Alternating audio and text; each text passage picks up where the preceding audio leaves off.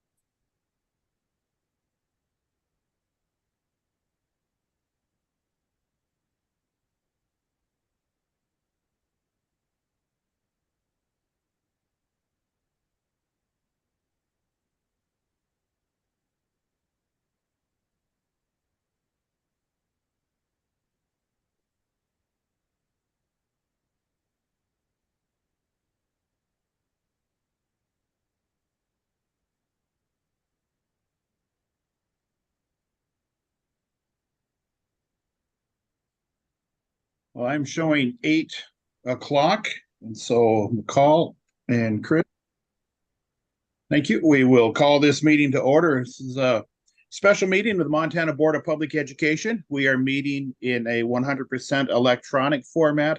Purpose of the meeting is to review charter school applications. We will begin with the Pledge of Allegiance.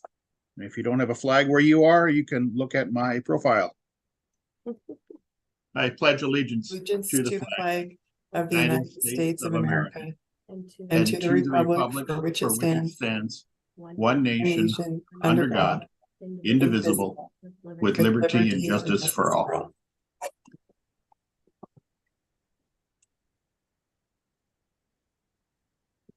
Chris, will you please take roll? Chair Tharp. Here. Susie Hedlund. Here. Ann Keith. Excused. Ron Slinger. Here. Madeline Quinlan.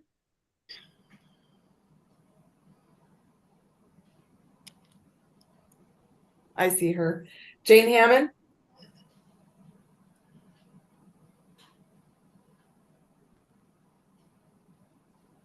Board Member Hammond, you're muted, but we see you're here. Go ahead, Chris. Brene Rasmussen. Here. Gavin Mao. Superintendent Arnson's office. Commissioner Christian's office. Governor Gianforte's office. Okay. Thank you, Chris. Can you hear me now? Yes, I can. Thank you. Okay, thank you. All righty. I'm here. The Montana Board of Public Education encourages public to participate in board discussions. Persons who wish to participate should indicate so through the chat message and identify themselves either to me or Executive Director Flynn. Anyone wishing to participate in board discussions will be recognized by the chair, keeping in with normal board parliamentary procedure. We discourage public comment on personnel matters. Ask that you discuss these issues in private with the board chair. Montana Board of Public Education is a professional development unit provider. Attending a Board of Public Ed meeting may qualify you to receive professional development units. Please let McCall know if that is what you wish. However, we will not be taking public comment until approximately 5:10, as we have 5:20, as we have a very tight agenda today, trying to get through all of these various applications. I don't know if we have visitors on that wish to be identified, so we'll go ahead and take a couple of minutes. McCall, if you would identify them, please. Not counting our first interviewee. Yeah, thank you, Mr. Chair. It looks like most of the folks on today are for the interviews. Okay. All right, so before we get rolling, I just want to thank everybody for their time. I understand there may be people that need to go in and out. Board Member Keith has a medical appointment this morning and other things, so but she is planning on reviewing this recording at a later date when she can. If other people have things that they need to do, I certainly understand and respect that, and trust that everybody will take the time to come back and review the recording as necessary. As long as we maintain a quorum at all times, we should be just fine there. All right, so this is all charter school, so I will hand it over to Board Member Hammond for any beginning comments or introductory comments, and then I believe she's going to hand it back over to McCall to conduct. And Mr. Tharp, Chair Tharp, let's adopt the agenda first. Oh, okay, we can do that. Is there a motion to adopt the largest agenda I have ever seen at a Board of Public Ed meeting for one day? I'm so moved. Oh, everybody wants it. You pick which one got it, Chris. Is there a second? All right, we got, oh yeah, Renee with a second. All those in favor of adopting the agenda say aye. Aye. Aye. Opposed? Aye. All right.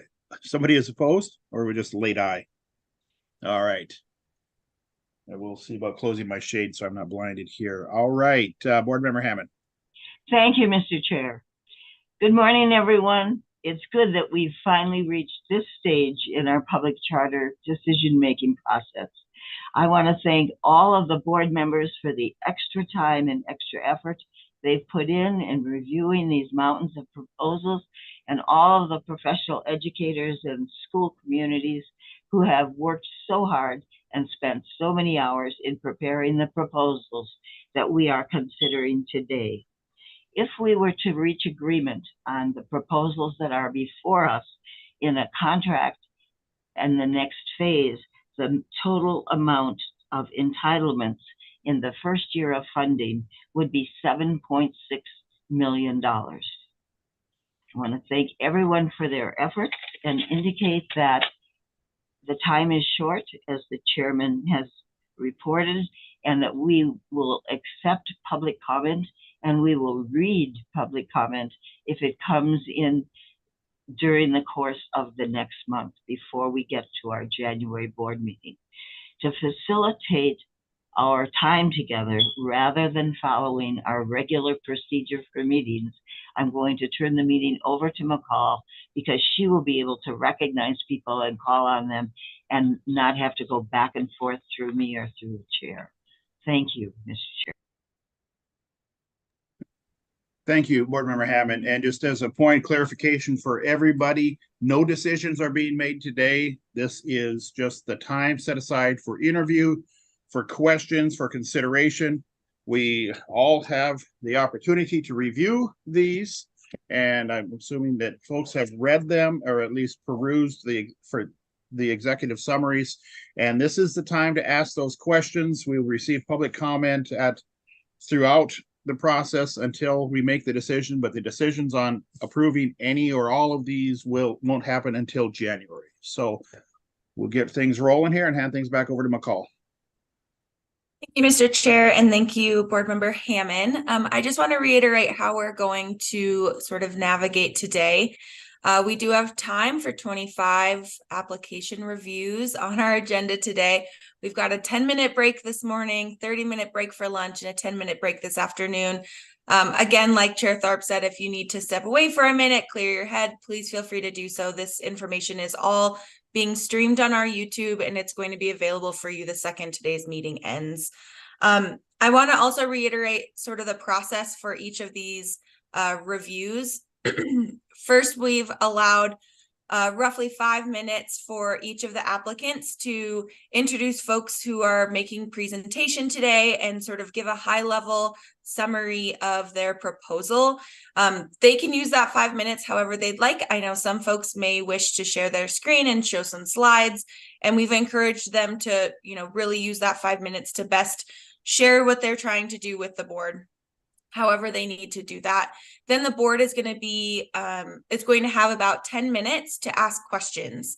And how we're going to do the Q&A portion is whoever the primary reviewer was for each of these is going to have sort of the first opportunity to ask their questions.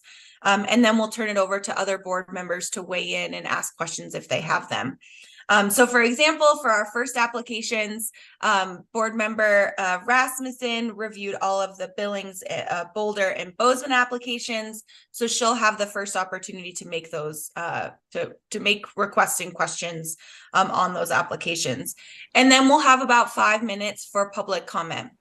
And I just want to state, we recognize and are very aware that 5 minutes is not enough time. We're always very thoughtful about allowing time for public comment. We've always been very flexible in the ways that we've done that, but I think it's just really important that we're able to do all 25 of these at one time, and we're trying to give equal time to each applicant. And so for that, I'll be keeping track. If we go over the 5 minutes, I will cut folks off. So I'll apologize in advance for that. And we'll just ask you to state your name, where you're from, and what your position is.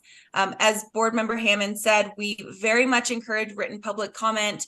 We're getting, many of those daily. And so just want to encourage you to please send your written comments if you have them.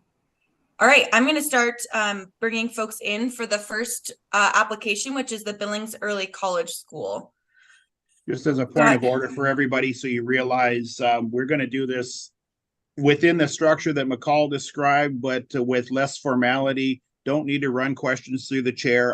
And as she indicated, the primary individuals who were responsible for reviewing these, she will call on you first. I'm going to make sure that I am a step back from this and will only step in as needed. So take it away, McCall.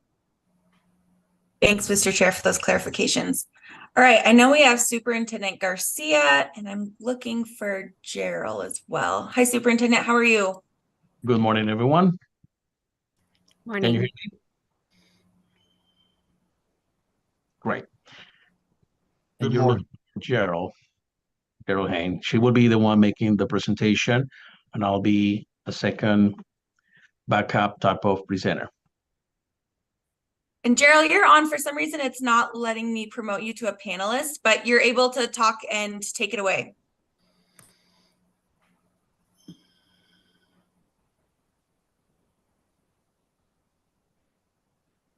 We're not hearing you. Okay, can you hear me now? We can. Go ahead. Okay, it reset when you added me as a panelist. So thank you very much. I want to thank the Montana Board of Public Education for your time and consideration this morning. Billings Public Schools conducted a spring 2023 community survey, which identified 4 priorities of concern to our district stakeholders. One priority was the need to increase college, career, and military opportunities for our students. As the largest district in the state, we have students who take advantage of our current advanced placement, dual credit classes, university connections, and career pathways have been the focus of our future-ready college and career programs, but there are many more students who are not connected to any of these offerings. In our desire to increase quality options for our students, we understand the importance of continued education beyond a high school diploma. The rising cost of attending college, partnered with the increased need for a workforce with post-secondary education, make this a critical time to expand opportunities for our students and their families. While there are over 400 early college schools in the United States, there are currently none in the state of Montana. Our proposed Billings Early College School will provide students the opportunity to not only earn their high school diploma, but also college credits up to an associate degree.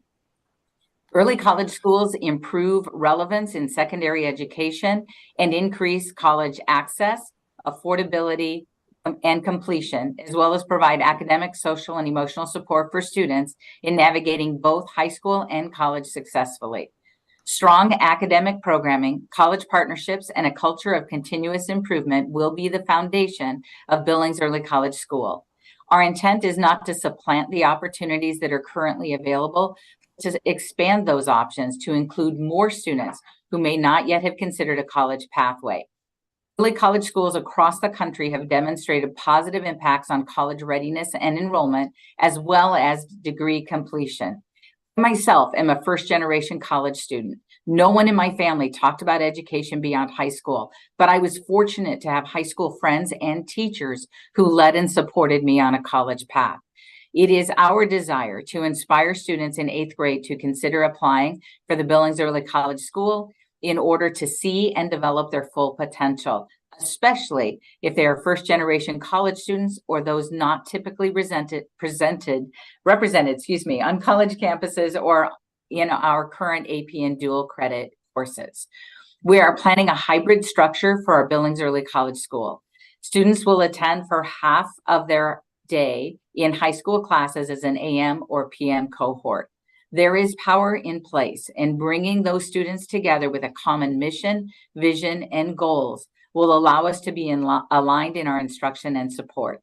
Students will attend their zoned or home high school the other half of the day.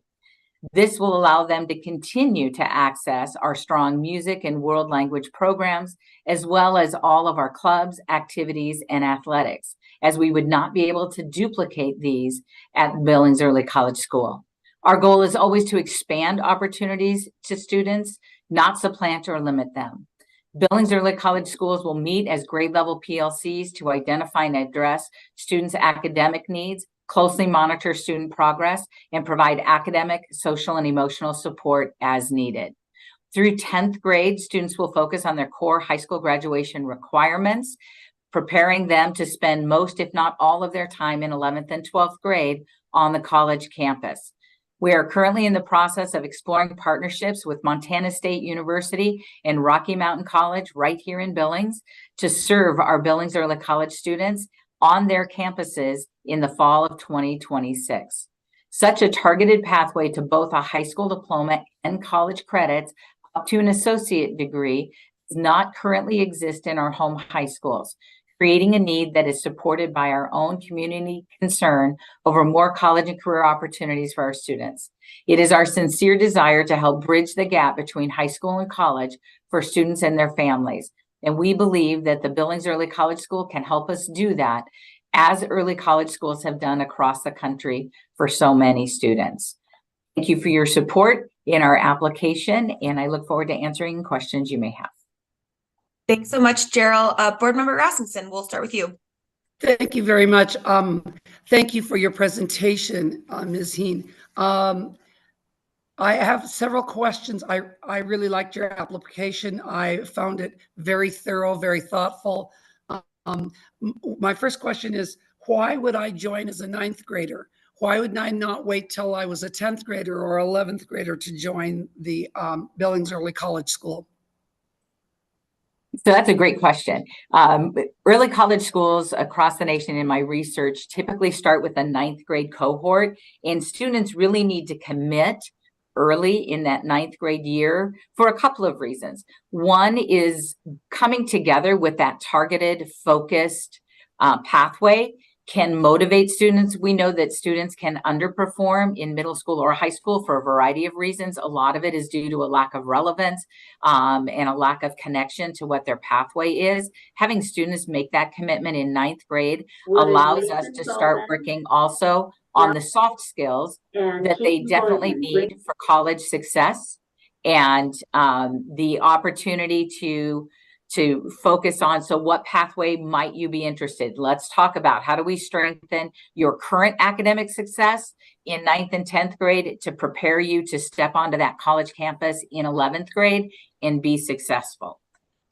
So will you accept people who don't join in 9th and join in 10th or 11th? Will you add them to the cohort? So as I've talked to other early college schools, what they typically do is start with a cohort of 9th graders, which is our intent, open it up to 125 9th graders. They often see some attrition, some kids who jump in and then either move or for one reason or another decide it's not their pathway. So most early college schools end up, by the time they're in their junior and senior year, with 100 students. We hope to retain them all, but that's what has been the experience across the country. But We can start a waiting list. So for example, if we have more than 125 students, we would start a waiting list. The early college schools that I've spoken to said that really if you don't get kids in 10th grade, so if we have students attrition out either at semester or the end of their freshman year, getting them in their beginning of their sophomore year works. After that, they may not be on track with their high school diploma to free them up to get on that college campus their junior and senior year. Next question is, what do you see happening to your AP and dual credit programs? Will those go away or will you continue those? We will not supplant those programs. They actually serve a different need.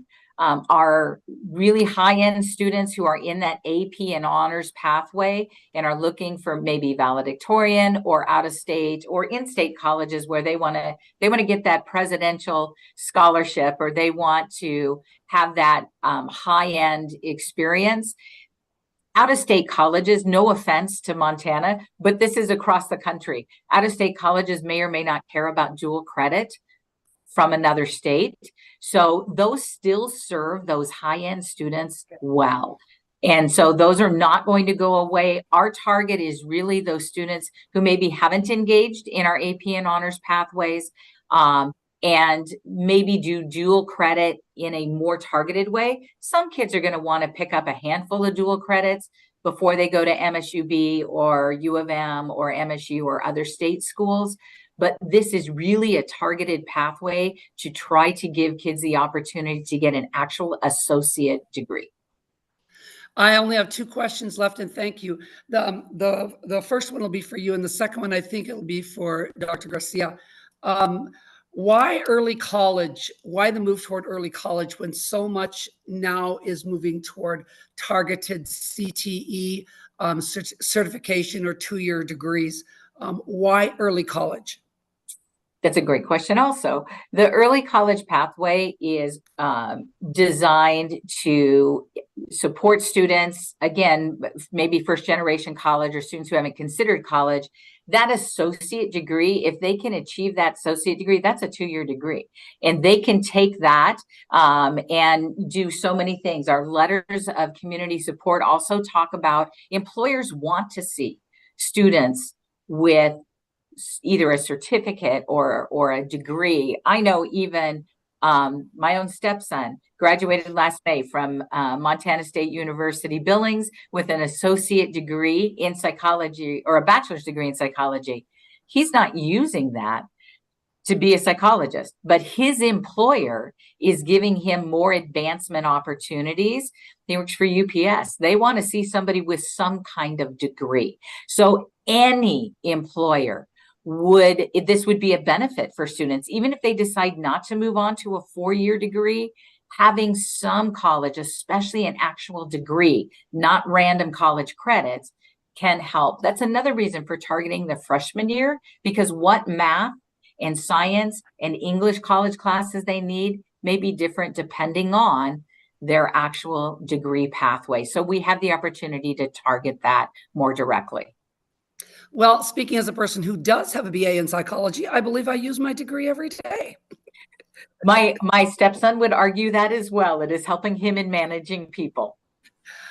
So Dr. Garcia, 20-6-807, which is now, thank you, McCall, in statute, but it is part of this bill, requires school district trustees, if they are the governing body, to have an advisory board to provide recommendations and insight regarding your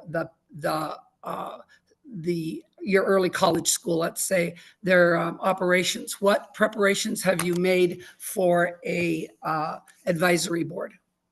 So right now, we, number one, got support from the trustees to move ahead with the application process, which is critical.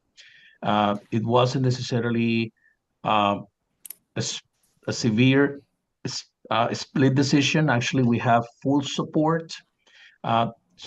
Probably 1 or 2 had a concern regarding the timeline, but the timeline that was presented to us, that's what it was.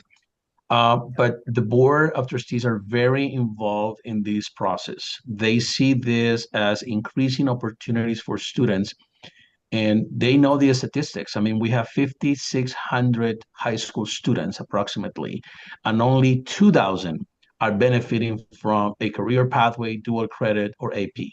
So what happens to the other 3,500 kids that we have in our system? So we have to create opportunities for students. And actually, this idea of the early college high school is began prior to the application of the charter school. We were thinking about this, and we had the support of the trustees. So I think the momentum is there with the trustees. I think their interest is there.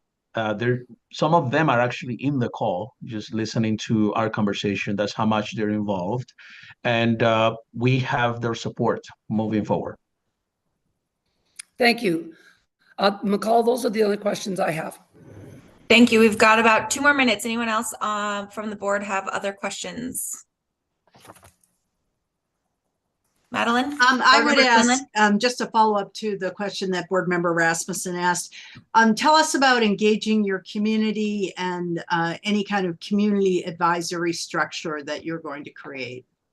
So we have, number one, partnership. Well, we're exploring partnership. We have probably weekly meetings or every 2 weeks with the major universities in the city. We also have involved Big Sky Economic Development as part of the process.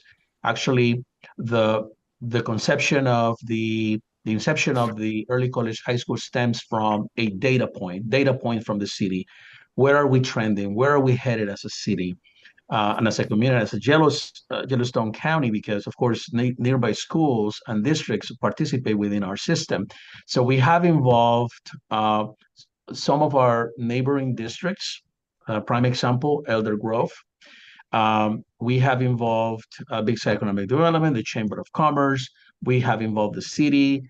We have involved multiple organizations, banks, nonprofits, in the process. So we have the people willing to participate in this advisory board, and it will be a group of stakeholders that go beyond the trustees that we currently have. Do we have time for one more? Or we? One more. Okay. You have a significant number of independent elementary districts that feed into the Billings High School District. I'm just wondering, what are some of the challenges related to this proposal that having so many independent elementaries might pose for you? So we anticipated some of those challenges. It's like, for instance, what would be the proportion, the opportunities for the incoming 9th graders coming from the nearby districts. So part of the process is the lottery system. So we can envision this process being very fair. We look at the current numbers that come in that generates a percentage, and allowing that community to say, look, this is the percentage that you enroll. This is the percentage of participation that you will have. And then it's us reaching out to those families in those communities to say, we actually had those conversations. Dr. Hain here in the call, she has gone, and I've met with many of the superintendents. She has gone and talked to many of the principals. And then we will allow those families to apply, and then the lottery system will be for them only, so they can secure their spots within the system, and the waiting list also will be available to them. Thank you. Yeah. All right, at this time, we're going to turn to public comment. If anybody online has public comment to make on the Billings Early College School, please raise your hand now.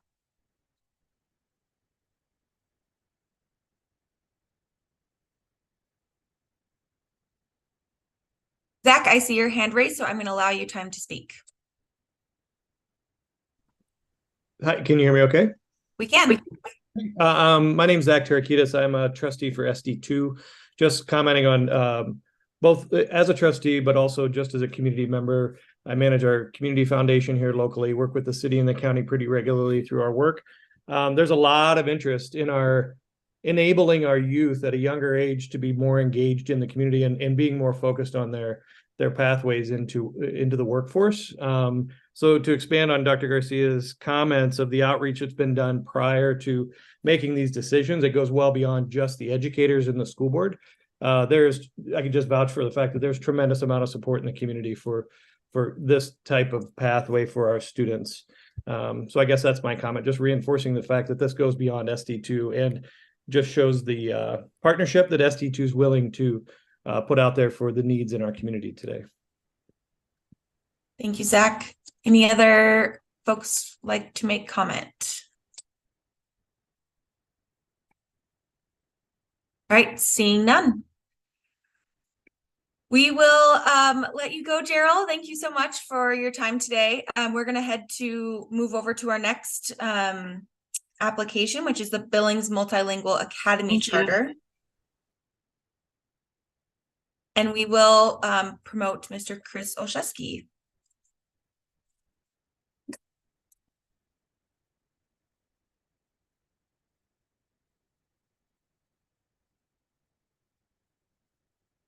Can you hear me, McCall? We sure can. Hi, Chris. Nice to see you.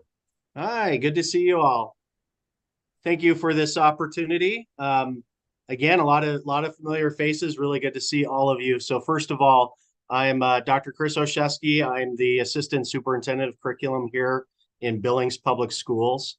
I want to thank Dr. Garcia, our superintendent, and our board for helping us bring forward this opportunity to present to the board. And I want to thank you as a board for taking the time today and your service to the great state of Montana. So as we look here in the greater Billings community in Yellowstone County, let's start with the why. Why are we looking at creating the Newcomer Center Multilingual Academy here in Billings Public Schools? Our growing number of English learner students district-wide has grown by almost 1,300% in the last 7 years. So this is my 7th year in the district, and I've seen a great increase of incoming families from all over the country as well as all over the world who have looked at Montana and Billings as an opportunity for a better place to be able to raise their families and to find better economic stability for their family in a safe setting. And that is what we provide as a great state of Montana. So in the last 3 months, we've welcomed more than 30 new students, K-12, that have little to no English background. So our current model, which we have outgrown, only provides us with 2 instructional coaches that have an EL background. We've been able to serve in the past anywhere from under 100 students to 50 students with a 2 instructional coaching model. And that is obviously something we can't do moving forward. So this is a great need right now for us as we move forward. We have over 30 languages spoken in home language surveys in Billings Public Schools. Crow, Northern Cheyenne, Spanish, Chinese, and Vietnamese are our 5 largest home languages that we actually see families coming forward with in our community. However, in the last few years, our community has welcomed some refugee families from the Afghanistan and the Syrian, the Congo, and the Iraq situations. Families that have been brought forward with little to no preparation. And so we're resettled here through either connections through churches or through entities where they have had connections with family members that were already here. More recently, Billings has been identified as a resettlement city. It'll be the 2nd in the state of Montana after Missoula. And the State Department is going to be bringing forward families that will be resettled here in the next year or so. We're working closely with the Lutheran Family Services out of Denver, who also has provided services to other communities here in the state of Montana, including Missoula. But they'll be supporting the relocation of families from Venezuela, Honduras, among others, within the next 6 months to a year. We anticipate the resettlement of close to 25 different families here in the community, with a potential of 50 of those being K-12 school-age children. They'll need those immediate L services that we right now cannot provide. So what is the Newcomer Center? What is the Multilingual Academy? So first of all, as you guys can see in the application, we have three main goals. We want to provide the families with choices to better serve their multilingual students' needs. We want to be able to have a single location out of 32 schools. It's really hard, obviously, to service all of those needs in 32 schools, but we want to be able to consolidate services in one location where families will be able to come to do their enrollment forms, be able to be provided services for their students to be able to get started in their education. They'll be able to have access to adult education and English learning support themselves as adults. And we'll be able to service them through a united front in our community with all the different services and the service providers that we have in the area of Billings and Yellowstone County. We want to be able to support the newcomers, our emergent bilingual students who may have been here for a year or two, but are still struggling with the culture and the academic languages that they need for their academic pursuits. And we want to be able to provide alternative pathways for students on a proficiency-based model. We'll provide for them an actual schedule, a six-period schedule throughout the day. And we're going to focus in on grades 6 through 12, specifically for this particular group, as we provide K-5 services directly through our elementary students, neighbor schools, as we know that full immersion is one of the best approaches for those young students who are coming to us. We'll provide the services for all K-12 students within the building as they need, but this will be a choice for their students and those families as they want to get more direct support and opportunities for them in one location.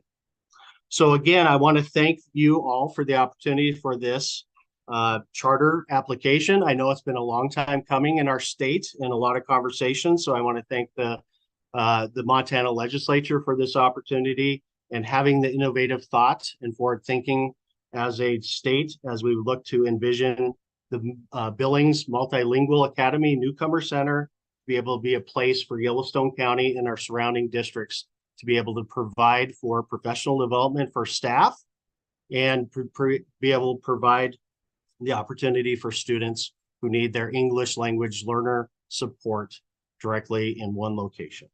So with that, I want to open it up for your questions.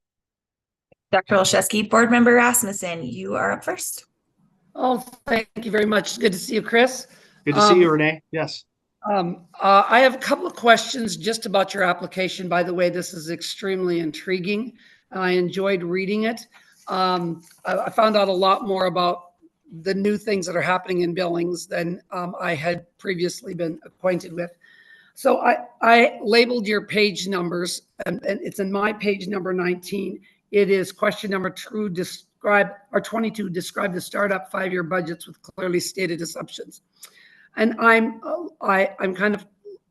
not really clear about this because on your page, what I've labeled 1, when you give me the public school students, there wouldn't be any there would not be a basic entitlement for your 6th grade students. You understand that, correct? That is correct. That's why we did cross that one out. Yeah. Okay. And you would, under these numbers, qualify for both the basic entitlement for 7th and 8th grade and 9th through 12th. But A and B wouldn't come until year 2, and yet you've got money listed in there. Yes. So, and I'm not sure, is Craig Van Nice on as well?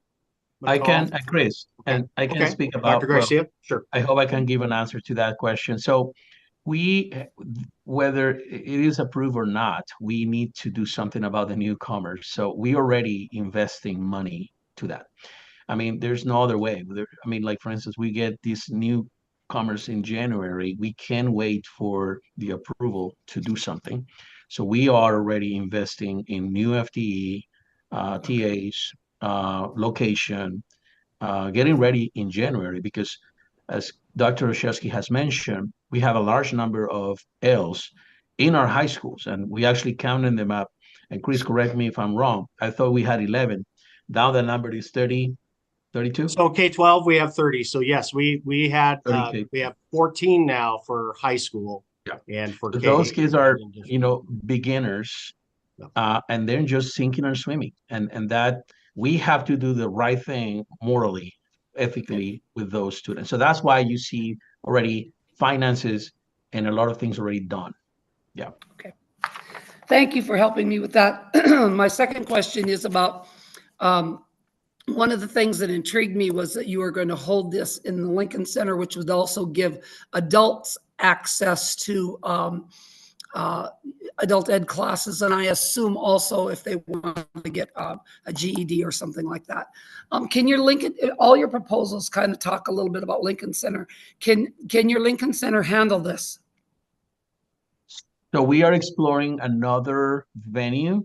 We're in conversations. We see the Newcomer Center at the Lincoln Center. And the reason, not the other two, we actually have something already in mind for the other two programs, but the Newcomer Center, the benefit is we have a community resource center that we're building on the basement of our building, and that is open for homeless students. We're going to have food, any type of supplies, medical supplies. There's a lot of things for the community, and we see that being accessible for the families. Right across from the street from the Lincoln, that's where the resettlement office is going to be. So we can see the families coming and having that hub and then connecting to the Lincoln, 20 feet away. So just for the benefit of these families, because they're not going to have Uber, they're not going to be able to afford getting transportation. So we want to make it as easy as possible for these families to transition and have the learning opportunities for the adults, for the kids, all of it within a block distance type of thing. Thank you very much, which gets me to my real core question, and that is explain, and this is maybe going to take both of you, I don't know. Explain how your charter school proposal, please excuse me for my voice, is different from a program at Billings Public School. Couldn't this just be run as a program? Why should it be funded as a public charter school? Because it's not only the linguistic aspect that we are attending to. If this was just, let's get these kids to learn English and just put them in a room with 3 months of English instruction, then that would be a program. We have to evaluate where those kids are academically. We cannot make the assumption that because you don't speak the language, somehow you need to waste your time not learning about academics. We have a moral responsibility to provide FTE for whatever grade level the kids are. We have to educate those kids. So we're looking into, for instance, we actually did an RFP to provide content support for students in different languages. We also have the possibility of hiring individuals that are bilingual, that can actually bridge the gap, not only through ESL, which, ESL, it sounds great on paper, but there will be an opportunity to still grow those students academically. And there's also an aspect of how do we get these kids to understand American culture? Because it's not only the academic, it's also the understanding of the new environment they're in.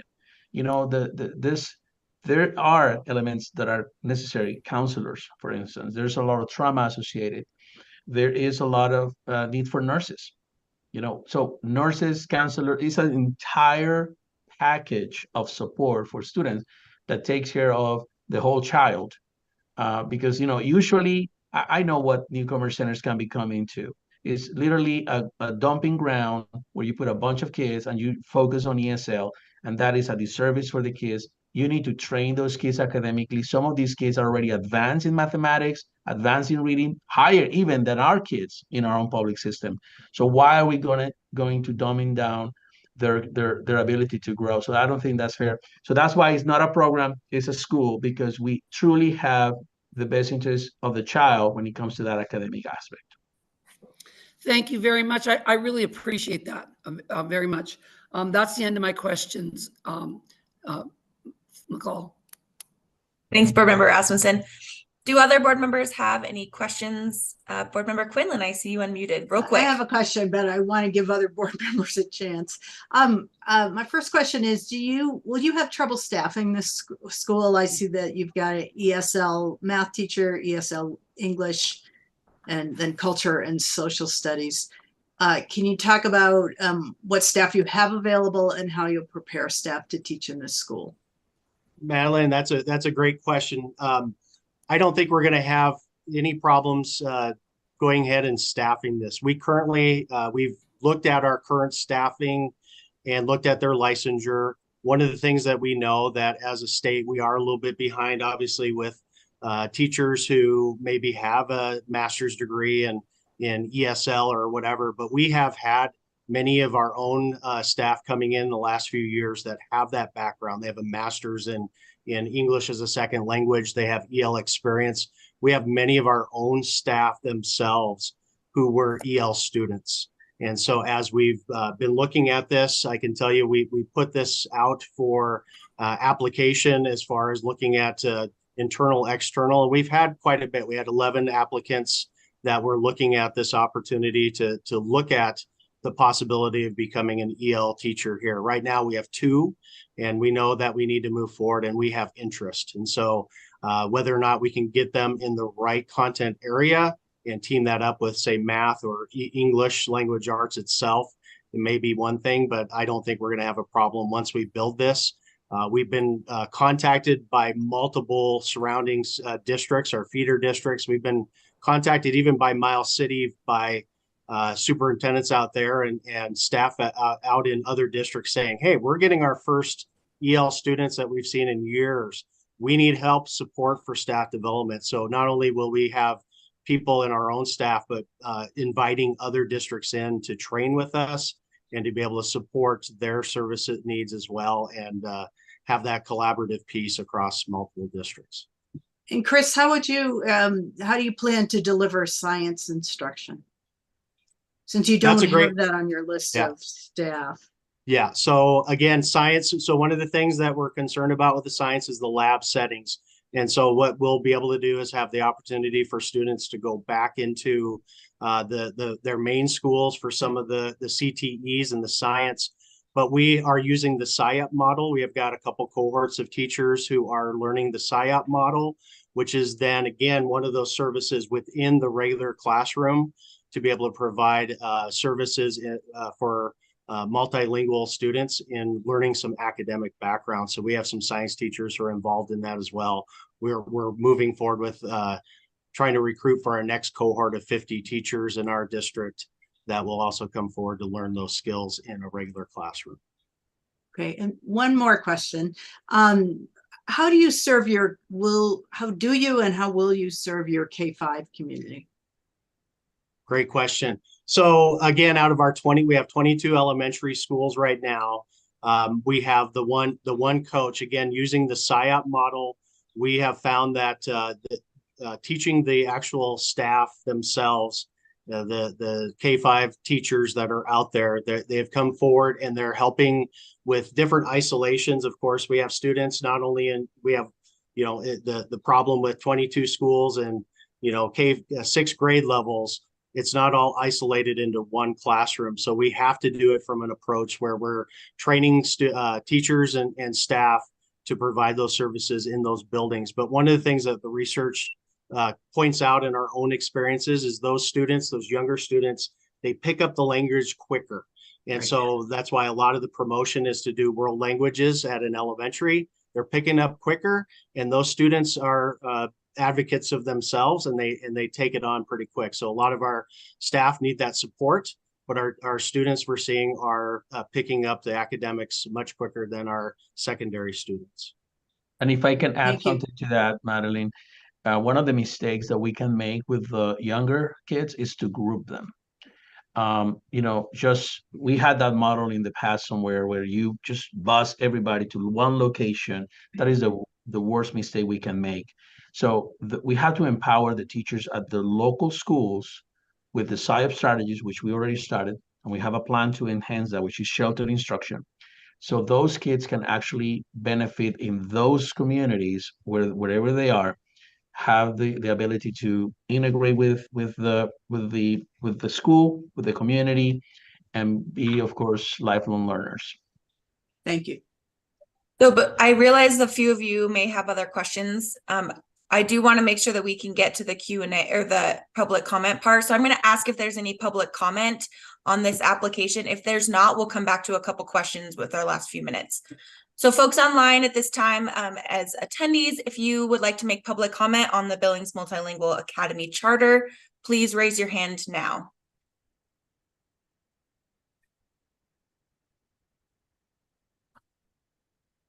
All right, let's go back to questions. Susie, I see your hand up, but Chair Tharp and Board Member Hammond had theirs unmuted first, so I'm going to go to them.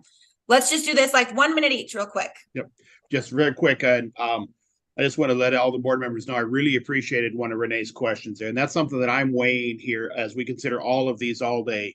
Is this a program or is this a school?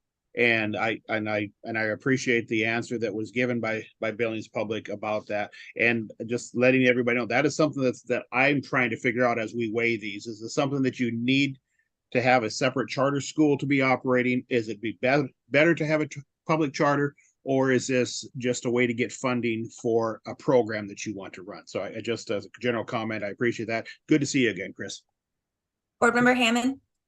Yes, I'm just curious if you have any projections about how this resettlement is going to continue to increase the workload that you're facing, and what you've got to push-pull with Lutheran Social Services and the State Department and local. Which direction is this going to go in the next few years, do you? So if I can respond to that, and going back to Mr. Tarp's comment, it has to be a school, because you can start as a program. That's what we do in this semester, because we have to act, but it's going to turn into a need beyond programmatic, because you still have to provide quality instruction. So we anticipate, and based on what we had discussed with the Lutheran group, up to about 50 newcomers. We are officially a resettlement city. So without the resettlement city concept, we still have about 30 something students that are newcomers that need full English linguistic support. 11 of those are in high school right now. So if you add 11 plus, let's say 25 or 30, we're in the 40s. Based on the fact that we're a resettlement city, and not only us, but the nearby districts. Like, for instance, we got a call yesterday from Elder Grove because they received a bilingual student that they have, they were asking us, how can we support that child? I know that eventually this is going to expand to the surrounding districts, and we're going to have to become a hub to receive not only the kids that resettle within the city limits, but within the Yellowstone County district. So the numbers are going to grow, and we can see the trends, the demographic trend. We grow about 1.2% every year, and we see more and more families coming into us. So it is a program that needs to start now, because it's going to maintain for the future. Board Member Hedeland, last question. We're jumping into their next time a little bit, but let's be brief. Thanks.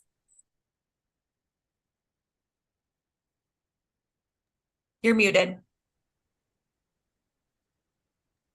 Okay, so I just wanted to briefly mention and ask if you were serving students in this school that have a language of impact, such as a tribal language, if you had students that were ELs from a Native American background. Yeah, so that, again, one of the things that we're going to focus in on are those most immediate newcomers, but we know that within our indigenous communities, some of the academic language attainment for those students has not grown at the same level as many of their non-indigenous peers. And so even though that they are speaking English, they are side by side with their non-indigenous peers in classrooms. The academic attainment for those students is not growing at the same level. So we do have that as one of those options for the students who need to come over and to be provided those services in those particular areas. I was asked about the science. And so again, the academic terminology needed in science and health and PE, those are some things, again, we're going to focus in on in those particular content areas. But as a whole, academic language is an area for our Indigenous students that continue to be identified through our WIDA, and they're not scoring high enough to be exited as an ELV with the state. However, we know beyond even the identification, those students have those needs. So they're going to have an opportunity. Those parents and those families are going to have a choice to be able to bring those students over for even part of the day and to be able to provide services for them. Thank you. So I'll make this one, I guess, as a comment since we're running out of time. And I'm sure you thought about it, but I just wanted to mention language preservation and hope that that is a part of the program for these students and all of their languages, and then encourage you to consider the seal of biliteracy for these students, as that's some incredible work that the state has done, and McCall has been a leader of. The seal of biliteracy would be a great opportunity for these students if that could be built into the program and a future goal. So, and I would push back a little bit on that. I know that sounds like a great idea, and it's a great idea, but I really want to differentiate between the program, our linguistic programs, our ELLs, and our sheltered instruction. That's one thing. And another thing is the newcomers. So we have to ensure that we provide quality instruction and quality support to our native students, to students that are not meeting the mark. You get a fourth grader that is intermediate. We're not talking about newcomers here. This is not that. Newcomers is for kids that are brand new to the country, that speak no English, and they require specific targeted support that is not only linguistic, but academic, and then has to provide specific services regarding nurses, counselors. So, because I want to make that distinction, because I know programmatically that's one thing, and another thing is the newcomer center, which is focused on those kids that are coming to middle and high school with no English whatsoever. I want to make that distinction. Thank you. Thank you very much. We are definitely out of time for this one, so we're going to move into our next one as quickly as possible. Gordon Klasman, thanks so much. Dr. Olszewski, thanks so much for being with us. I'm going to turn it over to you. Thanks. Great. Thank you. Good morning. My name is Gordon Klasman, Executive Director of Secondary Education for Billings Public Schools. Also joining me, as noted earlier, is Dr. Irwin Garcia, Superintendent of Schools for Billings Public Schools. A big thank you to all the members of the Board of Public Education for taking the time today to listen not only to our presentation, but also to the plethora of other charter school applications. Your dedication and devotion to the students of Montana is greatly appreciated. In Billings, we have a large number of dropouts every year, between 175 and 200 students, and it is imperative that we correct this. It is recognized that some students thrive in a smaller learning environment, as the large schools can be overwhelming, and Billings does not have a much needed alternative school. It is known that students learn in ways other than the traditional school model. We would utilize proficiency and project-based learning to help educate our students. This will allow students to take more ownership in their learning. Students will also use face-to-face and online learning to ensure that the state standards are being met. We would identify the students that would benefit from being a member of the Billings Opportunity School through our school counselors and billing administrators. Students can also apply for enrollment if they feel that is in the best interest for them to attend as well. It is important that we prepare our students for the future, and students earning their high school diploma keep the doors open for more opportunities in the future by earning that diploma. We would work in conjunction with our CTE departments to provide students with job-ready skills and certifications. One example is the technology department. Our community is needing employees in this area. We can help provide training for students in computer repair, programming, cybersecurity, and AI. We'd also partner with other local businesses who, by the way, are very excited about the prospect of the school to provide students with internships and valuable real-world experience. We did an exploratory step with the development of Project Engage to get students who have withdrawn from school back and who want to re-engage with our schools, and they had a much larger turnout than anticipated. Students want to get their high school diploma and just need a different environment and pathway. We've had an unfortunate rash of tragic events in Billings. The people accused of committing these crimes and students that have dropped out of our district as well as others. I truly believe that if these students had been enrolled in school, many of these crimes could have been avoided, as our amazing staff could have helped provide direction and guidance for these students. The Billings Opportunity School will provide at-risk students with a pathway to graduation using different scheduling and teaching models. It will increase educational opportunities for those students who struggle in larger schools. Again, thank you for taking the time to listen to our presentation today. I look forward to answering any questions that you may have.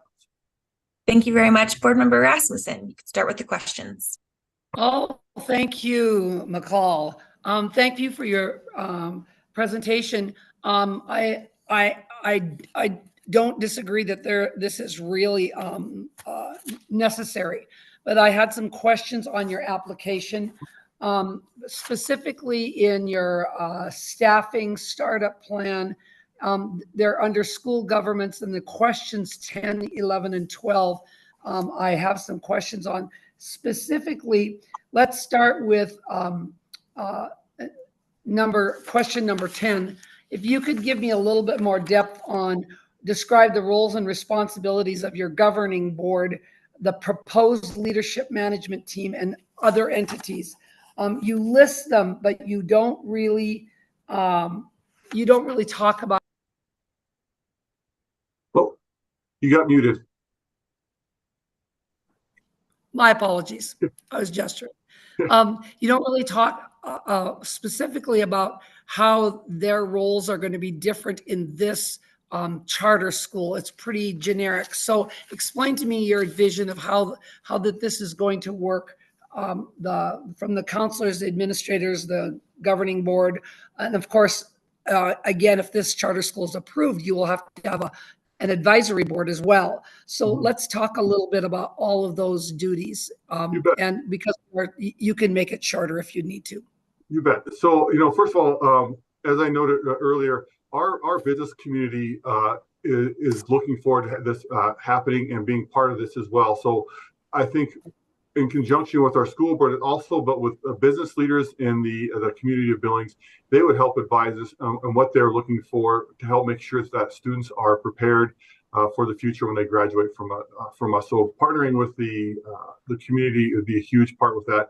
And so that would be a big part of the job for the administrators and counselors in the building, in the school itself, is working with those partners and working together to provide internships and mentorship for those students. And so more so than what our normal building administrators and counselors do that way. So working hard to make sure that those relationships are built in developing opportunities for our students outside of the four walls that they would normally be in. Does that help answer that question as far as that does the advisory committee, and thank you for giving me that because I didn't see that specifically outlined anywhere. So let's talk about on question number 12. Question asked, detail the public charter school startup plan, identifying tasks, timelines, and responsible individuals. And I didn't see a really good answer to that either. In fact, it was just a paragraph in your presentation. You bet. So as I mentioned earlier, we had our Project Engage, our first meeting of that just a few weeks ago. And that it has started initial conversations of students that we would like to see, who would benefit from being in the smaller environment of being at the Billings Opportunity School. And so going forward now, our school counselors and our school administrators are working to identify the students that would be the best fit for this school. Then also we have been holding weekly community meetings and talking about, with our community about the different charter schools that we were looking at applying for, and talking with the community about this and letting parents know and students know about what we're looking at. And I've had already parents and students inquiring about how they could become part of the Opportunity School because they recognize that they would thrive in a smaller environment. So going forward, we are reaching out to students that have already expressed interest and then continually working with our counselors, not only in the high schools, but also the middle schools. We have 8th graders that are going into high school, and those counselors already know that students would do a lot better in a school of a few hundred rather than a school of 2,000. And so utilizing those counselors, administrators in those middle schools as well to help get those kids on track. We don't want this to necessarily be a deal where, oh no, it's my senior year and I'm not on track to graduate. I need to go to the alternative school. So there are going to be there are going to be students that will go there their freshman year because that's where they're going to get the best education possible for them. And we want to identify them right away in middle school. So I take it then that you really haven't identified the specific people yet that you will use to staff this school. Is that correct? As far as the hiring the exact teachers themselves? Yeah, well, even the administrators, the counselors, the people that need to make this school work, that's not been, you haven't talked to those specific people yet. I've had conversations with quite a few teachers and administrators that have expressed interest in being part of it as well. We have not done an official hiring of that. Obviously, we need to get through the charter school application process and make sure that we're in a good spot going forward with that. But there have been numerous conversations. As soon as it was noted that we are submitting these applications, my email inbox was full of people that were excited to have a part of this in helping our students continue on. Renee, if you will allow me, so just briefly. So absolutely. Yeah, we have 150 students that drop out from the beginning of the school year to January. Every single year, it fluctuates between 120 to 150 students. Just by today, about 90 students drop out. We have a massive dropout problem in Billings Public Schools. 150 kids, that's the size of a district in Montana, small district. So unfortunately, there is a connection between dropouts and violence. If you go back to the crimes committed in Billings, 5 of the subjects involved in the situation were dropouts, not only from our public school system, but also from the nearby districts. But dropouts have a connection to violence. And why? Because, of course, you know, you're young, you're smart, and then people that organize crime, they see you as a target. Our goal with the Opportunity School is to create pathways for all students. So we started with, as Mr. Klasna just mentioned, with the Project Engage. So we invited those 90 kids that drop out for lunch. We invited their families, their friends, and we had 30 students and their families coming on that day. We're following up with them because some of them came back to the system. So Opportunity School the intention is to start early. It's not a reactive approach like Project Engage. It's to start early. So if you're not on track, you finish your freshman year, or you're not on track for graduation, or you want to participate in a proficiency-based pathway, you know, it's not only is a choice, but also an option for students that are struggling to graduate. So you can get into, number one, proficiency-based, which is connected to the Career Center, because the goal is in that new location that we are envisioning, we will have an extension of the Career Center, which is a technology hub. So we're bringing, and this information is not in the application, Renee, and I'm sorry because after we finish the application, there's so many things that has happened. A lot of meetings, a lot of feedback from the community that we have been reshaping the way this is going to work. And proficiency-based, we see it as connected to something regarding CTE technology. So we're exploring on hardware repair, where we embed reading, mathematics, and science. Let's say that's module 1 or course number 1. But with that, we're adding financial literacy. We're adding soft skills. We call it AVID skills because we've listened to the community. And they say, you're giving us these bright kids, but they can't work on time. They can't arrive on time. They want to come in their pajamas. They don't know how to greet people. They don't know how to formally communicate. So we are embedding those skills in the concept of the Opportunity School. So it is a connection to the Career Center. So the Career Center is no longer a building, it's a program. So that's why the Career Center is not here, because we didn't want to, I know that exists, we didn't want to double dip on that. The Career Center is a program. So now the Career Center will be working on the same building that we envision for the Opportunity School, so we can provide that pathway, that opportunity pathway, proficiency-based, with reading, mathematics, and science. And let's say that a child drops out. If the child drops out, let's say year 1, year 2, the child already knows how to repair a computer, how to program a computer, how to protect a computer and that's how the market tells us.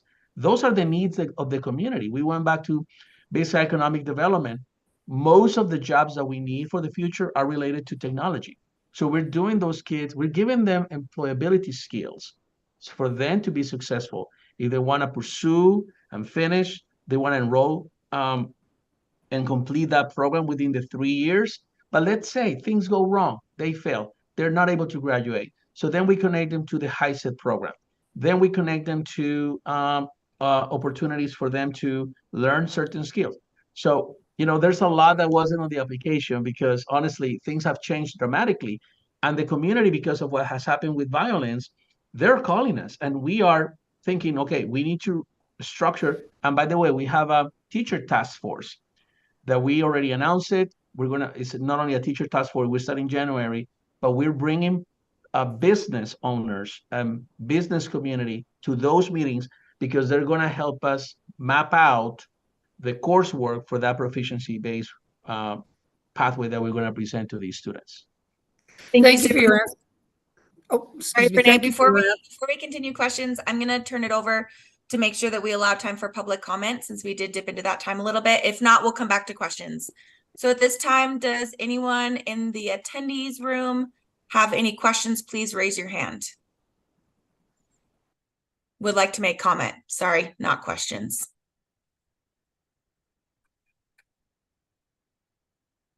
All right, time for one more question. Renee, did you have one more? Yeah, I just want to thank you, Dr. Garcia, because that was one of my concerns about, my concern here is this really a school or is this a program again? And that's one that I'm going to have to, but I want to thank you for your specifics on where it's housed and that kind of thing, because that was another question of mine as well. And so you answered that as well. So with that, I'll stand down. Thank you. And I am, does anyone else have any questions? We would have 1 minute. All right, I'm not seeing anyone on mute, so we're going to move to the next one. Thank you, Dr. Garcia. Thank you so much, Gordon. It was so good to see you guys and appreciate your time today. Yep. Have a great day. Thank you. Thank you. All right, we are going to move on to Boulder Jefferson Charter Academy. And we are promoting Mr. Mike Moudry and Eric Wilkerson. Mike, how are you? You're muted. Got you now, I think. Can you hear me? Thanks. We can. Right. Am I all right to share my screen here? You are. Go for it. Great.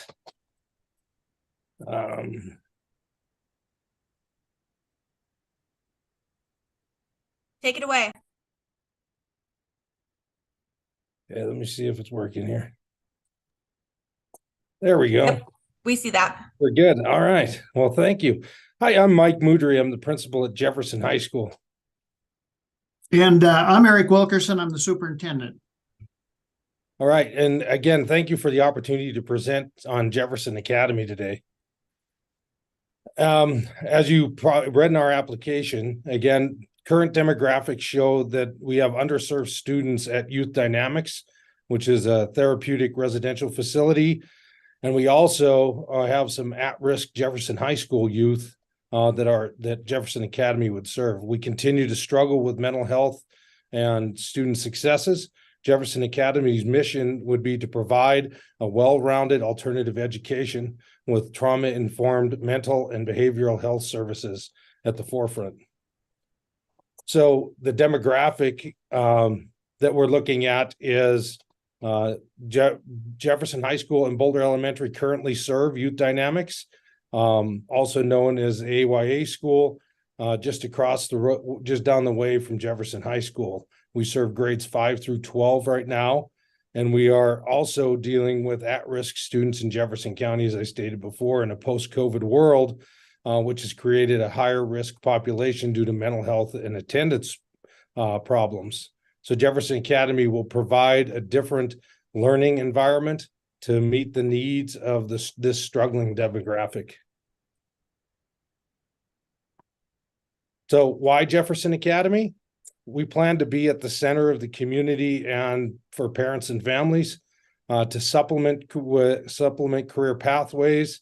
We're able to have a hands-on training of students through apprenticeships, dual credit, and training certification. We want to create a community outreach program which equals more civic engagement, better citizens, and a stronger community.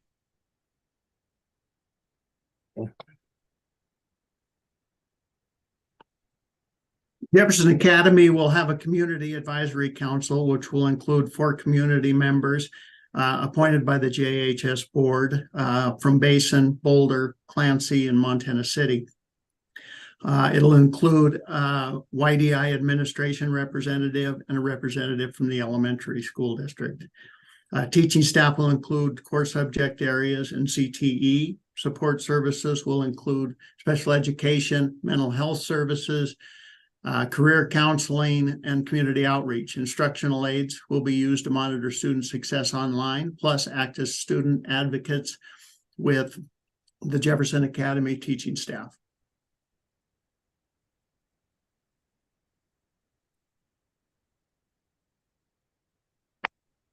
Jefferson Academy will be divided into a north and south campus in Boulder. The north campus is housed in Jefferson High School.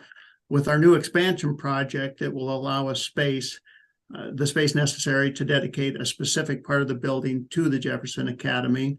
The South Campus will continue to use the existing classroom at the Youth Dynamics facility.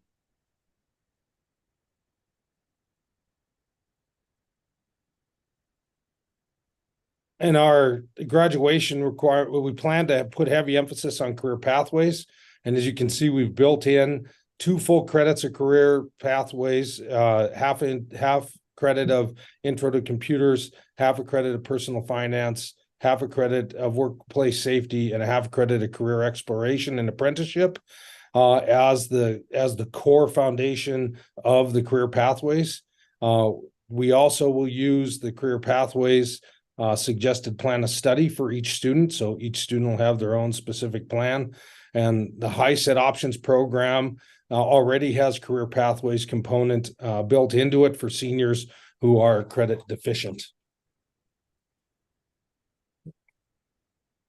The Jefferson High School currently provides more programs than most schools that fall within the career pathways. These include ag mechanics and construction, business management, finance, information technology, marketing, hospitality and tourism, health professionals, design and construction, and welding and fabrication. We will implement different programs that will allow us to offer as many career and technical education opportunities as possible. In our research, we found programs such as Edmentum that offer a large variety of courses that will help the Jefferson Academy students with career readiness. And as you see, our daily schedule depends on which campus the student is on. The North Campus will be a 4-day a week. The South Campus 5 days a week. And we'll have pathways and 2-hour blocks on those Fridays for students on the South Campus. All schedules have wraparound services, which include therapy, career counseling, job shadowing, and apprenticeship in them. As far as middle school, again, Jefferson Academy middle school services will be provided at Boulder Elementary for a North Campus and at Youth Dynamics or YDI in the South Campus. The staff and students will be committed professionals, increasing their success and middle school and beyond. The transitional services through a Jumpstart program are an excellent way to involve students in the career pathways at an early age. And so thank you for your time, and we're looking forward to answering any of your questions. Thank you very much. Board Member Rasmussen, we'll turn it over to you to ask the first questions. Oh, and you know I have some. Thank you very much for that additional information. That helped a lot. I'm going to go back to some basic questions here. I'm looking at your your student count here, when you start, you say you start at 5th grade and go through 12th, you do understand, I assume, that you will have no basic entitlement for your 5-6 program and your 7-8 program, since you don't have enough students enrolled, according to your projections? I'll answer that. That was our understanding, because it is a Okay. standalone program. That is our understanding. Yeah, the reason is simply to qualify for that, you have to have 70 elementary, 20 middle school, or what is the next one, 40 high school. So in light of that, I had some questions then about your, what you predicted for your, the money that you had listed, described as startup cash flow, because you have quite a significant amount of money in there. And the first year, you wouldn't even have any A and B because you didn't have a program last year. So you listed 24, 25, that you are going to have 103 middle school base and middle school A and B. How did you arrive at those figures? So I guess I could take that one. What we arrived at that with at full capacity. Youth Dynamics has 32 students, 5 through 12. And then we looked at our at-risk students in our population at the high school and middle school and at Boulder Elementary, and that's how we arrived at those numbers. Okay, so those are students that aren't being served the way that Jefferson Academy could serve them. Okay, so that means that then the numbers that you have in your student chart would maybe be different if all the kids were enrolled in the academy that you expect to be enrolled in the academy? Correct. Okay, that helps me a lot. I appreciate that. Let's see. I'd like you to talk a little bit more about how that this is going to be a school, because you do have, the 2 campuses. How is this going to function as a school? What kind of unifying structure do you have that is going to help that? I'll take a little bit of that, and we'll probably both jump in there. We're doing a new building project right now, which is going to allow us space next year to have a dedicated classroom, which is actually our library. So it's going to actually be a very large classroom for this. You're right. There exists some issues because the AYA campus, those students cannot leave that campus and come to our campus, just the way it's set up. We currently send 4 different people out to the AYA campus to work with those students. They'll also be working with those students internally. But again, the campus that we have here, our North Campus, or excuse me, North Campus. It's confusing because we're going to have 2 campuses. It's going to be self-contained because we need those students to be on a different track, working with different tools than the rest of our population. They will be able to take to do extracurricular activities, co-curricular activities, and those types of things. And so it is kind of a meld of that, but we will be focusing on their education first. Hopefully I answered that question, Mr. Rasmussen. And I guess I'd like to add to that a little bit is when we talk about it as a component as a school, right now, we're really not a school. We provide educational services to AYA. And we try to do our best for at-risk students here with the current programs we have. But if we're allowed to combine them into a school, an actual charter school that creates a better identity and focuses more on community, that becomes a carrying force for a quality education, not just educational services. So that's why we talked about wraparound and be part of the community. And part of our struggles with AYA and Youth Dynamics is that, they're there for their therapy and then they'll leave. And they might be there for 3 months. They might be there for 3 years. So one of the things we struggled with is getting them engaged back in school when they leave with the community engagement piece. We would hire a person that would track those students to go and make sure that they continue their education with us so that or to further their education when they go back to the schools they came from. That helps me a little bit as well. Tell me, I understand that part of this is your desire to serve your students in your own, in your North Campus better as well. Explain the difference to me. This is really one of my go-to questions, is how this charter school proposal is different from just a program that you could run without the designation of a charter school. Well, I guess I could answer that. A lot of that comes to that with that designation of a charter school, it becomes more of a community. Again, yes, we have a community, but the problem with some of those students now is that they don't feel part of that community and the educational component that we offer. And so with us, with creating a charter school, that is their school. That is the school that they belong to. And so Jefferson Academy will create that identity for those students who are choosing an alternative path to their education. And right now we really, with programs, we really don't create that identity for students to give them that component to succeed in that in school. And otherwise we'll be losing them to drop out or to other charter schools that may be coming around in the area. And one last question. This is just more of a technical one.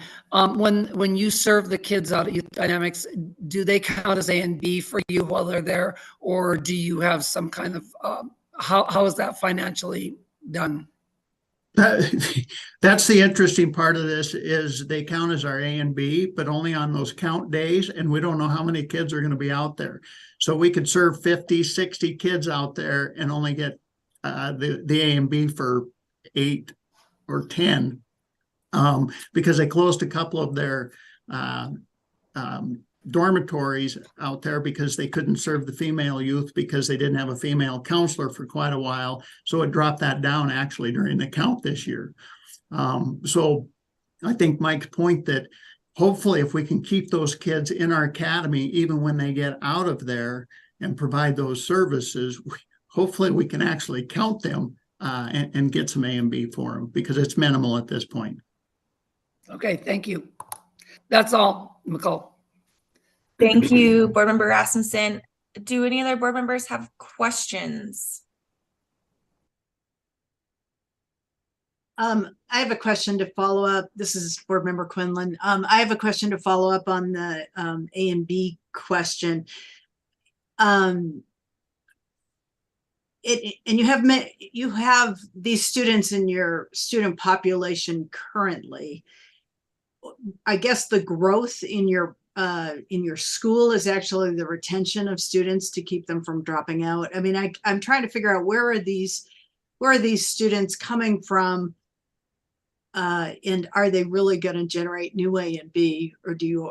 And I understand Mr. Wilkinson's answer about the only on the count days, but I just want to hear a little bit more about what is your dropout rate and how will this program help with greater retention?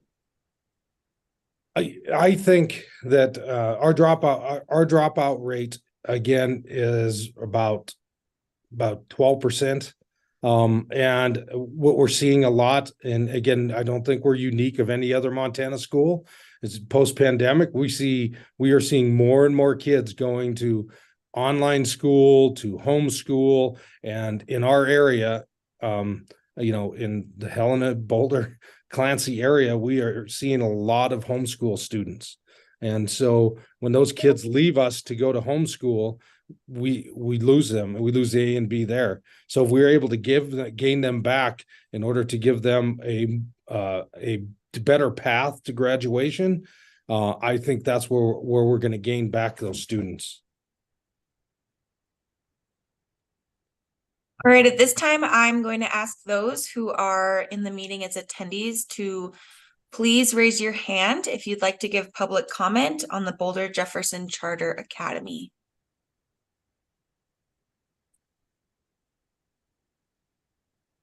All right, I'm seeing none. Do board members have any more questions? Board Member Rasmussen. Thank you. I'd just like to make one comment. I really loved your vision statement. That was just awesome. Thank you. Yeah, Mike deserves the thanks on that one, so I'm gonna give We've it to done it him. well too. together, so.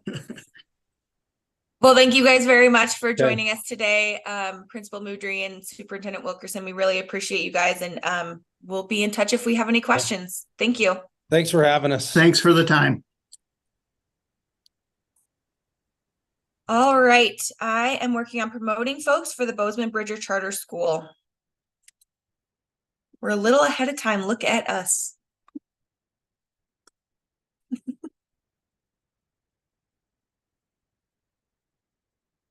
Hi, Principal Mills, Superintendent Hi. Bertram. How are you guys? Good morning. Well, how are you? Good. We're a little ahead of schedule, so we're gonna let you guys kick it off, and maybe we'll give a little bit more time. Okay. Thank you for having us. I appreciate your time this morning. I appreciate your full agenda. I'm Dan Mills. I'm the principal at Bozeman High School. I'm also the proud principal of Bridger Charter Academy. One of my favorite assignments in this role is to work closely with the Bridger Charter Academy that I'm going to talk to you about this morning. So I appreciate your willingness to hear more about BCA and our charter application. Bridger Charter Academy's charter status with OPI was first established in 2016. That desire to establish a charter status was intertwined with the desire to establish a more innovative, more flexible, more student-centered iteration of the previously titled Bridger Alternative School, which is about 30 years old and was originally housed in our central office and then moved to the Bozeman High campus. In 2016, there was a desire to make things different for students, implement a proficiency-based model for students. That drove the initial charter application. BCA was founded on that premise that a proficiency-based model should drive all programming needs for students within the program. And that proficiency model has evolved a bit, but it remains intact for all the students within BCA. That proficiency model allows students to work on an in-person, classroom-based, teacher-facilitated, teacher-led, teacher-instructed model, but at the student's own pace. And so it's definitely an in-person model. Students are receiving in-person instruction daily. However, the model of each course is designed so that the assessment, the student demonstration of proficiency does not adhere to the traditional time constraints of a more traditional education model. Students who need flexibility demonstrate proficiency at their pace, which means that some demonstrate proficiency very quickly, some demonstrate proficiency more slowly, with interruptions at times, depending on life circumstances, student life circumstances, family life circumstances. And some of that timing of the demonstration of proficiency is often predicated on the course, the unit, the specific standard we're assessing at that time. Structurally, physically, BCA operates as a school within a school. It serves all high school students within the Bozeman School District boundary, which is fairly vast geographically. Physically, BCA is located on the second floor of our new classroom wing at Bozeman High. It operates all of its content areas and its community space out of that one location, which meets the needs of the smaller school atmosphere and the students who desire that sort of small school feel to be located in one place. BCA students are enrolled in BCA courses for their core requirements and then Bozeman High courses to complete their schedule. All students within the district, whether they're in Gallatin High Zone or the Bozeman High Zone, effectively then will take some Bozeman High courses and attend all classes on the Bozeman High campus. One of the features of BCA is our smaller than traditional course sizes. Most of our BCA courses are capped at 15. Sometimes we go a little bit over that depending on student need during the year, but often we're a little bit below that. But we try to keep within that 15 range. That cap really allows teachers and students to more fully develop the integral relationships that drive student success within the program. If I asked any student or teacher within the program what they like best about the program, one of the things they routinely tell me is that they know each other very well and they're in continued contact with each other.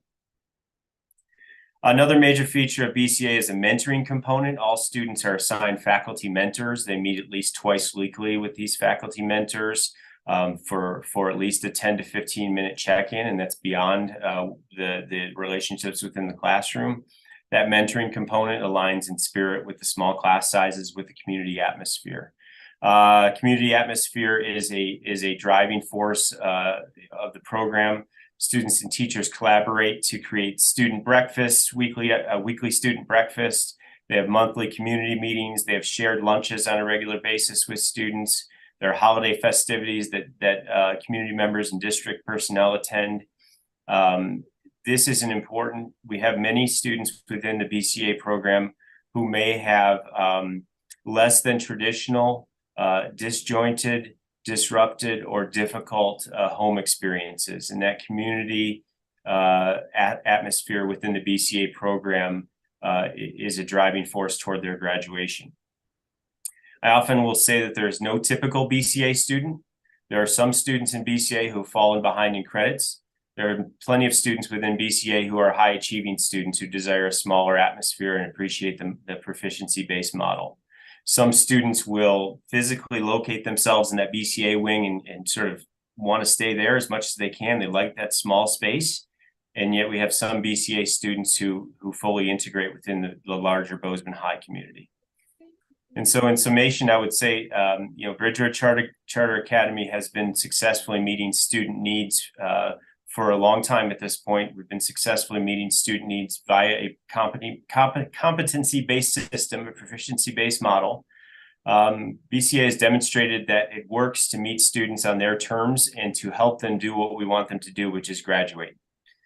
The model continues to evolve. We're looking at every year at new options and new potential for the program. I talked about courses. One thing we'd like to see happen in the future is a more fully realized course catalog for BCA courses specifically. Right now, for instance, we don't have many, if any, this year, Bridgewood Charter Academy elective options. We would love to see more elective options so students can complete more of their schedule within the Bridgewood Charter Academy school. The model continues to evolve, and I think shifting from a charter program with a charter status to a charter school with this new application would cement our already firm presence in the Bozeman High and Gallatin High community to serve even more students, and I'm excited what the future could hold for BCA. Principal Mills. Board Member Rasmussen, we'll start with you for questions. Thank you very much. Just a quick question. With Bozeman expanding, have you seen the need for this school to expand its services? If you had more kids, because your planned number of students is has a lot of flexibility. It does have flexibility. So thanks for that question. In 2019-20, which was the last year that we were one high school in Bozeman, we had about 120 students in the Bridgewood Charter Academy. Last time I checked, which was yesterday, I think we have 78 students in the BCA program. Our enrollment has slightly declined with the move to 2 schools. We have about 2/3 to 3/4 of our students in the BCA program are Bozeman High students. One of our goals moving forward is that we have a concerted effort to have more Gallatin High students join the BCA, the BCA enrollment. And so that's one of those potentials I talked about for the future in terms of continuing to cement that status as the individual school that then attracts students from all over. In light of that, talk just briefly about your culture and identity. Just briefly, you say the school has its own culture and identity. Talk a little bit about that in light of the falling from the Gallatin School. I would say the culture and identity of Bridgewood Charter Academy, there's a proud history that is driven by the students and the faculty. There's an atmosphere and a feel within that program where students will want to remind you that they are BCA students first. And so, for instance, I'll give an example. At the start of the year, when we were beginning our student council meetings, we had a new student council advisor. We were making sure we were inviting all the right students to our student council meetings, and our BCA student leaders reached out independently to the new advisor to confirm we are BCA reps and we expect to have a seat at the student council table. That's a sort of hallmark of that pride. I mean, there's everything you can think of, from t-shirts to stickers to you know, and all the sort of fun social events I talked about. The other thing too, that's a community example of that is at the end of the year, we have 2 graduations. I mean, we have a Bridger Charter Academy graduation it's traditionally on Friday night, where our Bozeman High and Gallatin High graduations are on Saturday. And we have plenty of students on an annual basis who are graduating who will choose solely to attend the BCA graduation because that's where they identify as graduating from. So have you ever considered, if this application is approved, having BCA diplomas? Because the structure certainly gives you that opportunity. I am completely open to that conversation. And I think that conversation for me would be intertwined with that desire to see more BCA courses. So I think the more we would see a student have a full schedule of BCA courses, I would love to see that as an option. Taken that you serve a population of students that need alternative, talk to me a little bit more. There's going to be 2 questions kind of in this vein of communities involvement. Talk to me a little bit more about this academy application requires, and I quote, an expanded role for parents and community members. Talk to me a little bit about how you see that working if this application is given or granted or approved. Or I think there's more we can do to actively seek out parental involvement and all over our district boundaries. In terms of actively seeking out my role in reaching out for community presentations at both high schools. I think one of the things we've talked about most recently is some of our community events within the Bridger Charter Academy. There's always, because they're young people, there's always a ebb and flow with on a yearly basis with which students are involved with which community events and how do we keep that interest going and all those sorts of things. I think we can have more parental and family involvement in some of those BCA community events. Those are 2 ideas that come to mind. And connected with that is a question I've asked before, if you've been listening in, and that is that this charter academy this charter school setup requires you to have an advisory board that, because your IS and the school board is going to continue to operate as your governing board. So that requires you to have an advisory board to participate and help inform the school. So how does that, how do you see that working, and have you thought about that at all? Well, I think I could point back to your previous question and how about parental involvement in terms of, you know, we have proud parent and community member involvement from those zoned in the Gallatin High boundaries. We have proud community and parental involvement from those zoned in Bozeman High. I mean, those are parents and community members that could serve on that sort of advisory council. I think you've got a vested interest from both of our administrative teams at both high schools. So the administrators at Gallatin High School have all served at Bozeman High School in some capacity in the past and have a vested interest in seeing this program flourish because it meets the needs of all of our students. So a multi, and then including in that our 2 feeder schools, our 2 middle schools that we connect with closely about BCA in terms of, we like to see students who are interested in BCA join us from the start as freshmen, because that's going to confirm their sort of community involvement in the program moving forward. So if you take from an administrative and school faculty standpoint, there are multiple individuals who I think within all 4 of those schools that I just mentioned who could serve on that advisory council. And then that sort of in spirit and in actual function expands the scope of the program. If I can add to that, all of our schools, including our current charter school, Bozeman Charter School, have robust parent advisory council, PTO PACs that are 501c3s and really do work closely with school administration and staff. Moving BCA under the charter school umbrella, we would anticipate that a PAC would be formed to help support that. Also, another component of BCA that I think would be very important to this advisory, it doesn't matter which event I go to, community event in the charter, alumni show up. So you have young people who are very proud of their time in BCA, and they come back and they want to engage with the school board. They want to talk about their experiences there. So it really lends itself to that, what Dan talked about. It's a family. The culture there is strong, and they're very quick to tell you why they love BCA, why those courses are very different from their typical Bozeman High School or Gallatin High School courses. That's all, Madam Chair. Well, McCall, that's all I've got. Thank you. I'll be the chair today. Do other board members have any questions?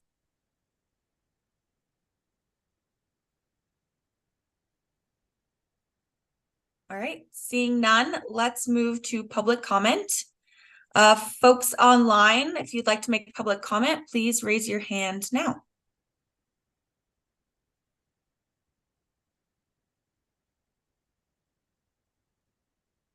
All right, seeing none.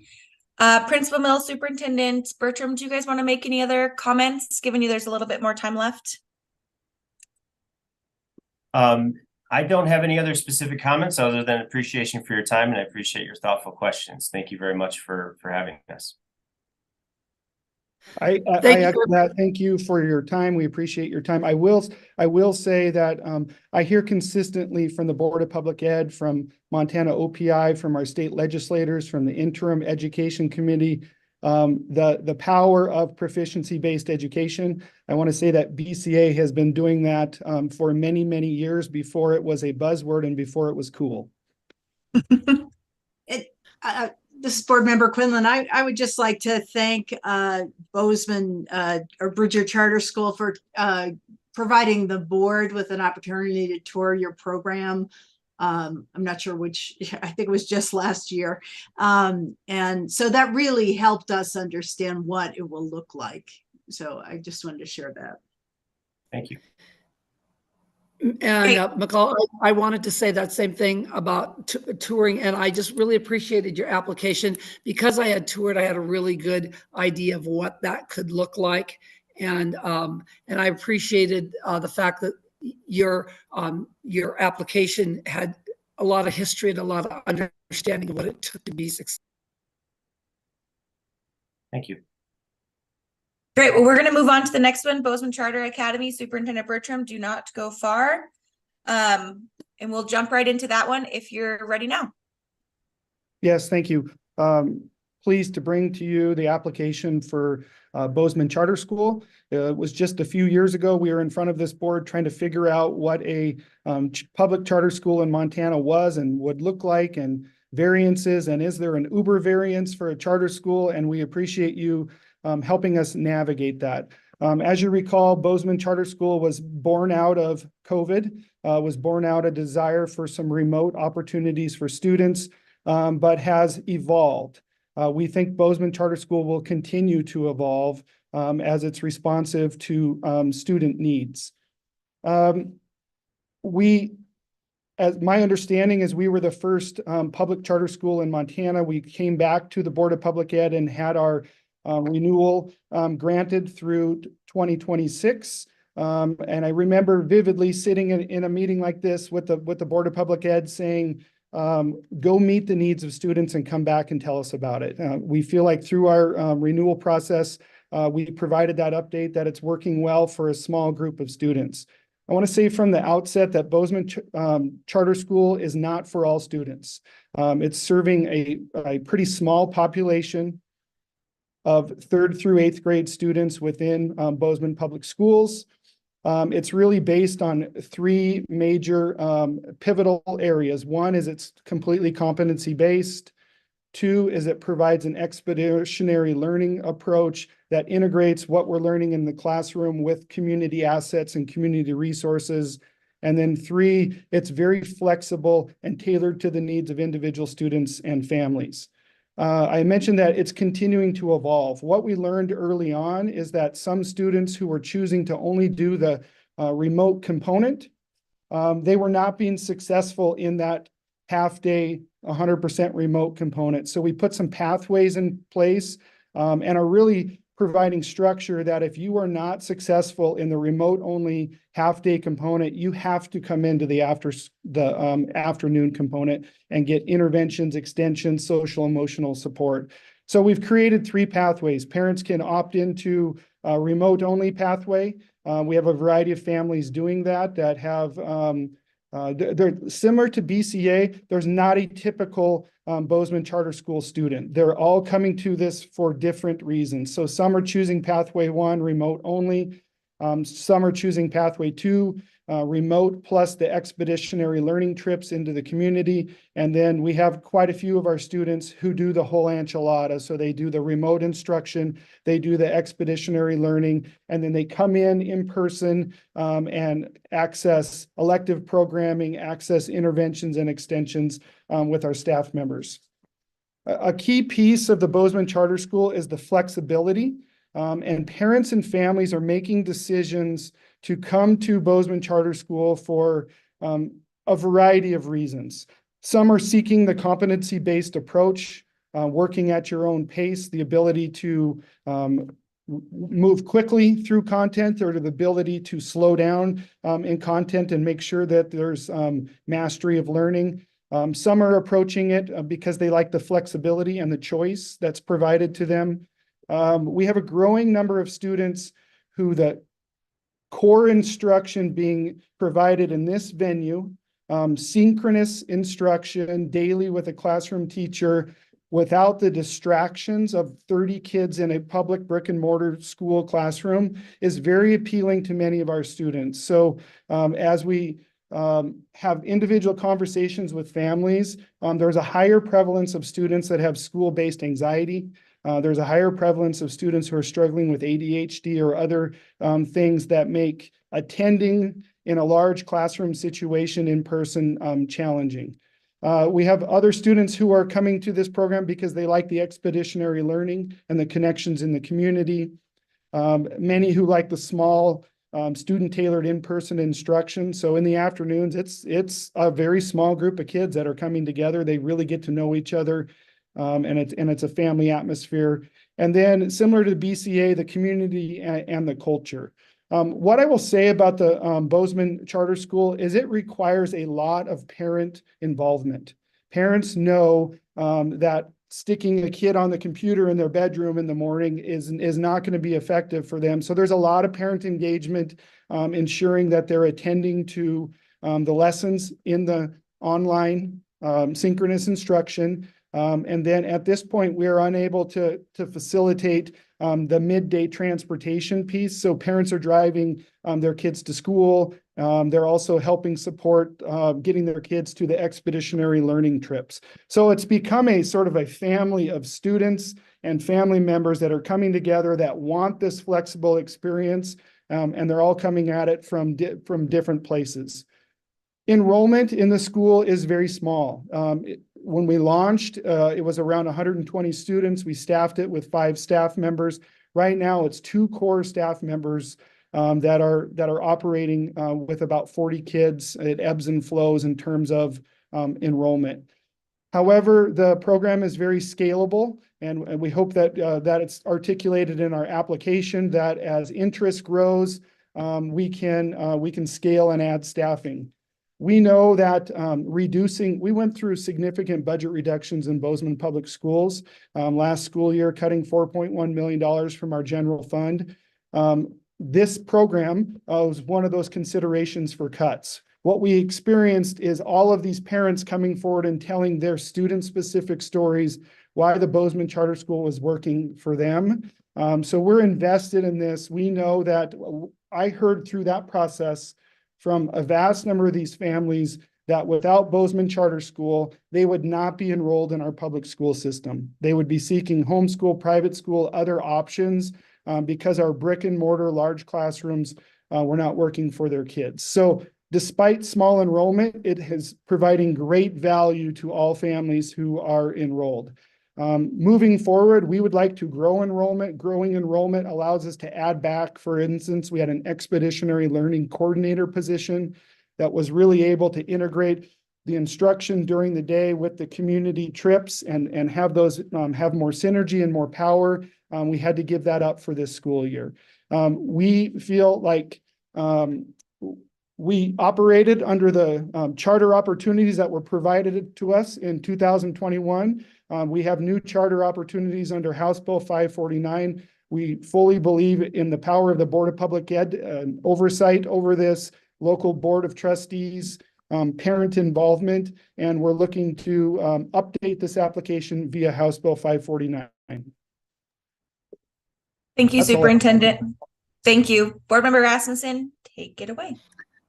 Thank you again. I appreciate your application. I really do enjoy the 3 pathways that you outlined, and some of your comments alleviated some of my questions. So would you say that the majority of your students choose the 3rd pathway, remote plus expeditionary plus in person? Would that be accurate then? Yeah, we have more students in that pathway than any of the others. Okay. I've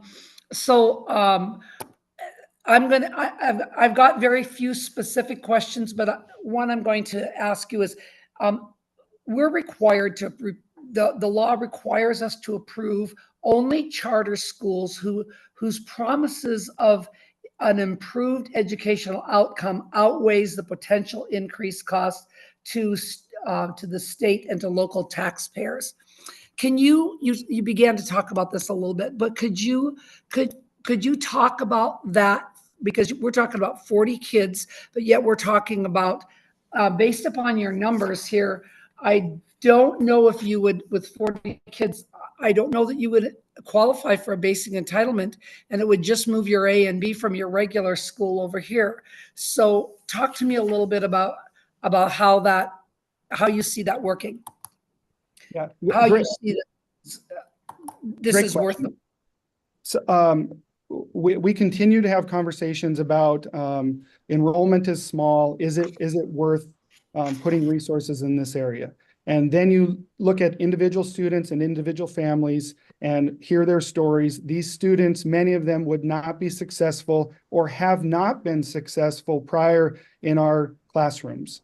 So all means all in Bozeman Public School, and we're willing to put resources towards innovative approaches that keep our kids engaged and keep them moving forward.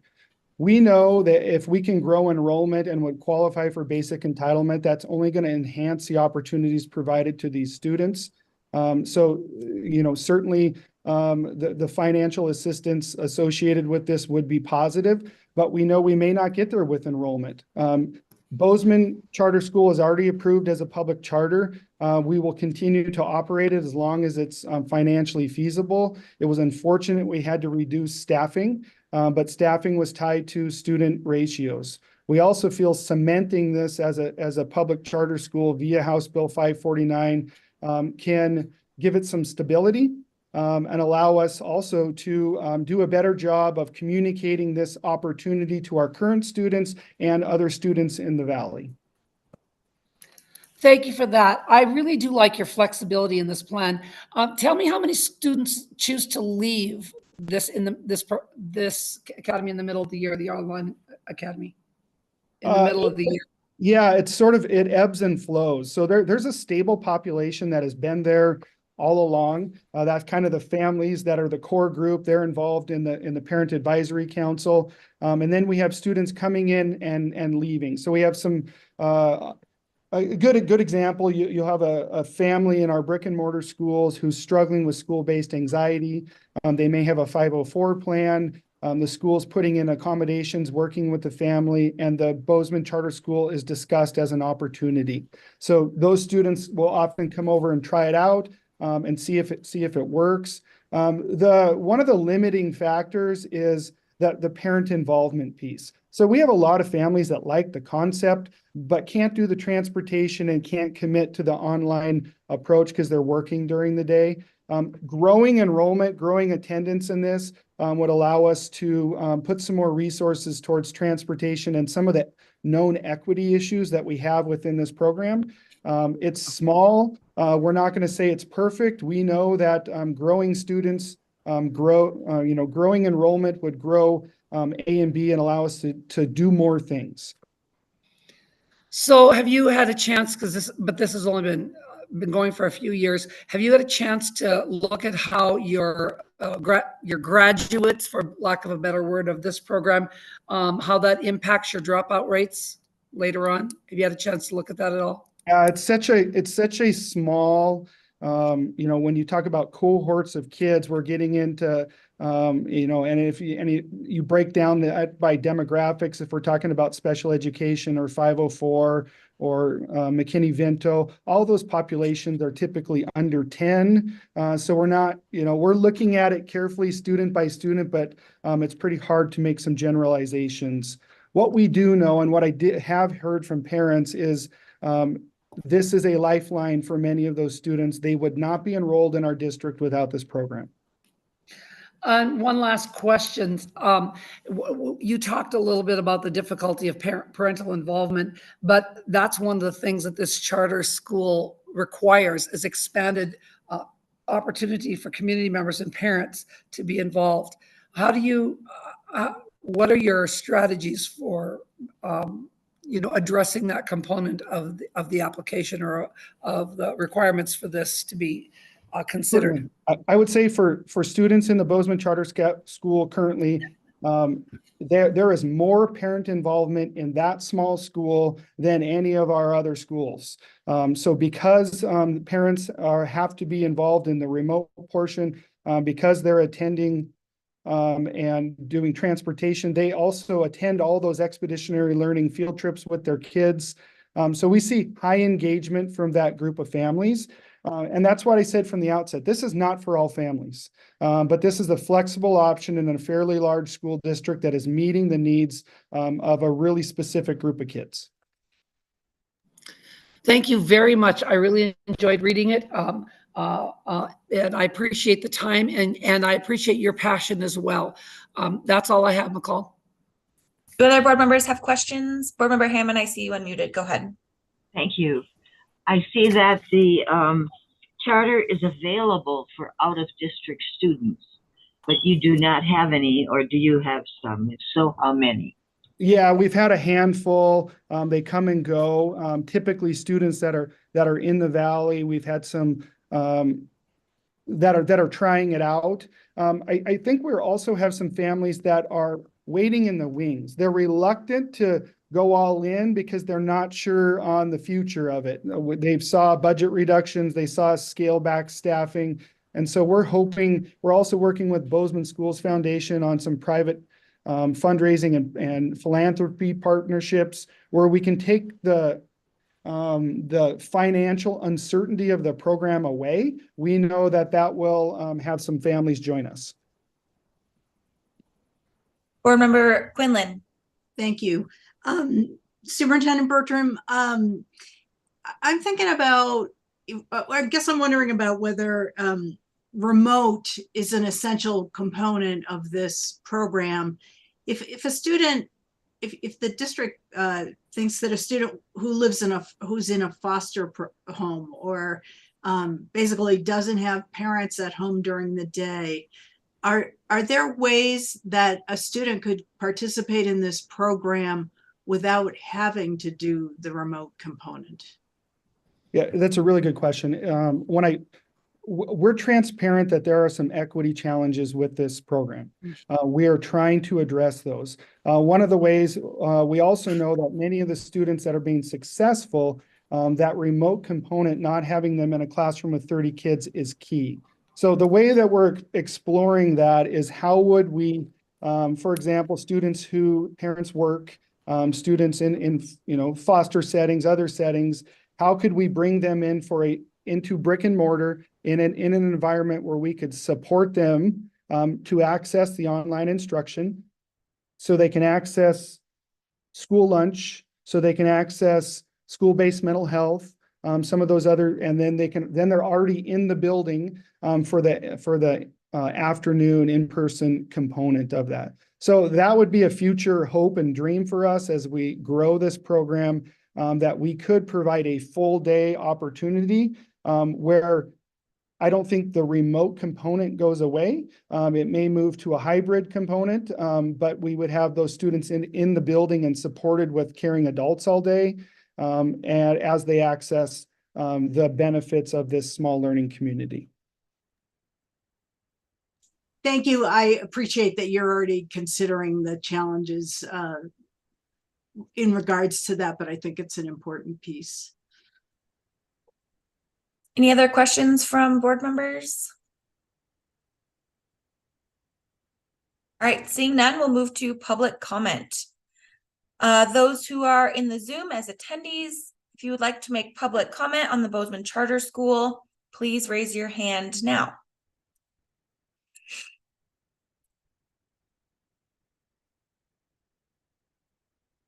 All right, seeing none, Superintendent Bertram, is there anything else that you'd like to tell the board, given we have a couple minutes?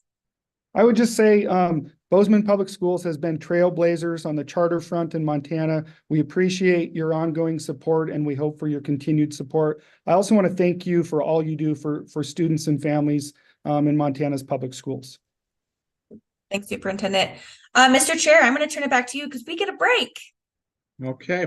Again, thank you, Casey.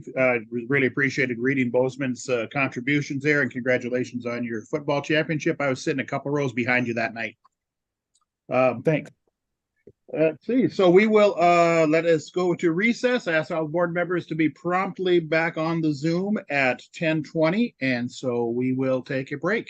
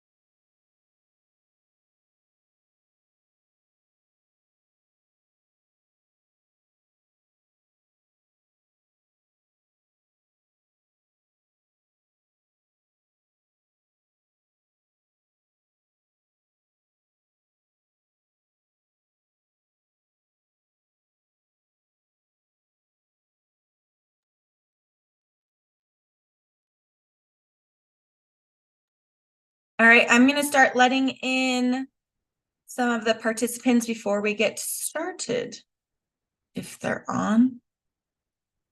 Oh.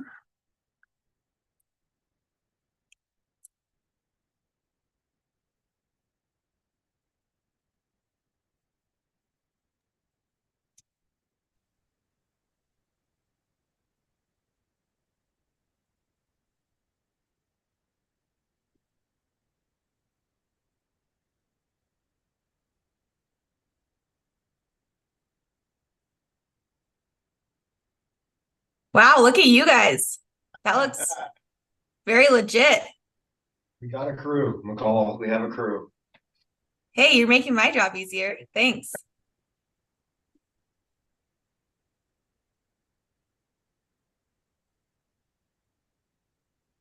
Well, the time is 10:20. Chris, you want to re-hit the recording? We are ready, Chair Tharp.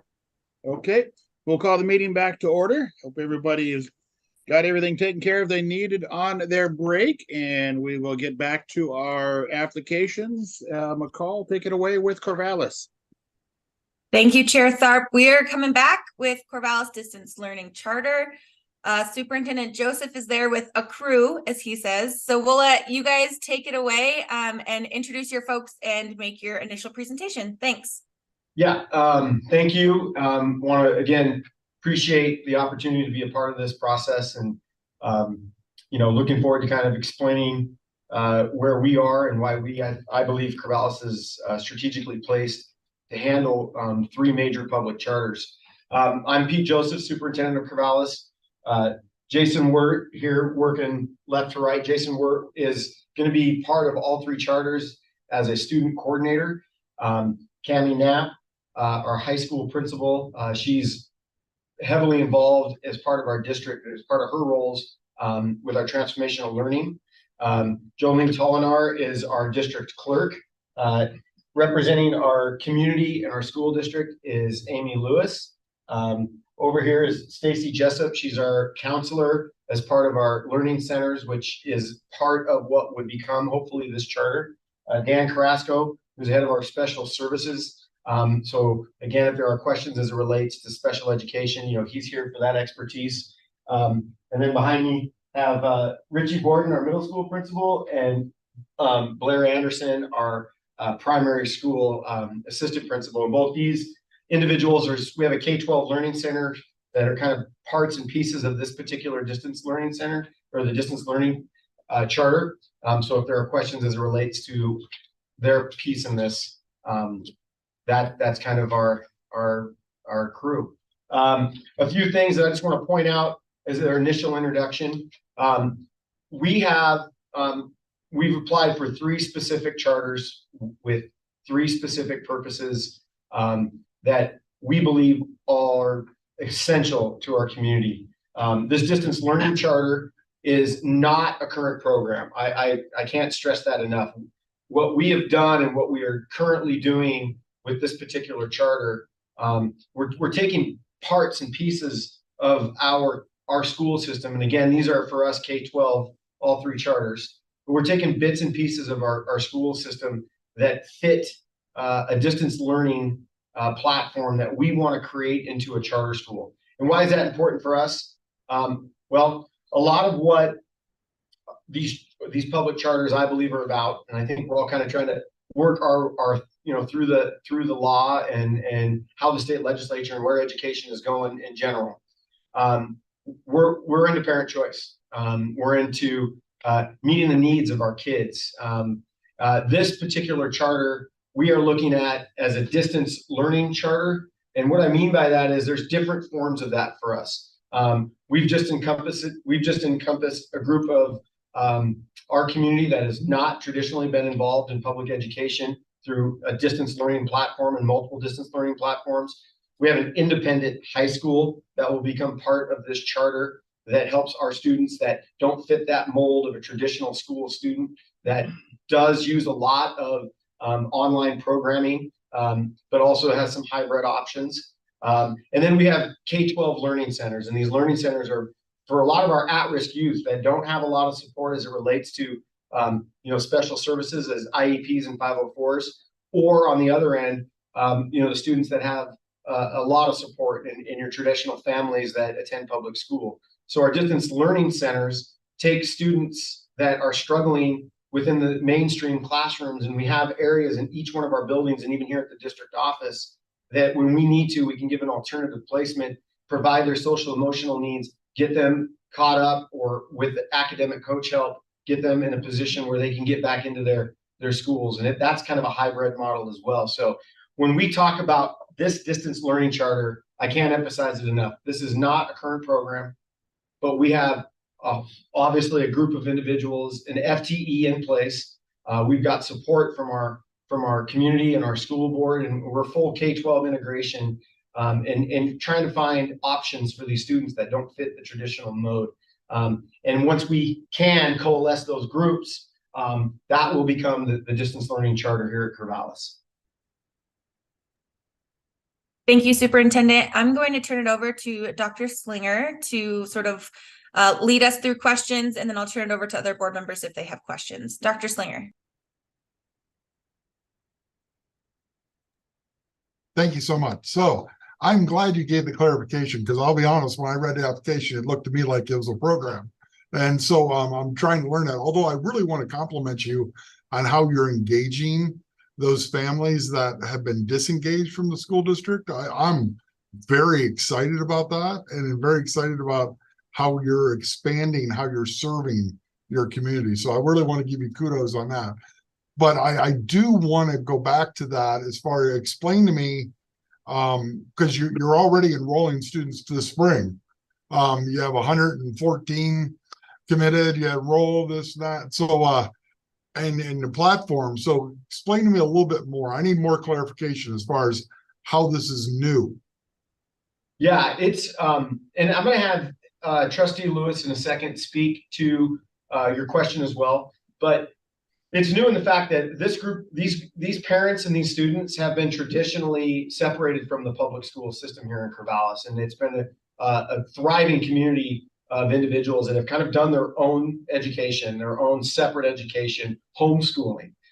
We finally found a platform, frankly, that our parents brought to us, and we have been building. I know that our leadership team and myself have been trying to build every bridge we can with every part of our community.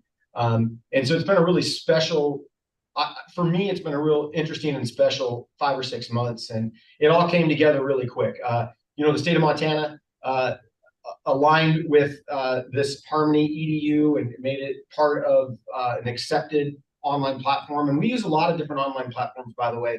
Harmony uses some of the same ones that we use: Edgenuity, Edmentum, Math Counts. So there's a lot of different programs, and it just brought that community to us. And now they are enrolled students. We use Harmony as a platform for the education at home, but there's hybrid situations. There's 3 tracks with what we're doing, and would be part of, again, the charter that we create. There's track 1, track 2, and track 3. And track 1 is pretty much all at home. Track 2 is a hybrid model where kids are at home, but they're coming to the school at all levels if they want, for electives or specific classes. And then track 3 is there's some of the digital online learning, but a lot of those students are now in our art school system and on the diploma track to graduate. And it's been an unbelievable bridge. And I would like Amy Lewis, Trustee Lewis, if you would like to speak a little bit more to that. Yeah, so I'm actually a product of coming up in private school, homeschool setting, and came to the public school when I was in junior high. And this particular part of the community for years and years and years have tried to come up with the school district to come up with something that would work with a satellite of some kind, but it was never in existence really back when I was younger. And when I know those boards tried to talk about what we could do to bridge that gap between homeschool families and our school district. And it really didn't really come to availability until after COVID, when so much more of this opened up for online. And when we came across, it was actually community members that approached me as a trustee and said, hey, there's something that we heard about. Is this something that we could do with the school district? And then thankfully, the school has been superb in looking into this with us and with these community members. And it's just been great. We've had nothing but really good response. In fact, I spoke to a parent on my way here, and they felt like that with other community members that they've talked to, that they would potentially have another 10 or 20 families if we opened up enrollment again that would want to jump on. So it's really been a really good partnership with our brick and mortar school and our families that want school choice and homeschool option. Well, kudos to you to responding to the community. I appreciate that. I'm a big believer in I run a community college. Community is our middle name. We need to honor them, right? So so the other thing is, as you talk about engaging the community, it sounds like families have been reaching out. How are you? What would that advisory board component look like? And when you're speaking of the advisory board component, are you speaking specifically of the school, our school board and trustees that would be in charge over? Well, in the requirement here, there has to be some sort of local community input for that. So I'm looking actually more outside of what the quasi judicial role that your school board would play. I'm looking more for community input from parents and families. Yeah, really interesting. I think that, again, I know that we've been strategically planning for these charter schools for 9 months. And again, if you look at our just revised new 5-year strategic plan, you know, all of the things that we're talking about, all the things that you are doing, this community, our school board is focused on. And we've started up what's called a site-based teaming group that meets basically monthly. That site-based teaming group is a cross-section of a lot of different parts of our school community. And that group is heavily involved in all of the things that we are doing, getting insight from them as it relates to what's going on in the community. Again, Trustee Lewis is a part of that particular teaming group. It's made up of 12 community members, and they're well on board on all of this. We've had 3 meetings just this year and have caught them up to date on the possibilities of coalescing a lot of our distance learning groups together into a charter school. And that community group is well informed, along with our administrative team has been a part of those site-based teaming aspects as well. And that's something that we just started this year. I don't know, Cammie, would you like to respond to any part of that? No, that's fine. Yeah. Go ahead, Cammie, that's fine. I was just going to say the site-based teaming just brings us all together to have these conversations with one another, and then also get the community perspective on what's going on and how we can look to improve. And so one of the things is looking at different avenues and options to provide these supports for students. Great, I appreciate that, McCall. Other board members that have questions? Dr. Tharp. Yes, thank you. One of my day jobs, I'm the county superintendent for Richland County, and which means that I coordinate all of the homeschools. And so the homeschool parents, if they're homeschooling, they're supposed to come in. Typically, what I end up dealing with are parents who are pretty hot at the school for one reason or the other, got mad, or there's been a dispute, and then they decide they want to homeschool. And I really appreciate your desire to try to capture them and try to keep these kids back enrolled in some way. How do you plan to work with that a population that may just be pretty upset with the way things are going right now, and then decide they want to try an online program but still keep them underneath that umbrella? Yeah, great question. And it's something that we continue. There's still other parts of our community that are homeschool. I think Corvallis, if you took by percentage, may have the highest population of homeschool traditionally in the state. And I don't know those exact numbers off the top of my head, but there's some anecdotal evidence of that. I'm just going to, as a school leader, I got to continue to try to reach out to all these community members. Now, what's been interesting with what we're trying to do currently and what the charter school will allow us to do is give us a real laser focus, right? Resources, an identity that can draw people in. And I'm going to actually have Jason Wirt speak to a little bit. I mean, Jason Wirt is currently, again, he is going to be our career,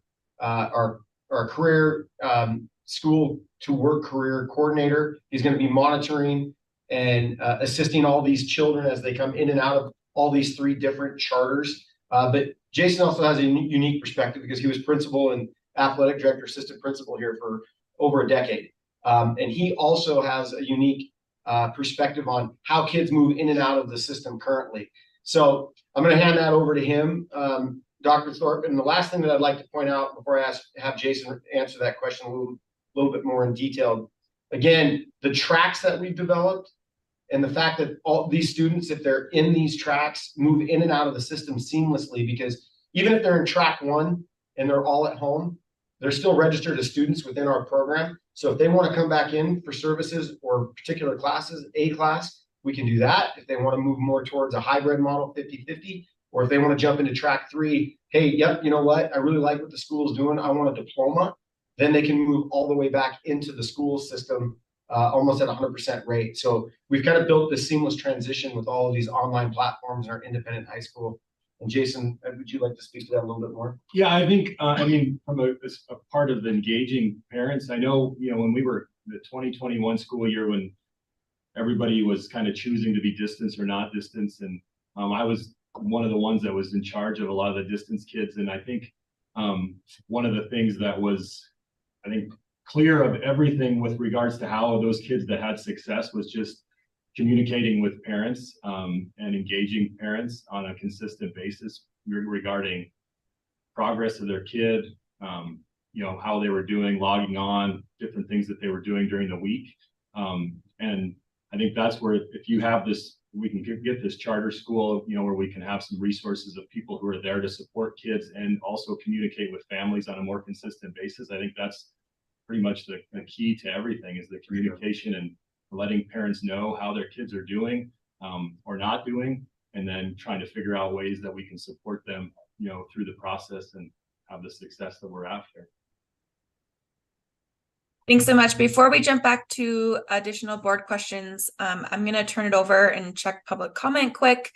So those who are online and wishing to give public comment, please raise your hand now.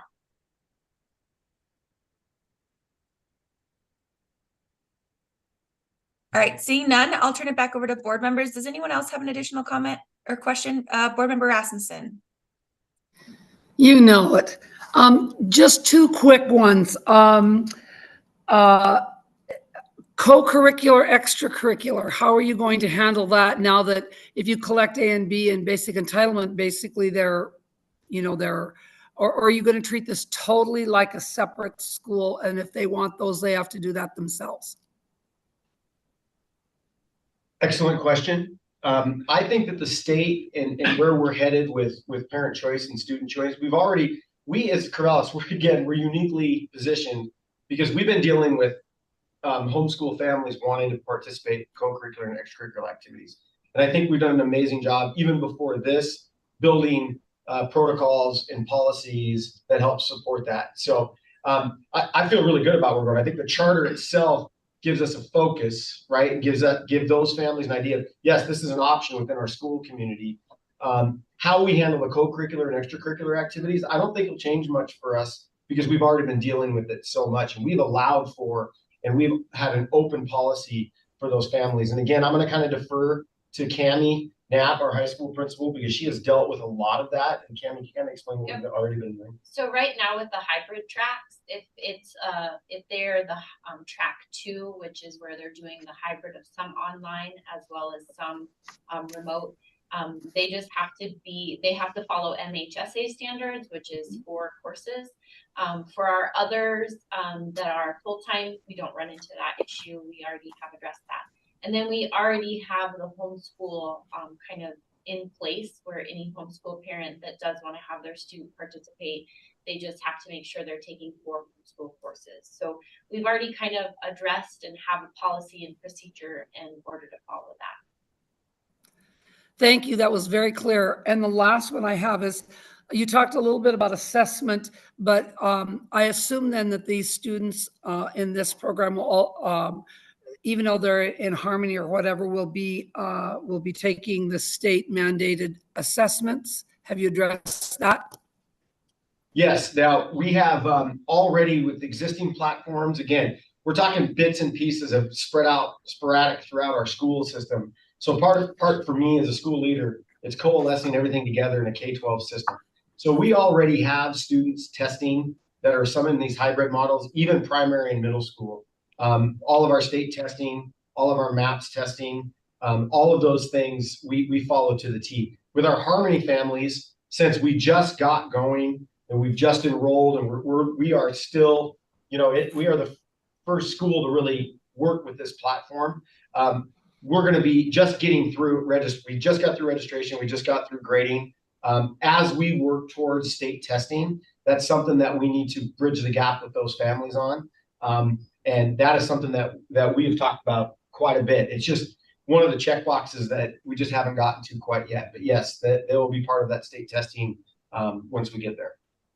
And that this starting now that it next year, whenever it is, next year, it will be all testlets, correct? Yes. Yeah. Okay. Yep. Before we move on, Board Member Quinlan, I saw you unmuted. I'm going to let you ask one question, then we need to move on. Thank you. My question is, what are the challenges you face in providing this program? Well, it's not a program, but providing this school to K-4 students. I mean, that seems like a whole different approach, especially as they might be partially enrolled in school.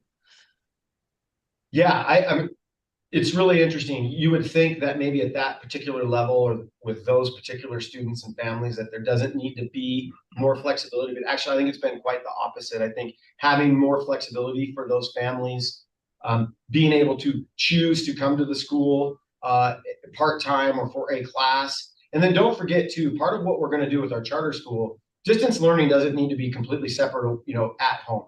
We have these K-12 learning centers, right, at each school where some students that just don't fit that mold, that need extra academic help, we have learning centers that they can break out into.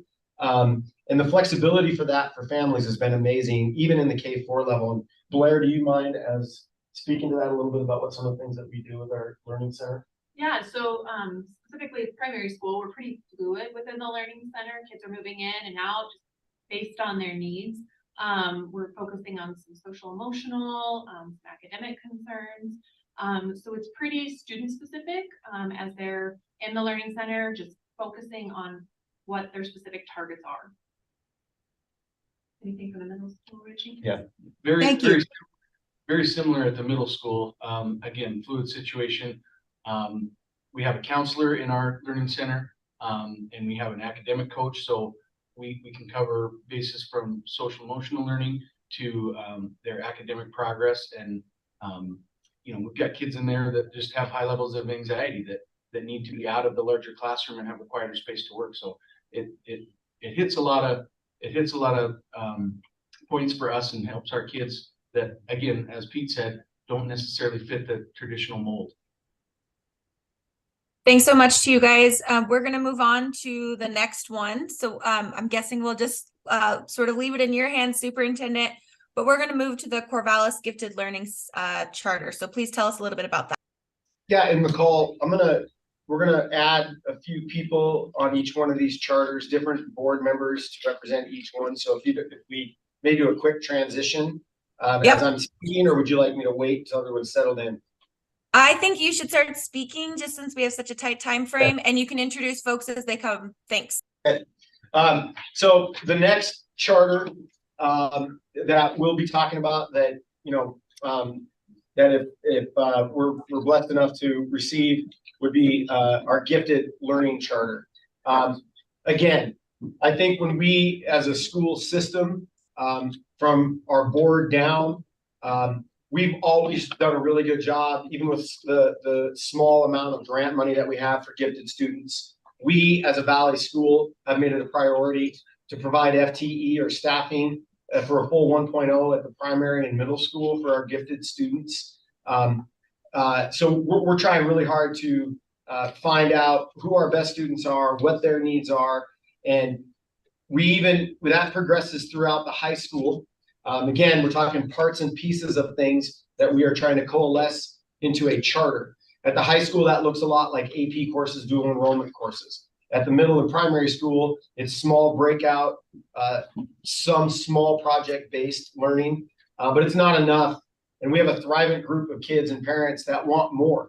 And I think if all of us know with gifted students, it's a lot like the distance learning. I think we sometimes forget that gifted students have specific needs.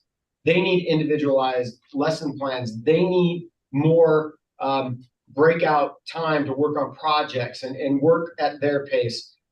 We forget that gifted students, and if you look at the data across the board, they have high social emotional needs. Our charter school would do more for providing resources and FTE outside of our current counseling to provide the social emotional support that a lot of our gifted students need. And I think that we also lose sight that our gifted students and our gifted families, they don't quite fit into a traditional school model. Their frustration becomes kids' needs aren't being met. And then they tend to distance themselves or pull away from the public school setting. So for our gifted learning charter, again, it's a completely separate group of kids with specific needs that our community has told us, again, through our site-based teaming, through some of listening to some of our frustrations with some of our, again, parents that want more for our gifted students. Within this charter, how would it look different and how would it be unique? Well, we already do a really good job with our top, with our kids in the top percentile of our testing, our MAPS testing and state testing and SBACs. We already do a pretty good job of providing STEAM classes, even in a school system right now that we're currently running in a deficit. We're not giving up on these students. We need to do more. K-12, we need more breakout sets. We need longer periods of time where these students can be project-based, that they can progress at their own levels, at their own pace, and move in and out and up of our grade system. This charter would allow for that. We're talking individualized plans, much like you would see on a scope and sequence for special services kids. That's what this charter would be about. Adding more FTE and more support socially, emotionally, so kids, as they progress through the system and get into our high school, we can provide, which right now we have a thriving AP program, but we're missing levels of the AP program. We need an AP seminar. We need AP capstone degrees and AP world history that follows these students through. And we're even talking about associate degrees for some students as they graduate from high school, which would all be part of this particular charter. Again, servicing a completely separate group of kids with, obviously distinct needs. And we've just added Becky Anderson as one of our other trustees. And she, has a really great concept of what we've done with some of our testing, and as a board chair and a current board member and a community member. So she's going to kind of replace Trustee Lewis on this. And I just think that, again, all three of these charters for us are specific for specific groups of kids. We're trying to meet all the needs of our students, and we're just honored to be in a position to maybe provide. I know it seems, like a K-12 system in a small rural community like Corvallis, why would we need three? Well, hey, I think this group of families, this group of kids, we need to meet their needs just as much as we do every student that we try to come into contact with. Thank you, Superintendent. Dr. Slinger, I'll let you start the questions. Thank you. So I'm going to be very specific on a couple things. Page 6, I'm really intrigued by some of the program options that you wanted to offer. Single subject acceleration, whole grade acceleration, things like that. I want to hear a little bit from you about the purpose of some of that. Sometimes I think we accelerate students sometimes to their detriment as far as emotional intelligence and things that come along with that. So I'd like to hear a little conversation about the purpose of some of that, as far as opposed to just appeasing parents and moving kids higher, and also keeping them engaged, obviously, but also purposeful intent as far as what you're really trying to. I think you spoke to a little bit about having their individualized plans, right? Which I think that's a good thing. So I'd love to hear a little bit about that. Yeah. Great question. And I think that, like, all of us that are involved in public education for an extended period of time, you run into these, we're not talking all of the kids within this charter, right? And we're meeting we're meeting the needs of the charter schools as far as the numbers are concerned. Just doing breakout sessions with about, I would say roughly about 80% of the group of kids that we're talking about that would be a part of this charter, right? It's small pull-out sessions. It's a little bit more enhanced math. Maybe you have a sixth grader that's ready to go, that's ready for some pre-algebra, and we jump them into the 7th or 8th grade classroom. Like, we've been doing those types of things again. Really, the types of students that you and I are speaking of right now are the ones that are frustrated because of unique social, emotional, and intellectual needs that really probably need to be pulled out of the classroom at longer periods of time, that need project-based systems of education, even in the primary school, that can work on something that grabs their attention and holds what it is that they need educationally, and move them through a process of providing grades at a rate that they want to work at. We have to allow for this top percentile of students to not be frustrated because they don't feel like they're working at the pace that they're working at. And we're going to have plenty of I wouldn't say we're going to have plenty of checkpoints along the way to make sure that those students need that particular type of service. And again, I think that's when we start talking about individualized plans, right? Almost like what we do with our special services. It's constant checkups. It's yearly checkups, if not monthly checkups with students. Move them in and out of the parts of the school system that we may need. And I'm going to have our primary school principal, Lisa Nagel, kind of speak to why some of the social emotional needs of some of these higher end kids aren't met sometimes, some of the problems that we run into. And I'm actually going to have our director of social services, Dan Carrasco, speak to some of the things that you're talking about as far as the individualized lesson plans or individualized personal educational plans, because obviously we deal with that a lot on a daily basis. So I'll have to do it quick because I have some other questions too. I don't want to use all the time just on this.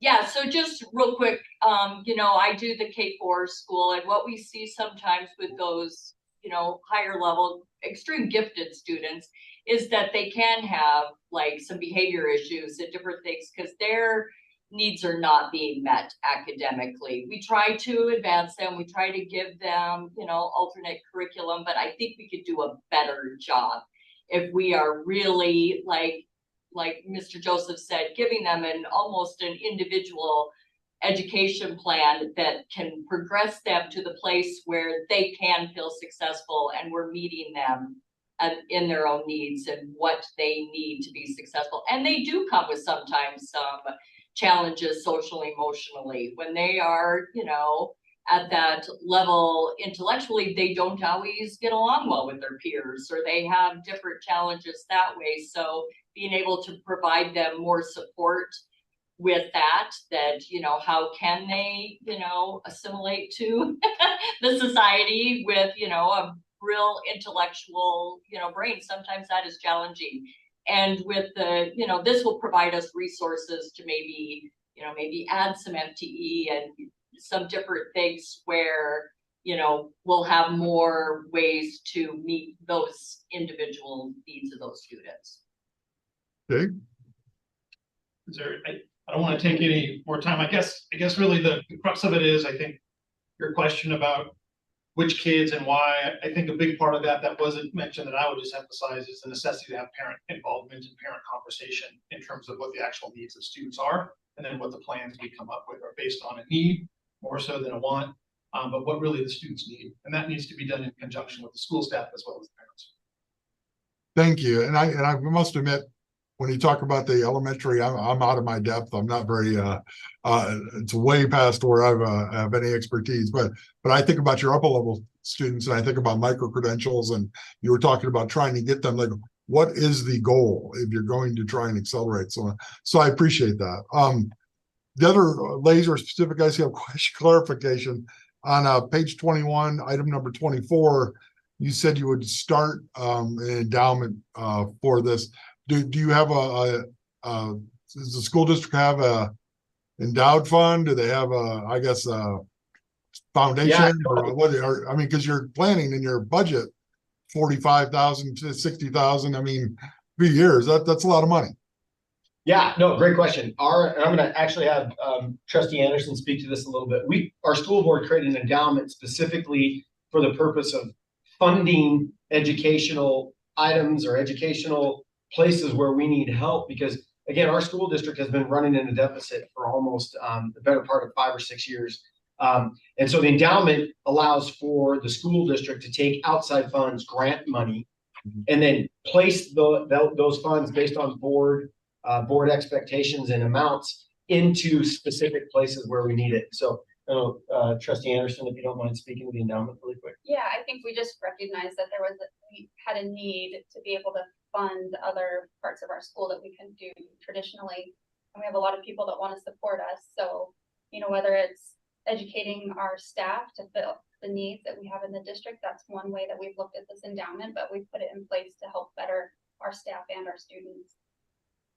Well, kudos to you starting endowment. I think it's important to fund education. Thanks, McCall. That's all I have. All right, any other board members have questions? Dr. Tharp. Yeah, Pete, can you, I think you got me convinced on the distance learning. I like that, but can you tell me why is this the gifted one? Why is this a charter school and not a program? Yeah, no, great question. It's a charter school because we have a thriving group of students that we're not meeting their needs, that are at this particular part in their educational attainment, that are gifted students that we're just not we're not providing enough for.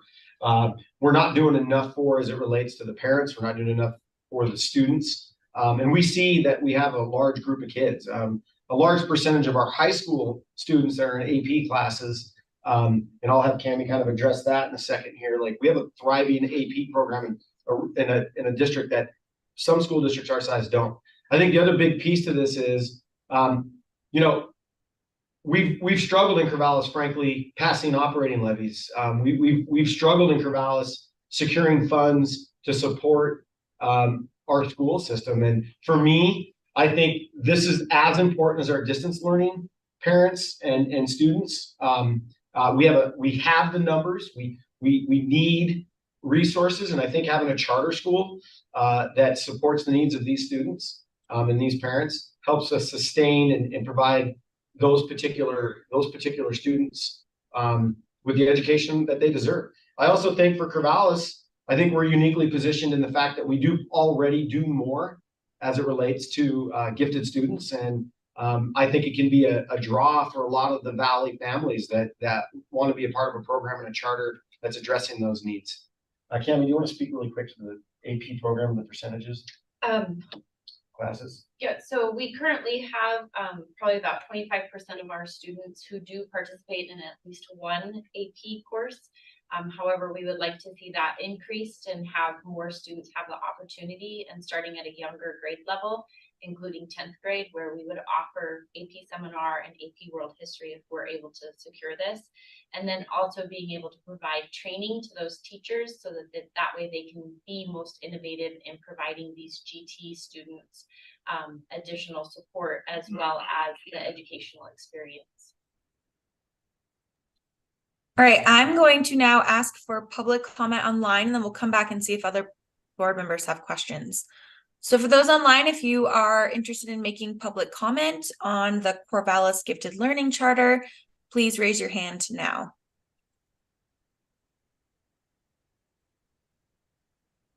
All right, seeing none, I'll turn it back to the board. Anyone else have any questions for the last few minutes?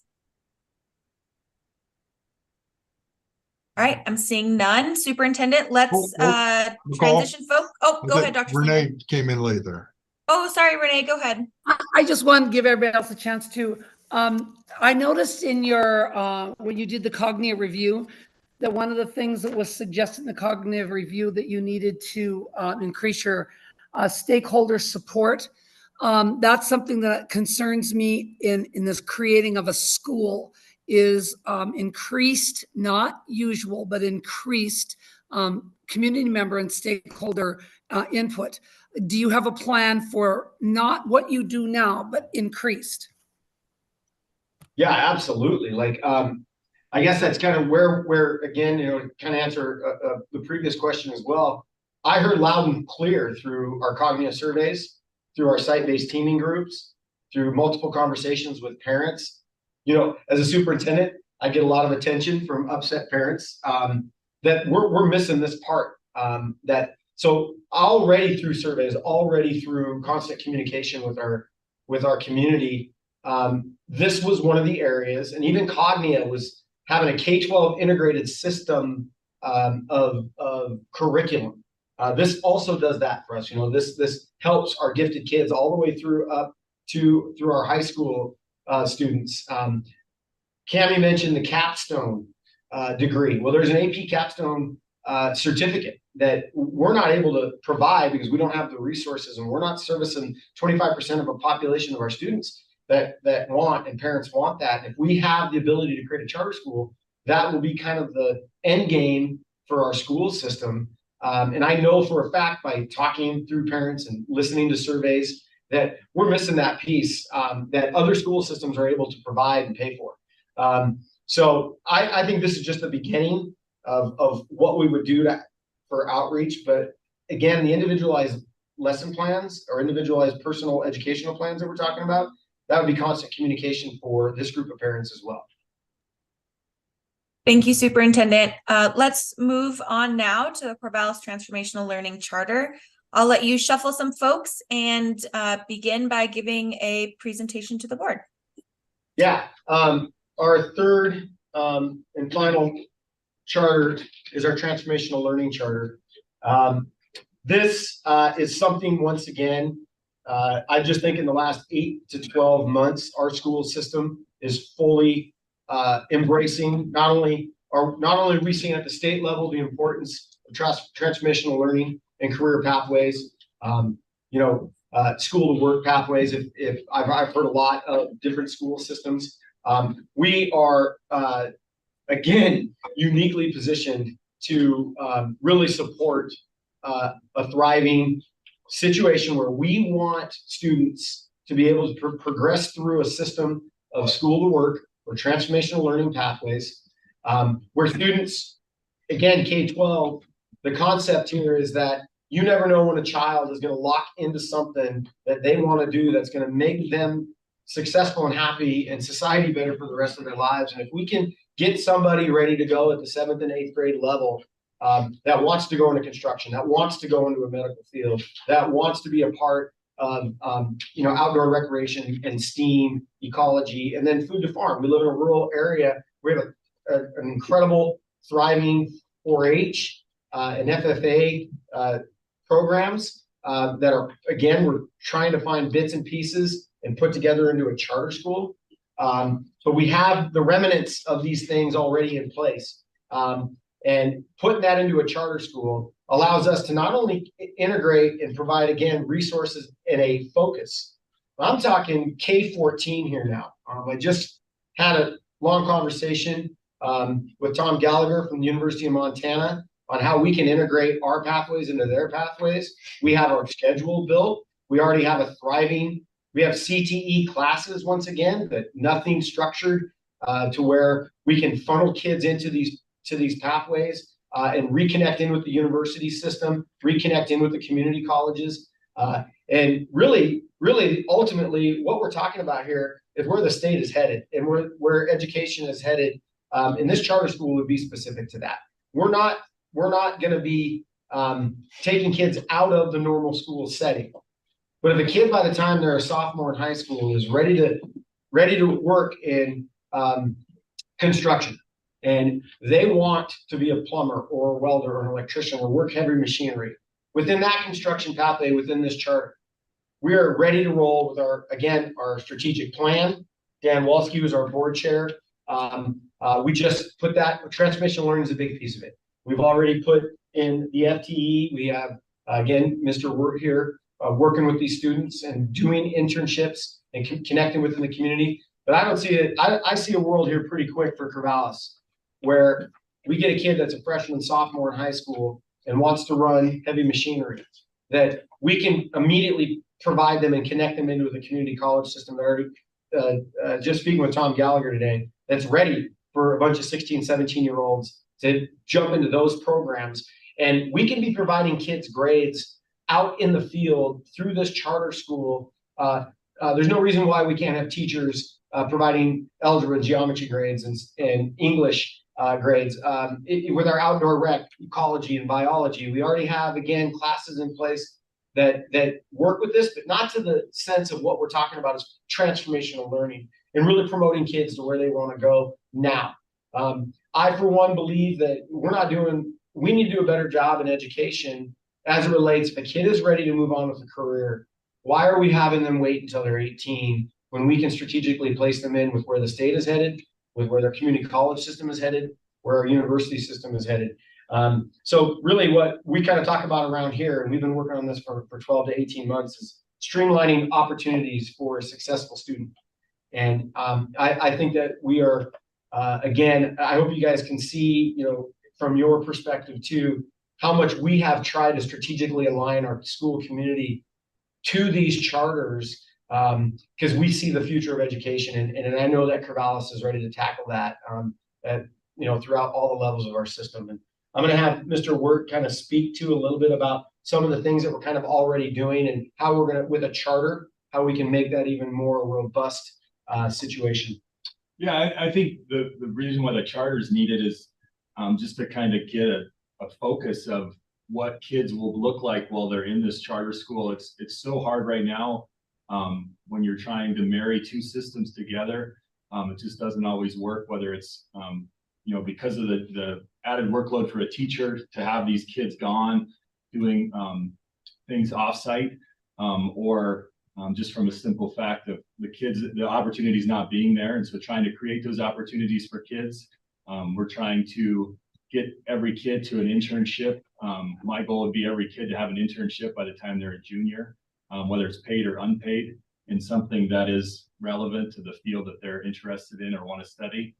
So I think just being able to have a group of people focused on that career strand, and a group of kids who are in that charter school moving forward. Awesome. Thank you, guys. Dr. Slinger, take it away for questions. Well, first of all, Tom Geller's a good man. You should work with him as much as you possibly can. I love Tom. He's a good friend. So, and thanks for throwing the bone out about community colleges. Nice touch. That was good to try. So I'm going to be worried about the budget and so forth. So I will tell you. So it looks in year 4 and 5, it looks like you're trying to you're going to sell tiny homes and sell things that they're making to the tune of $200,000. Is there, which is fine. I love it. I want a tiny home. That's great. Put me on the list. But with that, along with that is the plan to have entrepreneurship and understanding the business side of that opportunity. I mean, like when I see something like that, I think the learning opportunity is so much more than screws and wood and electrical. I mean, it really goes, that onion is big. There's a lot of layers that could benefit the students. Is that part of the plan? Absolutely. And go ahead. Yeah, so I mean, I work with the CTE, and so we've talked about stuff like this just as a CTE program with regards to Carl Perkins. And I think again, it goes back to my previous point of how overwhelming it is for teachers to see that are in the day-to-day where they're trying to get required classes done, and then you start saying, well, you got this opportunity to do entrepreneurship, and you got this business opportunity where you can do this. And I think it overwhelms staff, and that's, I think, where the need of being more singular focused towards these things, where I think you could have staff that is going to have the time and the ability to create those great opportunities, like you're talking about, the onions, the layers of the onion, for sure. I mean, I think it's never ending once you start going down this with regards to business and English and math and marketing and all sorts of different things. It's not just nuts and bolts and screws and wood, for sure. Yeah, and I also think like the charter, right? Having that charter school, like that I don't know how to even, like, within the law, right? But just having the charter school focus allows us to do more than what we are currently already doing. And we can, again, we're trying to meet all the needs of our students. Like, we can have those entrepreneurs. We can use adult ed classes. Cami Knapp here is also in charge of our adult ed program. We can use adult ed programs to help facilitate some of those needs. We can use Bitterroot Community College to help facilitate some of those entrepreneurial classes that we just can't offer. We don't have the ability to, or the FTE or the finances to provide those classes. And again, the charter provides us that singular focus. And Dan Walsky here, our board chair, who's lived in this community his entire life. I mean, do you want to kind of talk a little bit to that question as it relates to the need? Well, I just think I'm completing my 19th year on the board. This is the most excited I've been being on the board. Instead of talking about budgets, budget cuts, deficits, stuff like that, this is exciting. I mean, I have 3 kids and all have 3 different paths in their lives. And my middle son would have been a home run for him.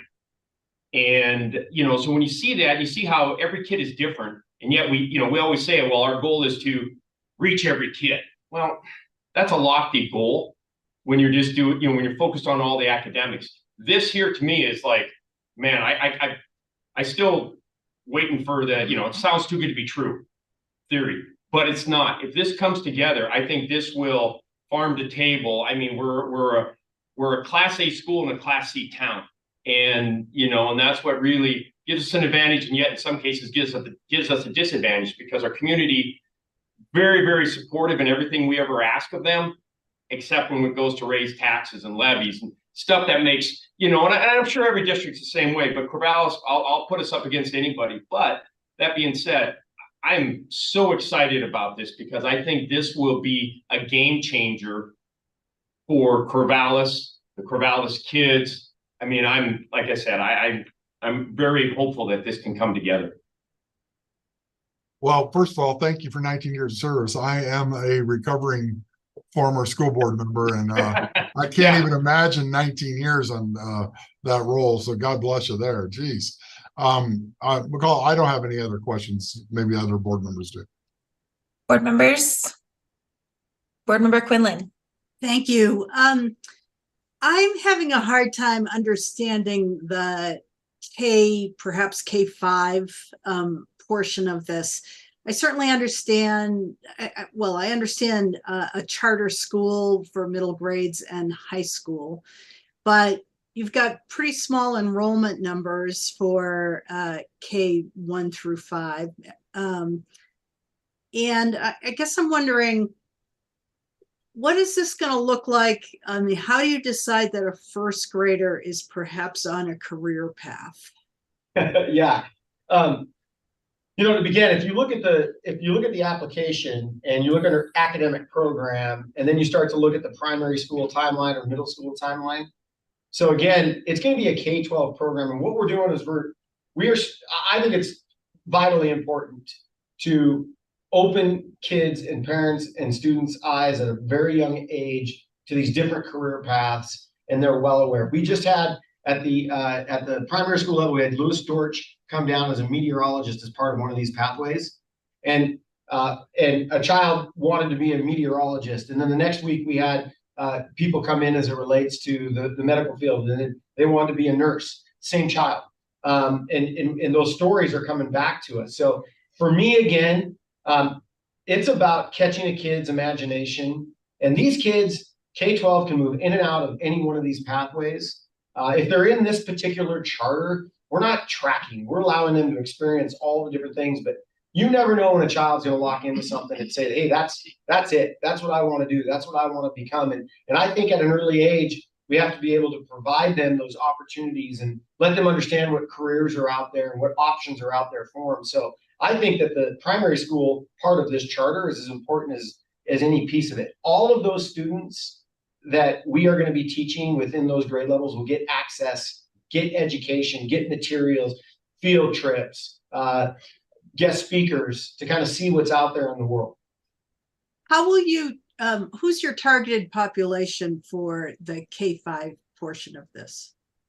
The K-5 portion of the targeted is going to be most of our kids in what we consider some of our our extracurricular classes, but even in our co-curricular classes, we have advisories and guided study lessons where a lot of this stuff is going to be taught. At the primary school, it'll be integrated into some of what our teachers are already doing, but we have what's called a daily 5 at every single level of our grade school, where teachers are exposing some of these pathways and some of these options to the kids. And then just basically through field trips, guest speakers, we're gonna provide those opportunities for the students at the primary school level to be exposed. Thank you. Do other board members have questions? All right, I'm going to turn it over to public comment now. For those online wishing to give public comment, ask you to raise your hand now.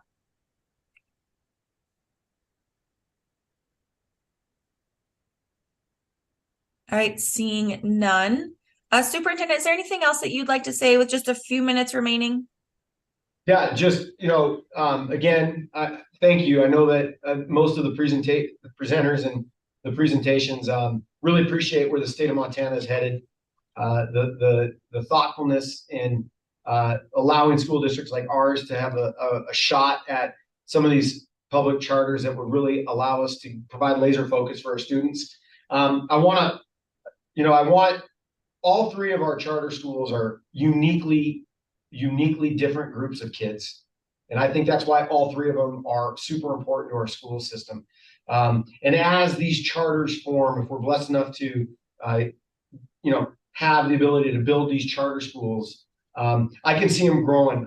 And I can see them growing because I think structurally we're prepared. Administratively, you can see community, you can see our school board with our 5-year strategic plan. I mean, for us, this has been a 8 to 12-month process to show the Board of Public Education, to show Office of Public Instruction, to show the state of Montana, to show our community that we're serious about what this opportunity means for us. And I just, again, can't thank you enough for the opportunity to present and, show you our vision.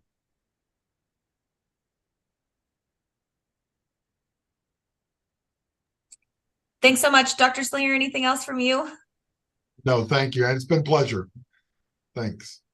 Thanks, Superintendent. We are going to let you guys go, and we're going to transition over to the East Helena 227 Academy. So I'm going to let folks in from East Helena schools.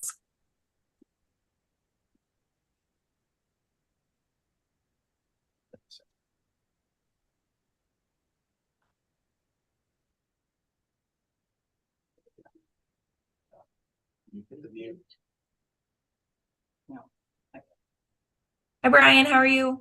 Good. How are you? Good. Good.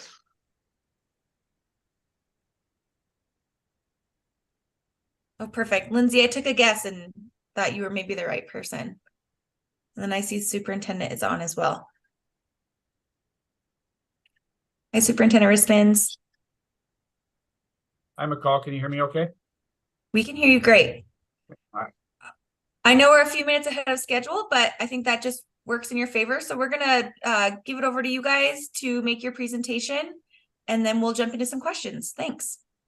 All right. Well, you've got our application and probably had a chance to review it. I think that what we're proposing is nothing that is earth-shattering in the state of Montana in terms of education. A lot of districts pursue some type of alternative school programming, particularly for middle school and high school students.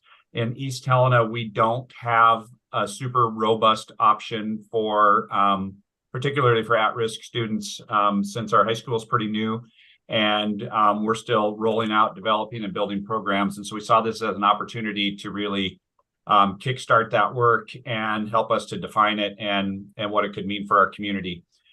So we are submitting an application to create the East Helena 227 Academy here as part of the East Helena Public Schools as a separate option for students in grades 6 through 12 to pursue success in their academic careers. And our target population will be students who are at risk for a variety of reasons. Obviously, students who are at risk academically for failure will be a target population for us. But we're also hoping to attract kids who are at the upper end of the academic spectrum, who may not be feeling adequately challenged in the regular education environment, and for that reason may be somewhat disengaged, and are planning to structure this this East Helena 227 Academy as a very independent academic plan for each student who attends. So there's not going to be a one-size-fits-all approach to the students in the 227 Academy. They'll come in and we'll work with them to write academic plans and goals and a learning plan for them that will help them achieve their goals and ultimately reach success as a graduate from East Helena, and hopefully be able to pursue career opportunities as part of that work. And so it'll be really a continuum of services and courses being offered to kids, ranging from a fair amount of direct instruction to a significant amount of transformational or competency-based learning and education, and probably incorporating a fair amount of online programming through our partners with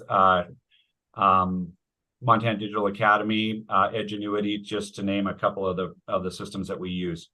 And we see this as an opportunity that's going to grow over time. We don't see us having a huge enrollment to start, but it will build over time as students come into the program and into the school, and it will create a pretty seamless structure for kids to not fall away from school or drop out of school, but instead have another opportunity or alternative that they can pursue to find success in our system. Our maximum enrollment that we're looking at would be about 150 students. We're a district of 1,900 students total. So we're looking at a fairly small percentage of the student body that will qualify and be interested in the program. And we're just excited to have this opportunity to possibly pursue this and to meet with the board today and answer questions that folks might have about our application or about our vision for the program. Thank you, Superintendent. Dr. Slinger, I'll turn it over to you to start our questions. Thank you so much. So I'm really interested in knowing about the targeted student population of this. On page 6 of your application, you mentioned, credit deficient students, high at risk, and so forth. So what about I guess I'm looking to find out, like you mentioned in other parts of it about students that are disengaging from the school district, right? So is there opportunity for them to re-engage with the district through this academy, or is or once they're gone, they have to go a HiSET route or some other route that way? No, we see this as a separate option to HiSET or Youth Challenge or some other option like that.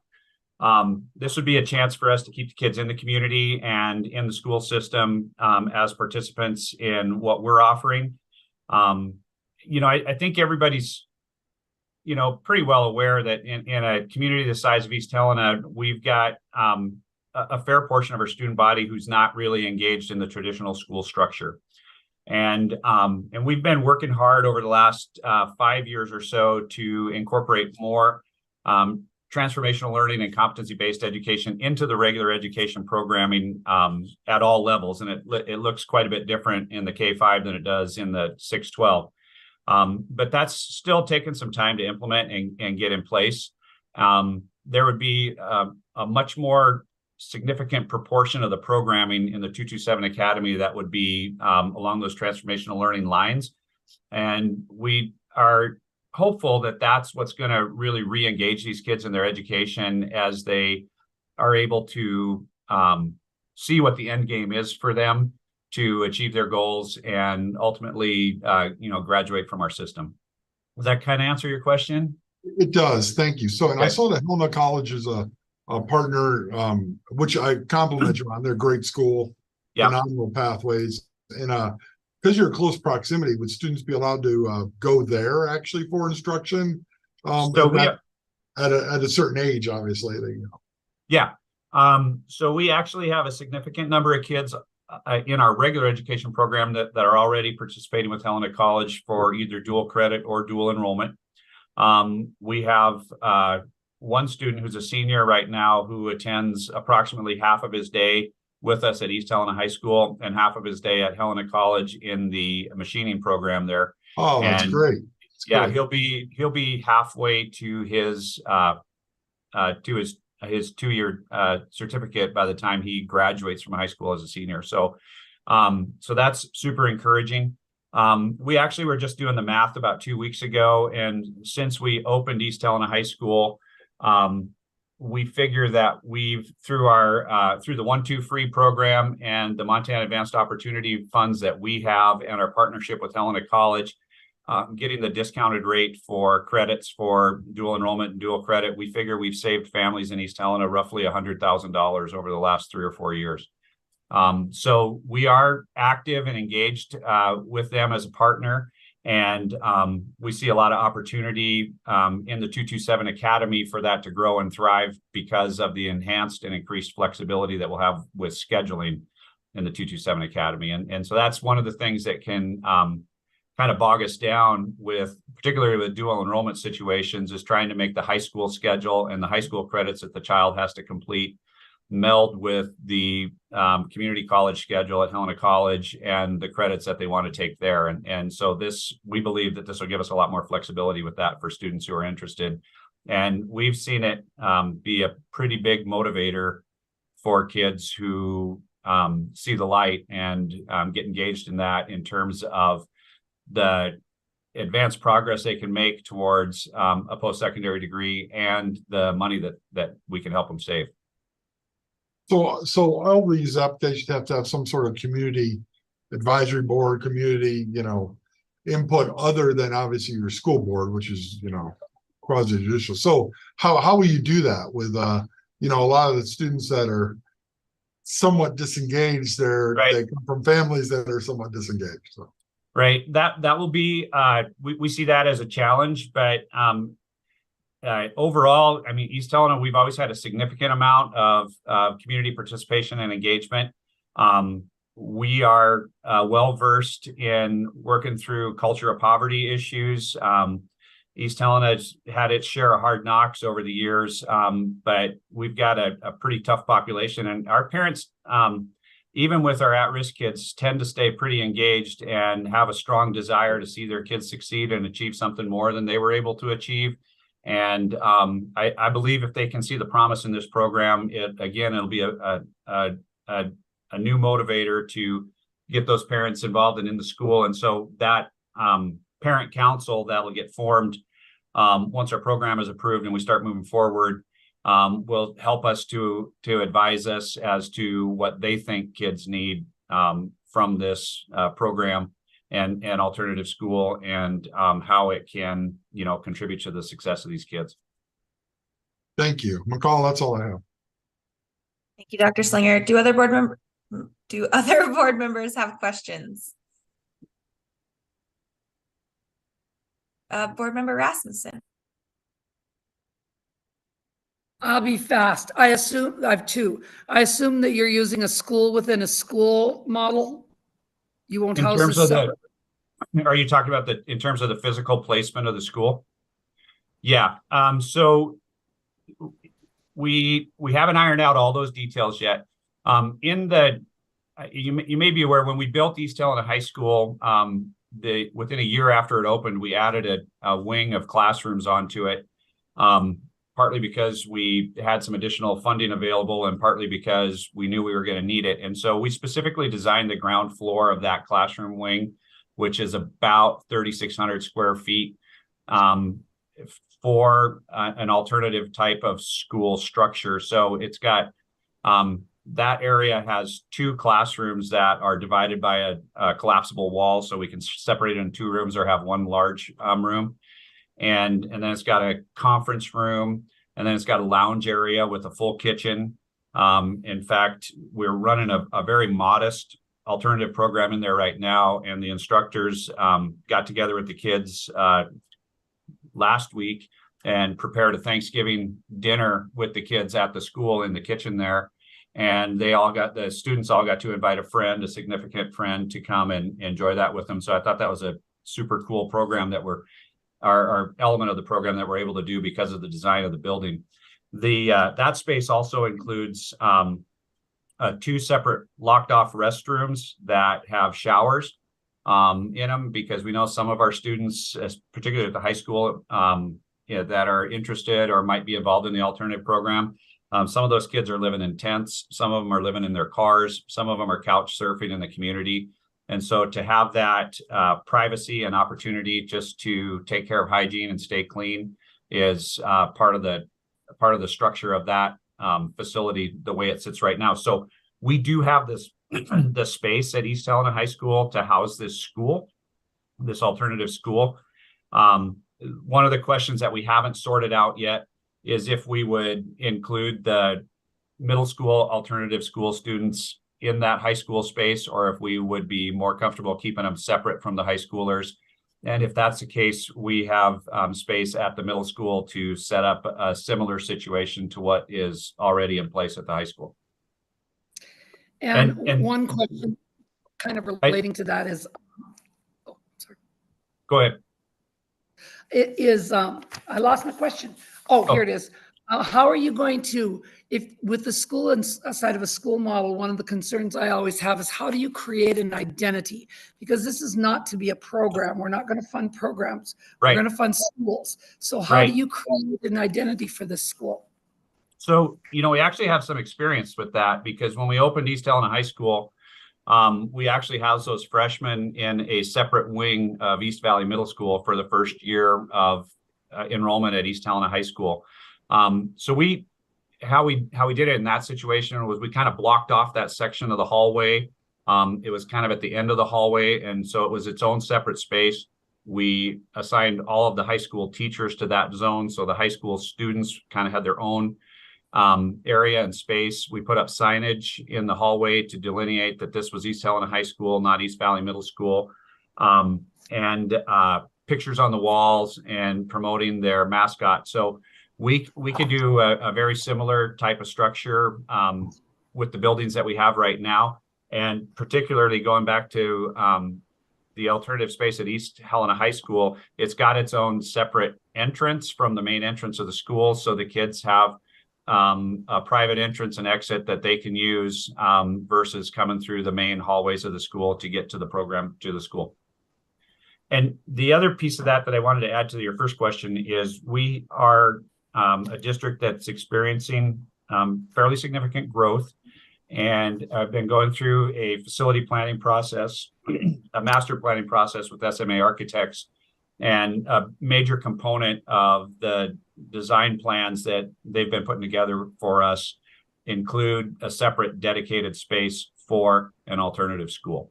And of course, that would require a vote of the people and bond funding to get that accomplished. But we've got preliminary plans and site locations selected for that.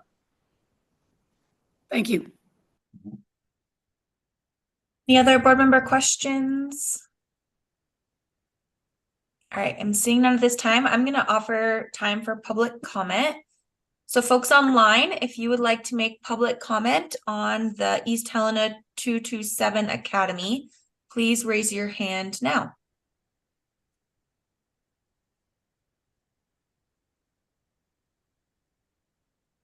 Great, seeing none. Superintendent Rismans, I'm going to allow you a couple more minutes if you'd like to share anything else about the charter application or folks that are here with us. Well, before I get too deep into that, I have Brian Kessler and Lindsay Morris online with me today.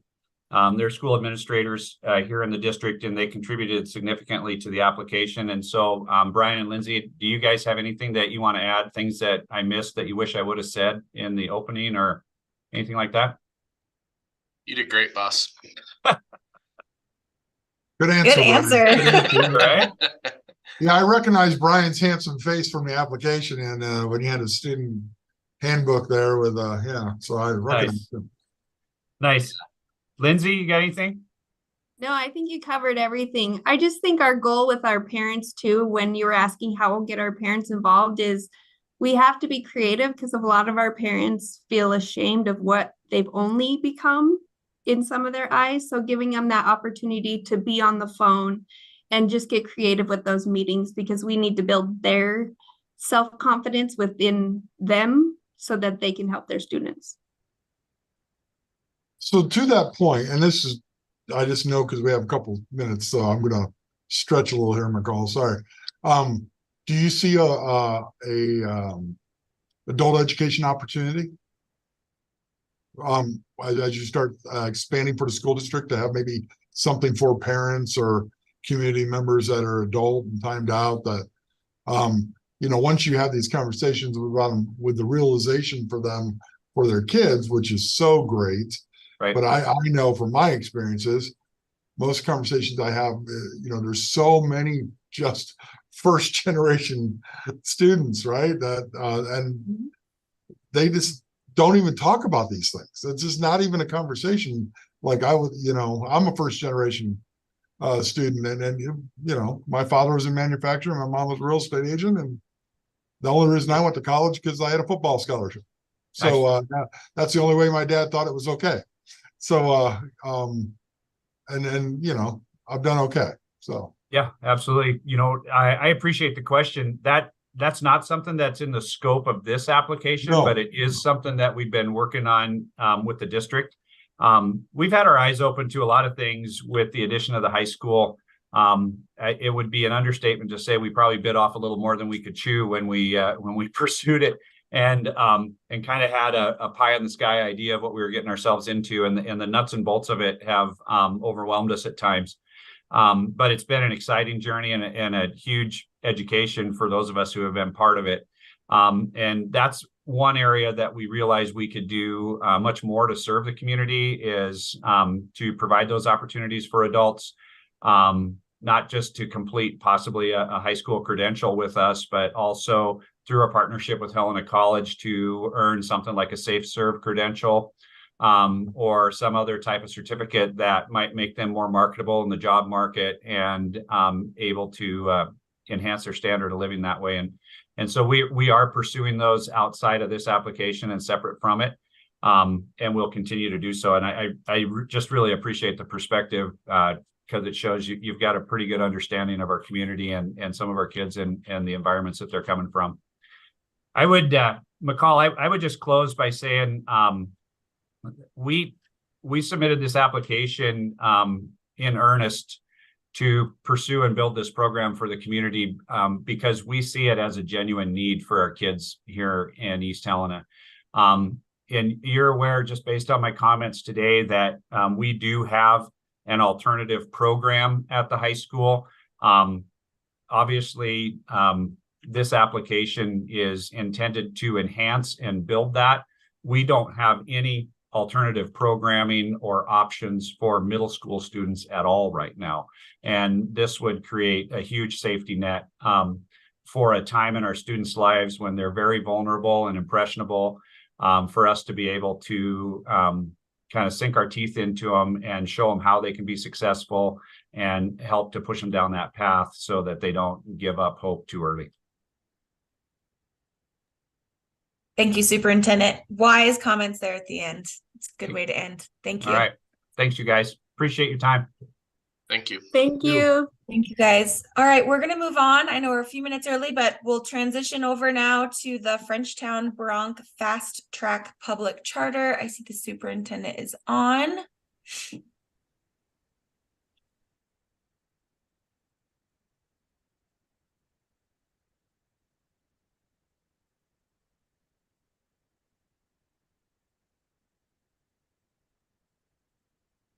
Superintendent Meyer, can you hear us?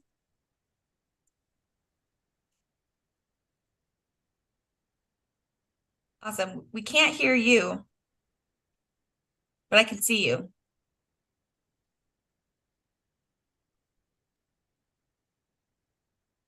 Looks like you're unmuted. We still can't hear you.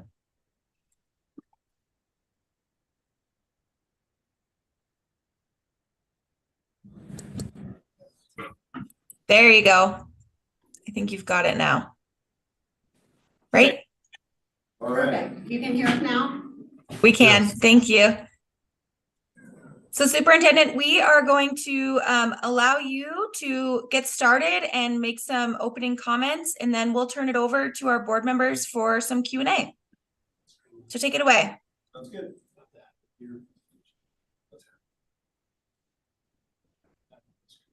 Can you see? All right, we'll get going here. Thanks for the opportunity to present here this morning. In our midst here, we have Shauna Anderson, who is our business manager. We have Miss Beth Terzo, who is our assistant high school principal. And at one point in time, she was our guidance counselor who's worked on this project. And then Mr. Jake Haynes, who's our high school principal, and he's worked on this project also. This the project's been in the works probably for 4 or 5 years now, when we have worked through some things. At one point in time, we were working through the Missoula College, and then they transitioned, started working with Highlands there in Butte, and now we do have a partnership with Missoula and the University of Montana. So what I'll do right now is I'll share our screen, and we'll view the slides. You can see it. We do see that. Thank you. Okay. Okay, so the first thing we want to talk about is just kind of what is the Bronc Fast Track. You know, students have the opportunity to be academically challenged by earning a minimum of 30 to 37 credits while they're in high school. The program is designed to reduce the time it takes to reach college graduation. It's an academically challenging program, and it alleviates the financial burden placed on parents. It also facilitates an environment for the students to transition to college in a safe environment here in the high school. Students in the program will receive a general education requirement certificate from the Missoula College at graduation. And we, like Mr. Meyer said, we have that agreement with the University of Montana and the Missoula College working together. The credits earned in this school will have 100% transferability to schools within the Montana University system. And so having a charter school allows the program to grow both in students and in staff, and gives us the flexibility within the school to better serve all students. And there are 4 ways that in the program that students are able to earn credit. One of those is through concurrent enrollment or dual credit. That's when students are taking classes on our campus, but they are able to earn high school as well as college credit. So they're dipping their toe into that college environment in the comfort of their own high school classroom. Students will also be able to earn college credit through early college. That's where our students will go to the University of Montana or Missoula College campus and actually sit in a seat and take a class from professors there, or take classes through those institutions online. Those credits are only awarded for college, not for high school. We are encouraging our students, though, to dip their toe into that level about the 3rd year of the program, just because we want them to get comfortable with the college material before they are also having to get comfortable with that college campus. We also participate with Montana Digital Academy. They also offer dual enrollment classes for our students, and we have several advanced placement credit opportunities for our students on our campus as well. One thing that I want to highlight, it is a confusing process, and so we do have University of Montana and Missoula College staff members on our campus 2 to 3 times a year, working with our students so that they are making the appropriate credit selections. So the next slide there is our curriculum map and cost savings. As you can see, we want to ease the students in the French County area and across the state into the high school environment. So there's no one as a freshman will be in this public charter school. This is a 10th, 11th, and 12th grade school. We plan, as you can see, to have 2 college classes as sophomores, 4 as juniors, and 6 college courses as seniors. So there's a gradual transition for them. The public charter school entitlements will help allow us to keep course costs at a minimum while growing our staffing needs as the program grows. As you can see, that at least a $20,000 savings for that traditional in-state University of Montana student saved by participating in our public charter school. And one thing that we have asked ourselves when we were developing the program is, why would students participate? in such a program. And one of the big things that we are seeing and think will continue is that it increases students' comfort level with college and college material. As a former school counselor, I spoke with so many seniors who were afraid of college. I'm not ready, it's scary, there are too many unknowns. So having a program for them to participate in while they're in the safety of their own high school with familiar faces, familiar staff members, really takes away that obstacle. It's also going to significantly reduce the time it will take students to reach college graduation, as well as significantly reduce the cost. Both of those factors also limit students' ability to attend college. We also want the program to be academically challenging. Some of our highest level students, they get bored. So this keeps them engaged. It continues to give them something to strive for. And again, we've mentioned this already, but also they will be recognized at graduation with that general education requirement certificate, which to a lot of students is a motivating factor to achieve more. Yep, next slide, Mr. Meyer. So it's a school within a school model. The program allows students to have a flexible schedule. The students will attend classes while on Frenchtown High School. We anticipate class size between 25 and 30. It's a blended curriculum model where the students are taught in person and online, both by Frenchtown High School and by professors at the university. Students can also, with this flexibility that we have with this public charter school, students could attend classes at the University of Montana on campus and really have that flexibility to come and go as needed within their schedule. And our goal with this application is to grow the program. We see lots of benefits for our schools, for our students, and our community, and we hope by next year to have at least 60 participants. And participants will be selected using an application process. We will have a through the application. Things that we will be looking for, GPA, obviously we want to make sure that a student would be successful in an enrichment type of program. We want to make sure the students are attending school regularly. It's going to be hard to keep up with rigorous work if you are not attending.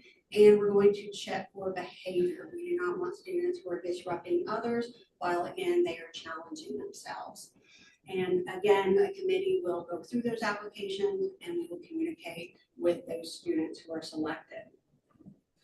That concludes the brief overview of our Bront Fast Track program. We appreciate you giving us this time to share the information with you. And now we'll turn it over for some questions. Excellent. Thank you guys. Dr. Slinger?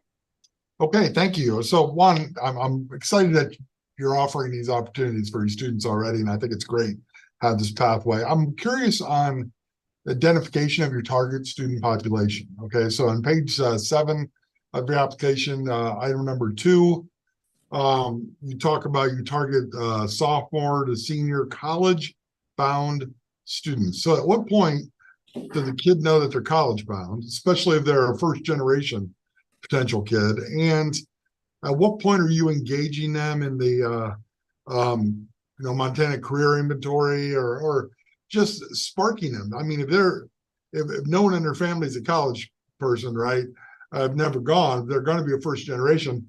They don't even know if they what that means, and they don't even know how to identify themselves that way or not, whether they're a good student or not.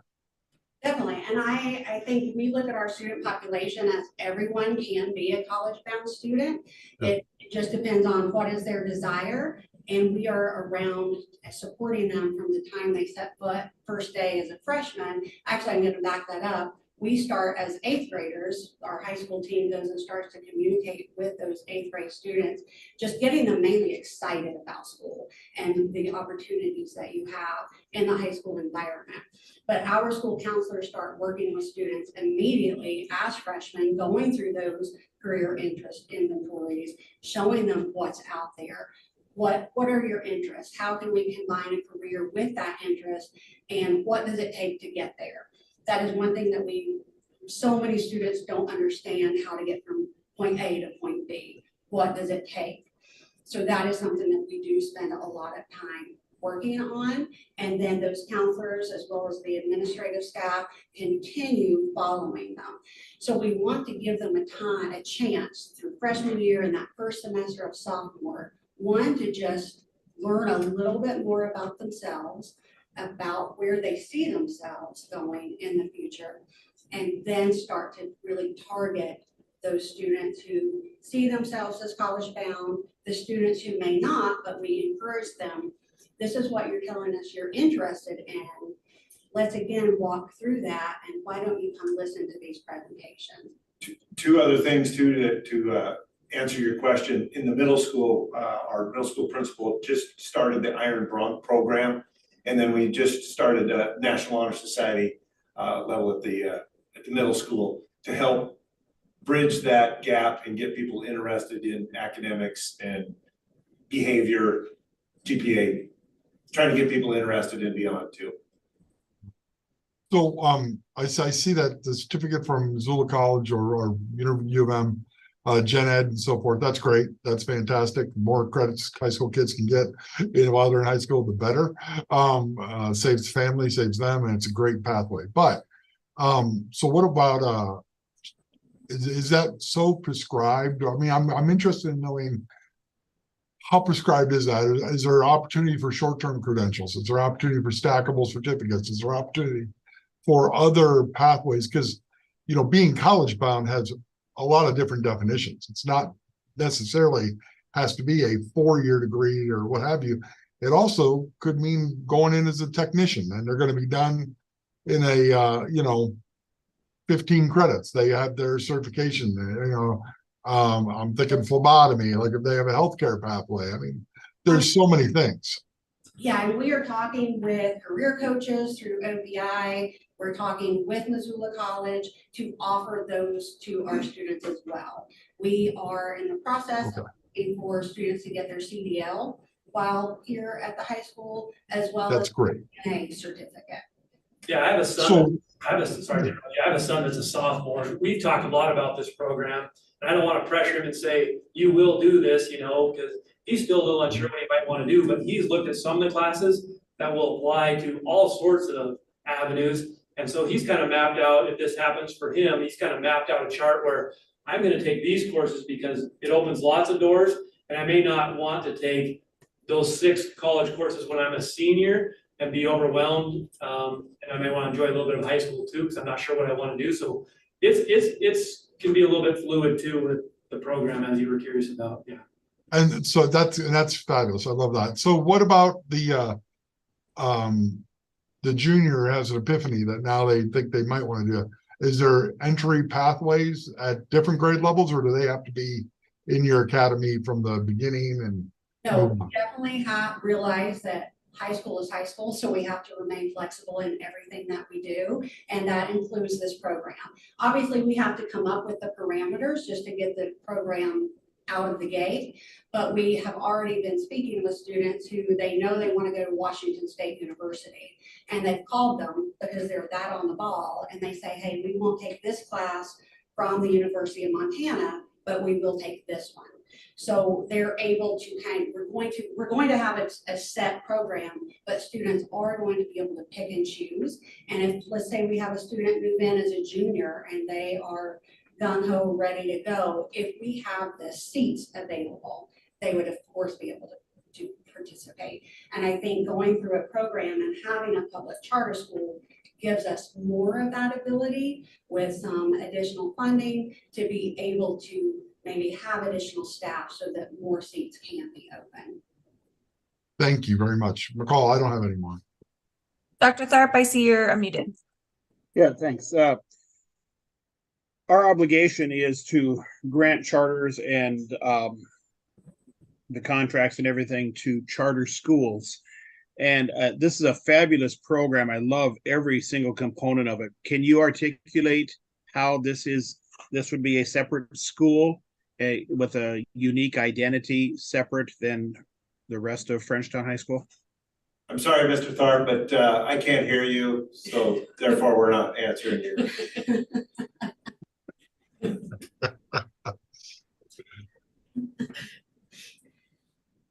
Yeah, so I would say that we've advertised this to parents already. We had an auditorium packed with parents, and they're excited about this opportunity. Obviously, there's a financial piece for parents, but these students will be in their own cohort, traveling together a little bit, and they will, you know, it's a school within a school, so it's hard for it to have its own identity within the school, but individuals are going to know who's in the program and be cheering them on, supporting them. And then obviously at graduation, they're going to be recognized, and there's going to be a big to-do about it. I don't know. And Mr. Tharp, just to answer your question too, or to attempt to do that is, this is new to all of us. And I think it's something that we're gonna have to work through and grow. And I guess that's why this opportunity is hopefully we're a recipient of this, because it's something that we're gonna have to learn. I think everyone in here is gonna have to learn as we go through it. And I guess I would add, on our Frenchtown campus, we also have an alternative school that exists, that is its own school. We have had discussions about maybe putting that up for a charter school application, but thought since we have been working on this program and it affords so many students so much opportunity, that we do see it as a school within a school, and it will have its own identity, even though we are sharing classrooms. I appreciate that. And that's one of the challenges that we faced from the legislature in this, is that trying to determine what the intent of it is. And we've had several others, and this has been a caution I've made to several districts all day, is our struggle is trying to figure out what is a phenomenal, well-meaning program that needs funding versus a separate and unique charter school. And so that's, we're all trying to find our way through this, so I appreciate that. And Les can try to ignore me all he wants, but it doesn't work.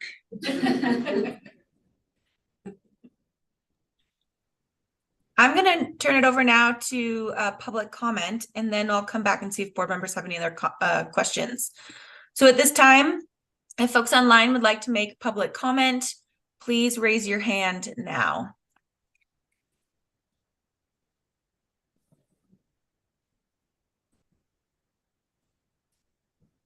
All right, seeing none, I'll turn it back to other board members. Any other board member questions? Board Member Hammond. Yes, I love. Oh, you muted yourself. It keeps coming on. You're good now. I love the proposal, and I wondered if you could tell me about the history of the name. The Bronc Fast Track program? Yeah, you know, we were trying to come up with a unique name, and so there were plenty of names being tossed around, and really we started stealing ideas from other states and different things, and then we just talked about this is a fast track to college, and then we just threw Bronc on the, you know, our mascot is the Bronx. We threw that on the front of it. But yeah, we brainstormed like, okay, horses, Bronx, and honestly, racetrack came into the picture. So we're like, okay, we probably aren't going to say racetrack, but we added Bronc and like, okay, well, we're going fast around a track. We're trying to speed up that college time frame. So there we were with Bronc Fast Track. Just what I was envisioning. Love it. All right. Anything else that you guys would like to say? Well, we have just a couple more minutes. I guess we just feel that this provides a different niche for people. We do have the FACE program that Beth just referred to in terms of an alternative school. We have JMG, Jobs for Montana Graduates. So I guess this is where we felt maybe this is something that we need to try to do for the students of Frenchtown. Great. Thank you guys very much for joining us today. Thank you. We're going to transition over to the Great Falls Core Elementary School. And again, thank you guys very much. See you soon. Thank you. All right, let me pivot.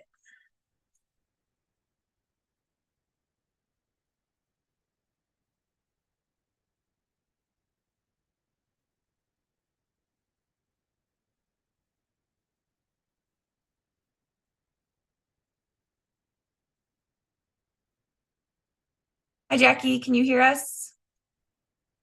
Yes, we can. Oh, great. And do you have everyone there with you, or is there anyone else waiting in the wings? No, this is everyone. Laura, is Laura on? I don't see her on yet from Western.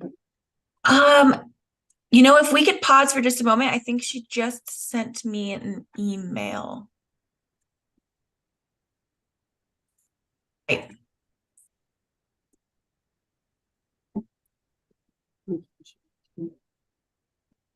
We can. Yes, we can.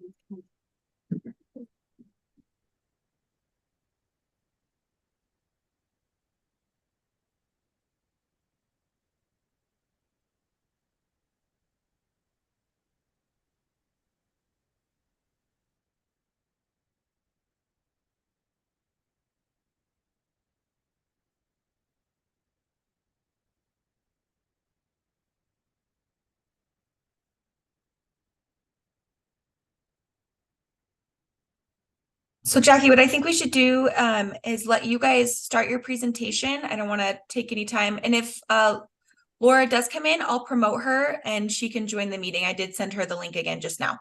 So go ahead and take it away and I'll watch for her. Thanks. Thank you. I'm going to share our screen here. And right there. Is that the one? I believe yes. You're going to have to click over to the video, but yes. Okay. Okay, let's see. Or left.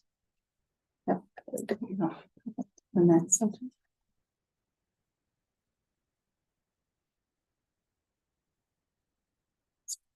All right. We're ready to roll. Well, we appreciate this opportunity to share a bit about the CORE School. It's important to that you know what CORE stands for. So C stands for creation of teachers. O is opportunities for students. R is respecting the uniqueness of our Great Falls community. And E is excellence in education. So to understand the CORE School, it's imperative that we provide our rationale to you and our why. In Great Falls, we pride ourselves on providing strong instruction for all of our students.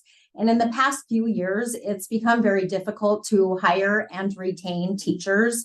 In fact, 44% of our teachers in Great Falls at the elementary level are in their first 3 years of teaching. And we know that beginning teachers have always needed extensive support, and we aim to provide that extensive support on site and earlier through the creation of the CORE School. We think the best way for you to illustrate this concept or to see this concept is to show a short video. So we're going to share this with you. Immersive learning environment for educators, Great Falls students, and our students. Our plan is to create a magnet, one of our existing elementary buildings. The purpose of a magnet school is to attract students from all over the city. In our school, the classroom educators will also be college instructors. Education majors will work and learn alongside the instructors. Our role will provide exceptional education to K-6 students. This work involves nurturing future educators early in their college careers.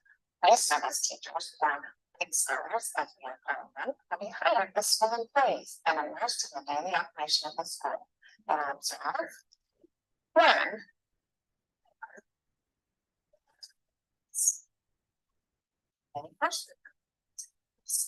exposure to a school environment, but are preparing for their own classrooms, constantly increasing teacher attention and reducing burnout during the first formative years. So to summarize, what is it? We are calling this a 3-layer learning exchange. So it is a regular elementary school that will have college classes on site. Our pre-service teachers will be immersed and employed for up to 3 years in what we're calling an apprenticeship model. And teachers with more experience are going to be our target staff because they have more tools in their backpack and more experience. So the first layer of learners are K-6 students. The charter would allow us to provide some flexibilities in instruction and also add enhancements like experiential learning and some STEM opportunities. The model would give additional adult support in the classroom and more opportunities for our students to build connections with caring adults. And finally, teaming in this way will give students the same consistent high quality instruction that we've always been able to provide. The second layer of our learners are our pre-service teachers. This opportunity will allow us to build strong relationship at all levels of education in Montana. It will promote recruitment, as this first group coming out will end up with zero debt. It will promote retention of new teachers, as beginning teachers will feel more prepared coming through this program. And it will support retention of our current teachers as the workload is shared. And the third layer of learners are our Great Falls Public School staff, our parents and community. The school will become a district hub for observation, learning, reflection, and growth for all. It will allow us to build capacity and culture, curriculum, all of those areas. And the school will engage our community partners to enhance those pathways to our students' future careers and community involvement. So to really sum this up, we strongly believe that accelerated teacher learning will translate to accelerated student learning, because after all, it's the teacher that makes the difference.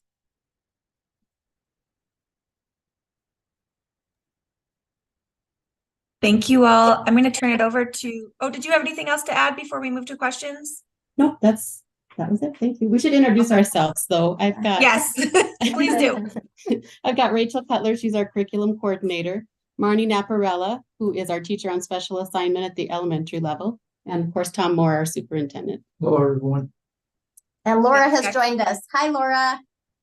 Hi, I'm sorry to be late and I had trouble getting on the Zoom link somehow. Thank you, McCall, so much for helping me. And Laura is representing Western, which is our university partner. Excellent. Thank you all. I'm going to turn this over to Dr. Slinger now, who's going to lead the board in some Q&A. Thank you. Thanks so much. I appreciate it. And what an interesting model. I totally see the value for teacher development, teacher training, teacher recruitment, things. I'd like you to go over a little bit more about the enhanced opportunities it is for the actual student learners. I'm a little light in that area as far as, because I clearly see the other part being so beneficial. I really want to know what it means for those students. Right.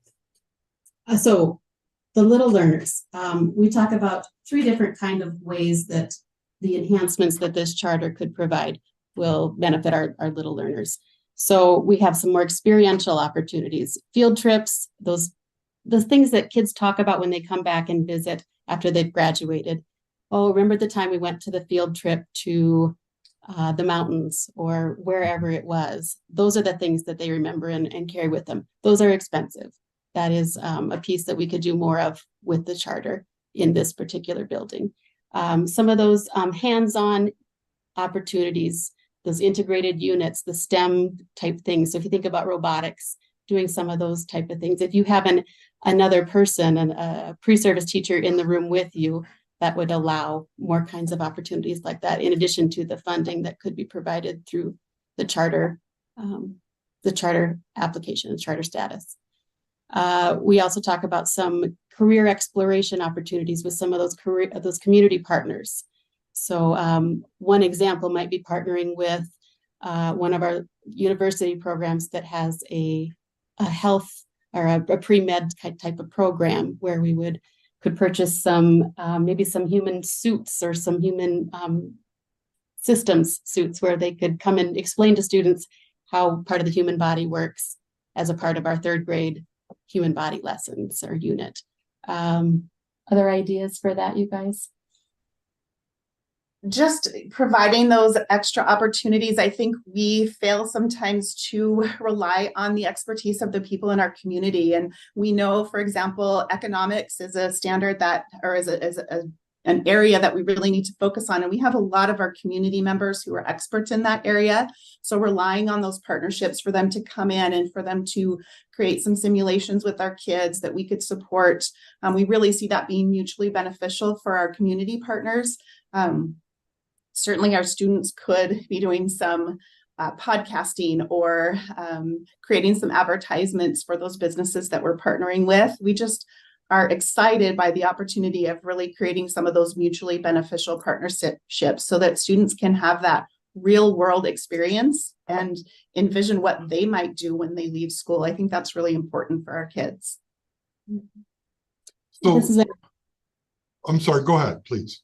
It's in addition to having really highly experienced master teachers in each of those classrooms too, and that in and of itself is. So, how the students and the family, so all of these charters have to have some sort of community engagement, right, and an advisory board or council or what have you. So how are you envisioning, like, are the students, are they opting into this school throughout your district, and then so they would be potentially spread out throughout Great Falls, right? So it could be difficult then to try and get parents to, it's not their local school, it's just down the block, right? So like, what's your thought about the engagement of your community advisors for the school? So I got a lot to say about that. Our student population will be a combination of lottery and students that are already zoned for that area. So the students that are currently zoned there will have the first opportunity to refuse. They will be able to stay there unless they decide they don't want to. So we have also worked to name an advisory panel that does already include a current parent from that school who is interested in having her child stay. So, yeah. So then my last question would be, how long do the student teachers stay in the site? You know, like what's the cycle? What's the rotation? What's the, are they there for, how long a block are they in there? What's that transition look like? So, and I would just say, Laura, feel free to jump in. Do you want to take this? Sure. I want to begin by saying that I've joined this project relatively recently. I'm very, very excited about it. And I hope that anybody in the room there will correct me if I misspeak in any way. So the degree is designed to be, it's currently funded by a Sprint degree grant, and it's designed to be a 3. So the Sprint part means that you're working, it's still the same, it doesn't cut anything out, but you're doing it in a more accelerated fashion through the summers. So the students are there for 3 years if they were to start the degree program without any transferable courses. Likely they will have some transferable courses. So it becomes then a little bit of a guessing game as to say how long each student might be engaged in that degree program. But so let's call it, maybe 2.5 to 3 years, something along those lines. And they're going to be it's such an immersive experience for them. And I'd like to bounce back to one of your earlier questions. What do the little students stand to gain from this? It's going to be, I think, a lot, because they're going to, I'm trying to say this without casting any, I don't mean to sound like I'm casting any aspersions on what I'll call regular paraeducators. I'm not.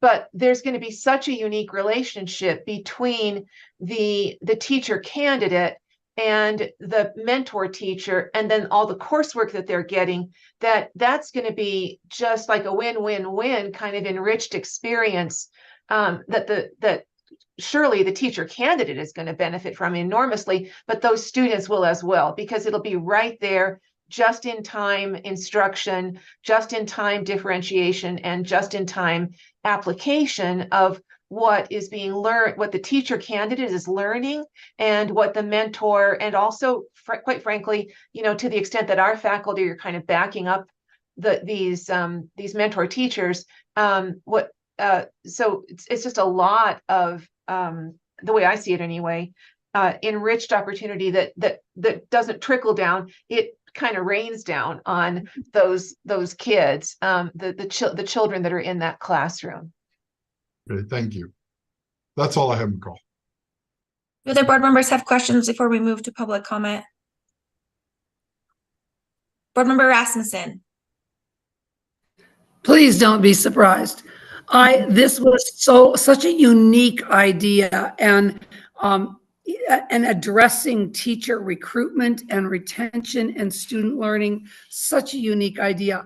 So what I want to know is, I know how you're going to measure student achievement, and I would be very interested in seeing how this plays out after a year or two. And of course, if we fund this charter, we will get to. But how are you going to measure the effectiveness of this program that you are entering into? And it's not a program, you're setting up a school.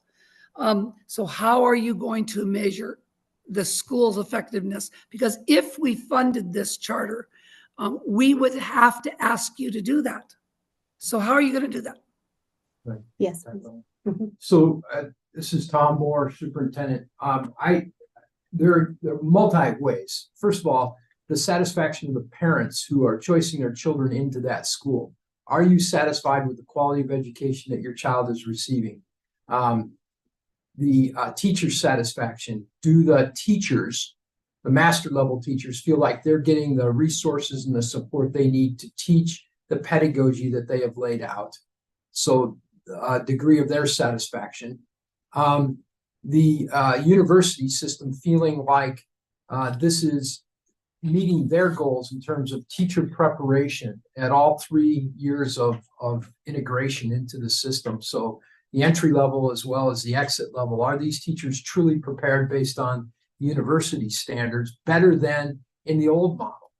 And then third is the academic achievement and the performance of our fourth actually is the academic achievement improvement overall, that our kids are getting a higher quality experience in this innovative endeavor than comparatively speaking in other schools of the same demographic profile across our community.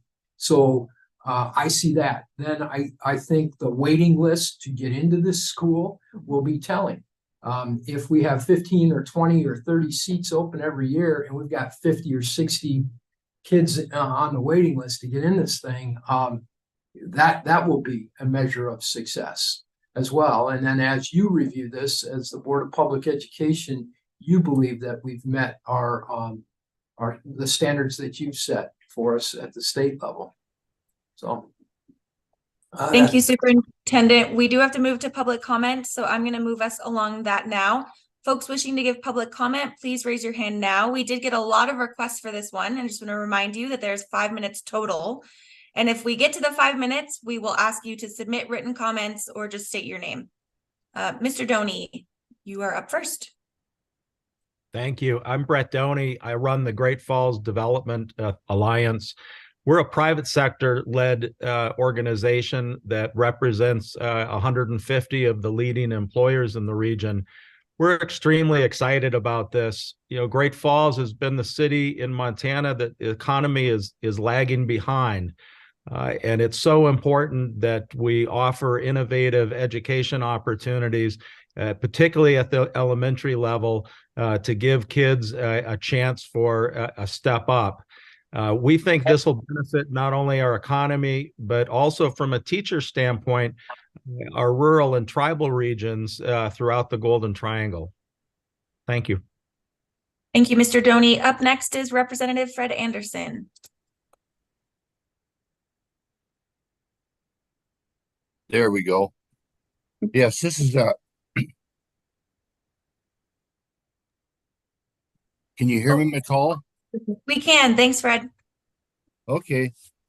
I'm here as a proponent of the core charter application from Great Falls Public Schools. And this application addresses, I think, two critical areas: the shortage of teachers throughout an innovative internship and mentoring process, as well as acclimating pre-service teachers to the culture of Great Falls Public Schools while providing a rich learning environment. And I think secondly, it provides an outstanding learning environment for the elementary students who will have two adults in the room working with them, one being a master teacher. And as was previously mentioned, it's not only going to be a huge asset for the intern future teachers, but also the elementary students that are there.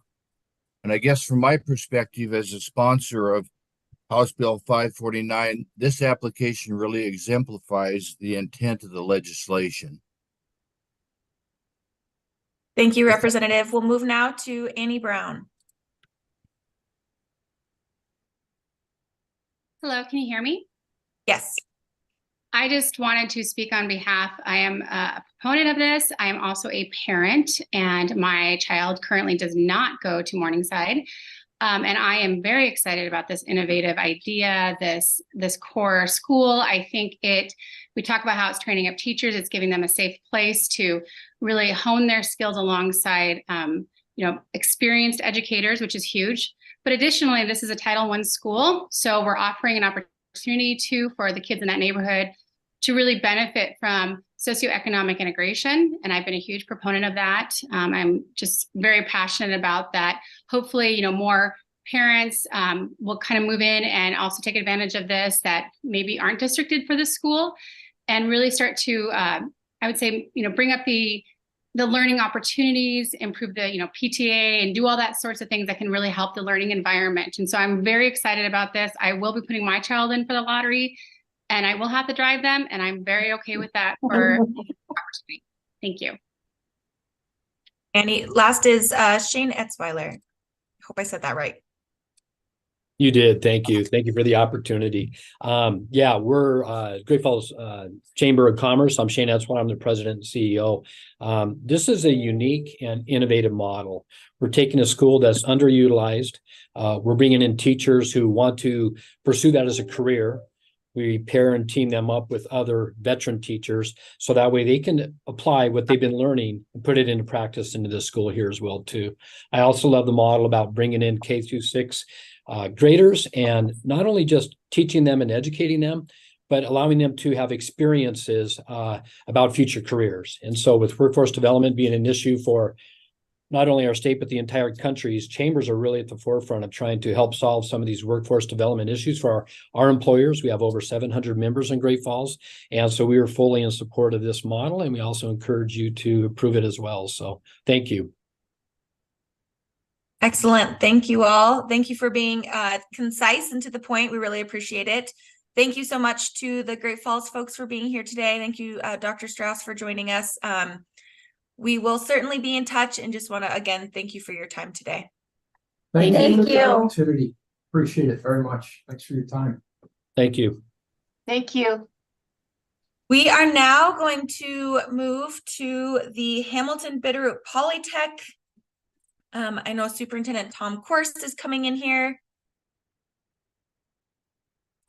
Superintendent Korst, can you hear us? I can. Can you hear me okay? We sure can, and we can see you now too. I'm going to turn it over to you to get us started. Thanks. Can you see my screen? We cannot. Oh, there. Now you can you? Yeah, we can. Okay. Thank you, first of all, for this opportunity. I've been in education for well over 20 years, and this has been by far the most innovative opportunity that I think I've ever been a part of. My name is Tom Korst. I'm the superintendent of Hamilton Public Schools, and I want to introduce you to the Bitterroot Polytech. Trying to capture some slogans and a kind of a motto, and we're starting with start here, stay here, and go anywhere. The presentation, I hope, addresses these 7 topics. 1, the need, the mission, the vision, the target population, the facility and environment, and educational opportunities that students would not otherwise receive, as well as sustainability. The 2 problems we hope our school addresses, our charter school addresses, would be systemic changes in student learning. We recognize that students are seeking greater flexibility and access, more hours, more days, proficiency-based learning, moving away from Carnegie unit to articulated skills. And I think a lot of students are seeking experiential work opportunities, hands-on opportunities more and more and more. And also trying to find ways to make educational personally rewarding. The second thing we think our charter school addresses an insufficiently trained workforce. And living in Hamilton for the last decade or more, there's a great need for skilled workforce and an increasingly greater need in healthcare, biotech firms, construction trades, and many others. Therefore, our mission of our charter school is to provide individualized, proficiency-based, and career-directed graduation pathways. Just the simple nuts and bolts of it, students will be required to take the rigorous core, which exceeds the Board of Public Education graduation requirements and the Montana University System graduation requirements, shaded in pink. After those are successfully completed, then students will have the opportunity to take traditional electives in the classroom and or seek out what we call advanced opportunities. And what that would look like is, in lieu of traditional credits, students could seek out certification in a number of areas that don't necessarily qualify for dual enrollment, but that's what we're going to seek to do. What that would look like is hopefully creating student success stories through innovation. And if a student wanted to become an EMT, that they could do so with one of those in lieu of credit opportunities. The district would support them financially, most likely on a sliding scale. And upon graduation, that student would have transferable credit to college, and or this would actually be real credits in their diploma. The target population, all students, really, I should say students 7th through 12th, but all of them, regardless of their circumstance. And these would be students who are seeking greater levels of flexibility, a proficiency-based learning system, and or seeking advanced opportunities before they graduate. The facility, we currently own a facility that was an old, smaller middle school in the 80s, and it's currently partially leased by the Bitterroot College U of M. So we think this will be a great partnership and location to house the Bitterroot Polytech. I think the opportunities that students would get that they otherwise would not receive, really trying to move to almost a year-round school system and mentality, moving from limited choices in Carnegie Unit to advanced options and alternative credits, moving from what I would consider to be too often a real-world disconnect to a real-world connection, to where they might have a greater motivation for schooling. I think sometimes we overly sort potential. This would move to more of an inclusive prosperity mentality, and moving from an educational island to a community educational hub. Really moving from something that's not super flexible to a system that's very customer oriented, which is our students and our community. The sustainability plan, we see that this funding would help us start up and launch this program. And over the next 5 years, we would seek to reorganize our existing funding, expand partnerships, seek local support, and become fully operational with or without public charter funding in 5 years. This isn't just going to be something that we start up when the funding dries up, we're done with. We hope it's a long-term venture. Looks like my 5 minutes are up. You are on it. Thank you, Superintendent. That's the fastest 5 minutes I've ever had. You're great. Thank you. Dr. Slinger, I'm going to turn it over for you to ask some questions. You did a great job. No, I love what you're doing here. I really do. I'm just curious. Like, I question whether, do you need the charter school to do this, or is this an advanced opportunity funding project that you could apply for? And initiative wise, could you clarify for me, like, how it's a game changer for you if it's a charter school as opposed to a new initiative? Because I agree with you, Tom. I love what you're doing here, and I love what you're putting together. I'm just trying to help me out a little bit on that. That's a great question. We looked at this. I mean, certainly there would be options to run it otherwise, and we already do. What I envision happening is we're going to have greater population attending this system. And if you look at something that's super flexible, doesn't necessarily have bell schedules, is a different mode of operation, to have a school within a school like that is super disruptive. It would be very, very difficult to operate the school within our high school system or middle school. What this allows for is an environment of flexibility. It's got some autonomy, and really that year-round concept. Instead of 8 to 3, maybe it's 8 to 8. we're willing to really explore what this looks like. And additionally, I envision, if you're familiar with the Dickinson Learning Center in Missoula, is adding that into the mix. We're also serving the greater community. This is part of that sustainability plan, that this is going to transcend just our existing high school students, but then move into the community and otherwise.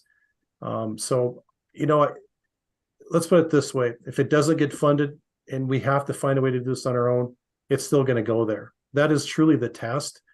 This isn't because we thought long and hard about different opportunities for a charter school.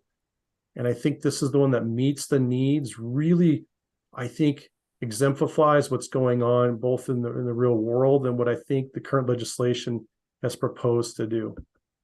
This site will allow for a ton of flexibility. So Tom, that was a very good answer, by the way. I appreciate your answer, because the disruption thing does make sense to me a lot. Some of the things you listed, like CNA and things like that, I mean, that's a one class, right? I mean, it's not a whole like, oh, I'm in this school. And I mean, so what would be the flexibility design for this charter school where the rest of your student population would be allowed to come in and come out to pick up maybe smaller credentials like that? That's perfect. So, the target population, there will be some students that will be exclusively in the charter for a variety of reasons, and some that'll take the opportunity more a la carte, like you're suggesting. Okay. So I think the combination, we're working with Bitterroot Health right now to look at replicating some of their, like a hospital room of some sort, creating that environment on site so that students could practice, working on patients, working on those essential skills to become a CNA, et cetera. And then in some cases, they might actually be at Bitterroot Health. But that's exactly the concept, that there'd be some full-time students, some part-time students, and really a kind of a choose your own adventure strategy for all of our students. Okay, thank you very much, Tom. I appreciate it. Thank you. I appreciate the question. McCall, that's the only questions I have. Any other board member questions?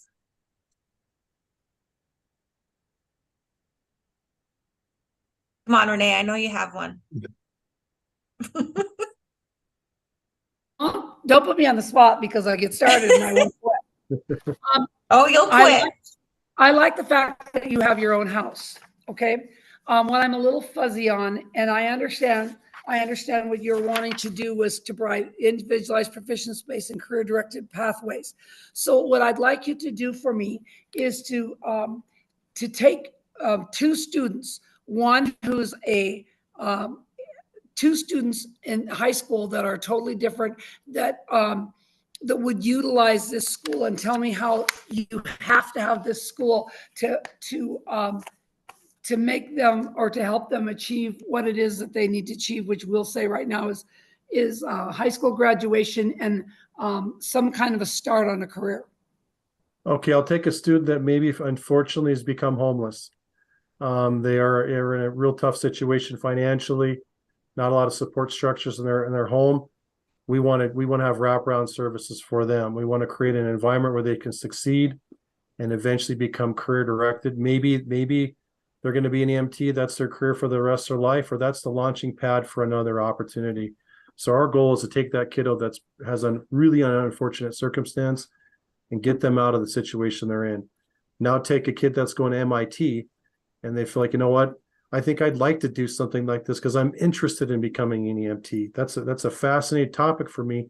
And maybe while I go to college, that's the job I'm going to do, because I think I'm going to be an orthopedic surgeon anyway.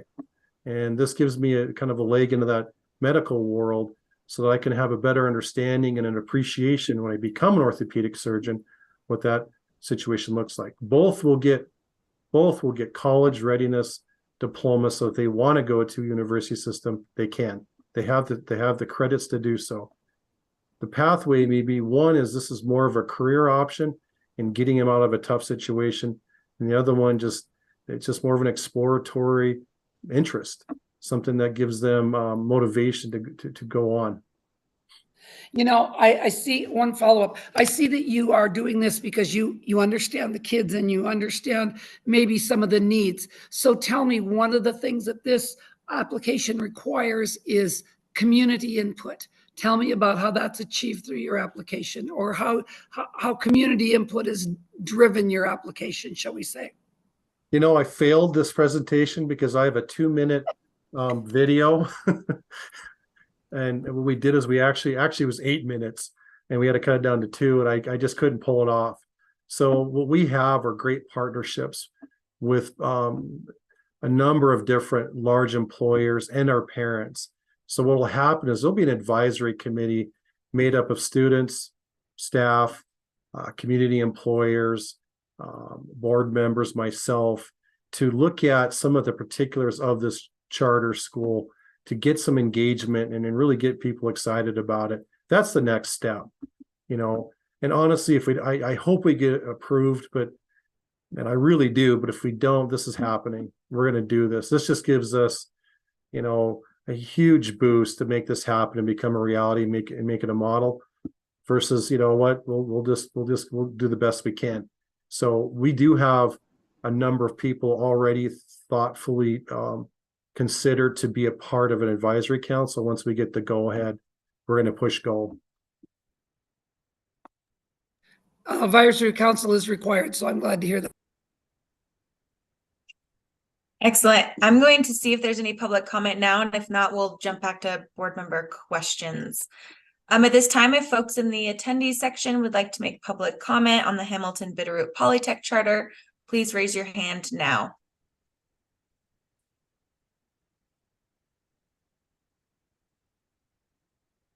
Seeing none, I'll turn it back to board members. Anyone else have any questions? Board member Rasmussen, you get one more. I apologize. I take this quite seriously. The legislature tasked us with an just impossible task. So this is a question I've asked before. We're required to approve only charter schools where the promise of improved educational outcomes outweighs the potential increased capability to state and local taxpayers. Okay, that is our final task. That's actually written into the law. Mm-hmm. We can't approve any unless the benefit outweighs the cost. Defend that to me. It's great. That's what that should be our focus. If we don't have an outcomes-based mentality, then what's the point? So I think the measurables for us are going to be how many students graduate at what proficiency level. Start with the basic core, rigorous core. And then 2, how many students attend and achieve some type of industry recognized credential. They get that in their back pocket. And where does that take them? And there's 2 pathways with that. Pathway, a long time ago, this is what really draws my interest. I wanted to be a physical therapist. I job shadowed for a while. I chose differently based off of that physical therapy experience. And maybe it's just was an interesting experience. We'll just leave it at that. But it changed my mind. So I don't think it's always that the student receives this credential and they say, okay, I'm going to move on. It might actually change their mind. So this isn't for me. So we think anything above probably an 80 or 90% placement is appropriate, especially when the student says, look, I tried it. I thought it was going to be for me, and it wasn't. So we see 2 things happening that we're going to give kids a chance to kind of test the waters before they launch into a career field, spend a bunch of money in college, and decide it's not for them. So the outcome, in my opinion, is how many kids are placed properly, not just placed, but placed properly, where they are intrinsically motivated to continue on, do that career, move forward with further development in their credentials, et cetera. And I do have that in the application, just a simple metric of placement, et cetera. And I think you're muted, Renee. I think if you could look at an individual and said, because of my time at the Polytech, I think I really figured out what I wanted to do in life, and I'm excited for it. How many people are fortunate enough to wake up every day and say, you know what, I love this. Even on the hard days, I love it.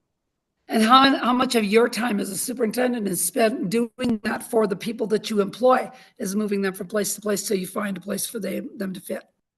Right, seat on the right bus. Yeah, and that's really the goal. But we want the students to be engaged in that. Our goal is not, we're a facilitator.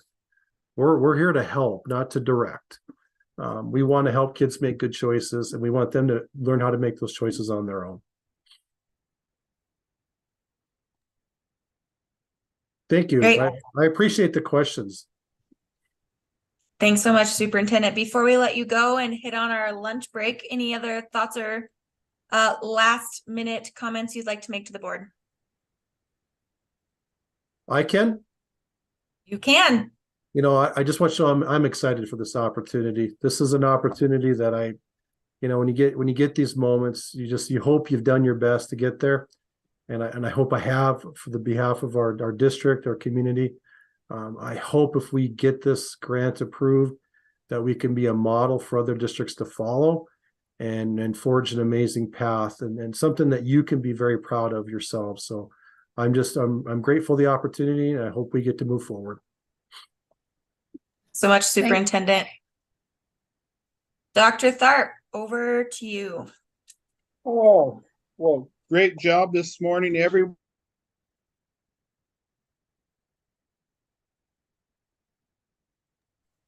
Is that me or him? Oh, That's Did we one just way to lose go to Dr. lunch. Just jump off the camera. Tom, great job. Nice meeting you also. Thank you. thank you. I will just have us recess then. We'll be back at 1:10 for the Helena Montessori Charter School. Please feel free to stay on the Zoom if you'd like. We'll just pause it for now. Thanks, everyone. Thank you, Superintendent.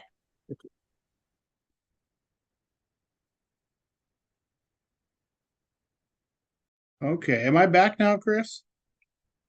You are, Tim. I'm sorry. That was my fault. I was Threw me trying out of the room. I was trying I'm going to move charge the lunch ball to you back. now. Yeah, All right. that was my fault. Sorry. All right. Break, Dr. Tharp. We'll see you all back shortly.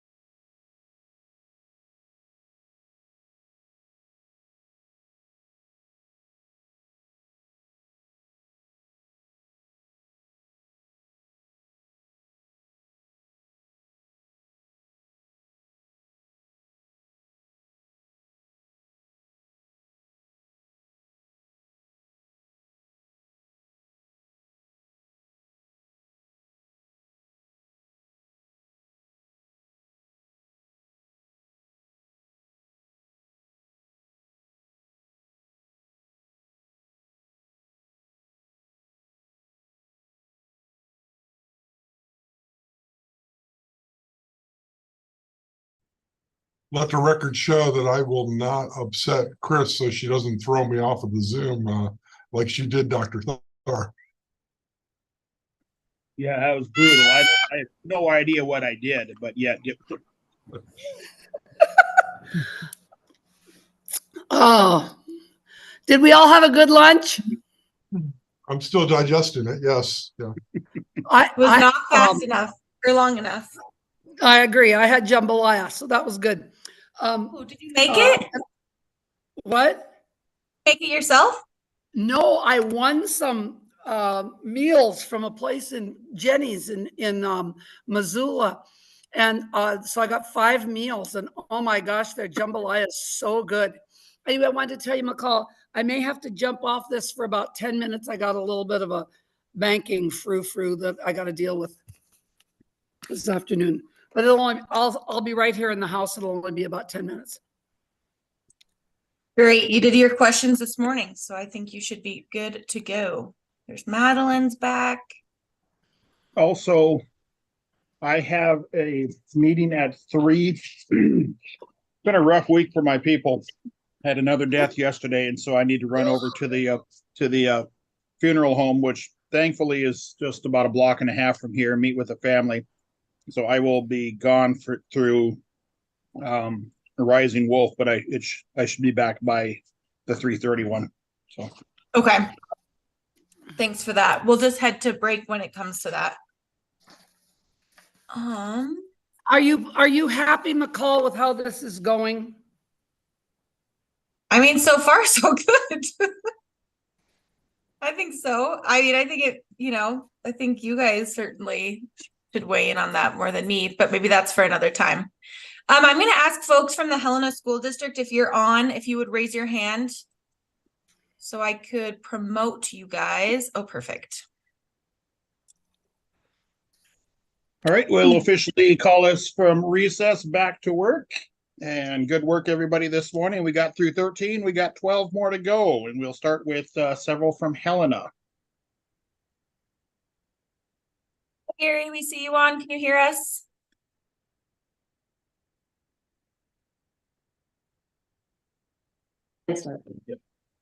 There we are. McCall, can you hear us? We can. Thank you guys so much. Thank you. We were just enjoying the conversation around the jambalaya. Welcome to the Board of Public Ed. Yeah, you never know.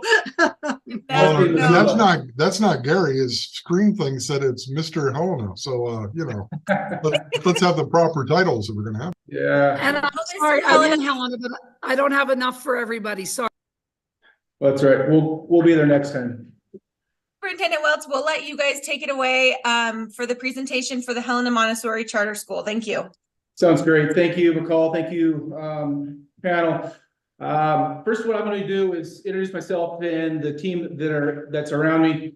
We had quite an extensive team work over the last 30 days putting this together. So I want to acknowledge them. To my left, curriculum director, Ms. Davidson. We have trustee, one of our board trustees is here, Ms. Armstrong. Federal Programs Data Assessment, Ms. Hess here to my left, top to my right. Assistant Superintendent, Mr. Josh McKay. Our Chief of Staff, Ms. Ridgway. Our Mental Health and Student Staff Service Director is Lana Carter. And then our IT Director, to my far right, is Mr. Myers. So that's really the team that's puts us together in our short period of time. And we're happy that we have the opportunity.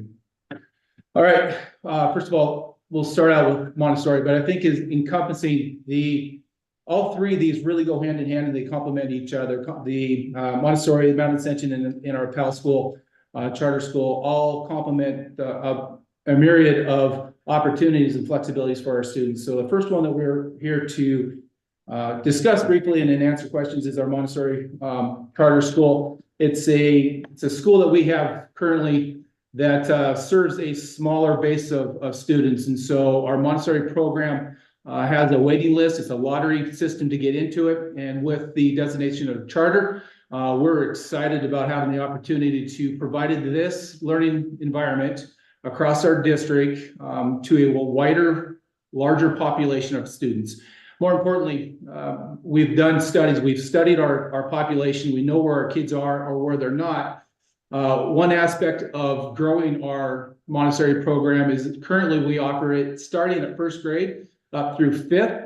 We know that there's a large appetite for our Montessori programs to be at an earlier age. And so with the charter status, making this our charter school, we'd offer this at our 4-year-old and kindergarten starting out, so that what we found through our studies is that we're losing students that just don't come to Helena Public Schools because they start with a private Montessori program in town, and then they never join back up with us. And so we would really like to provide the opportunity for our families and our students to join Helena Public Schools at an earlier age.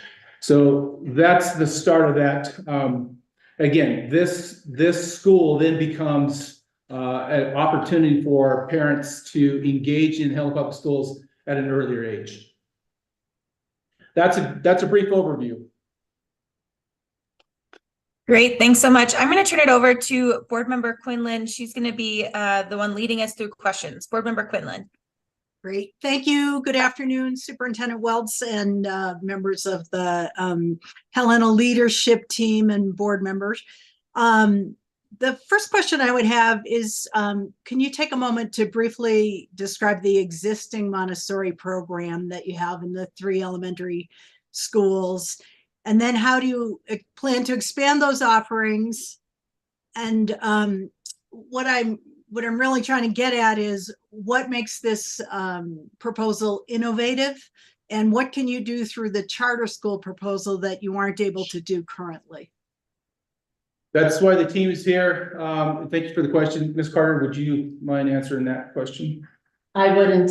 So currently we have what we would call 3 strands, or pods, if you will. We have 3 elementary schools that each have 2 of the primary pod in them, and then an intermediate pod.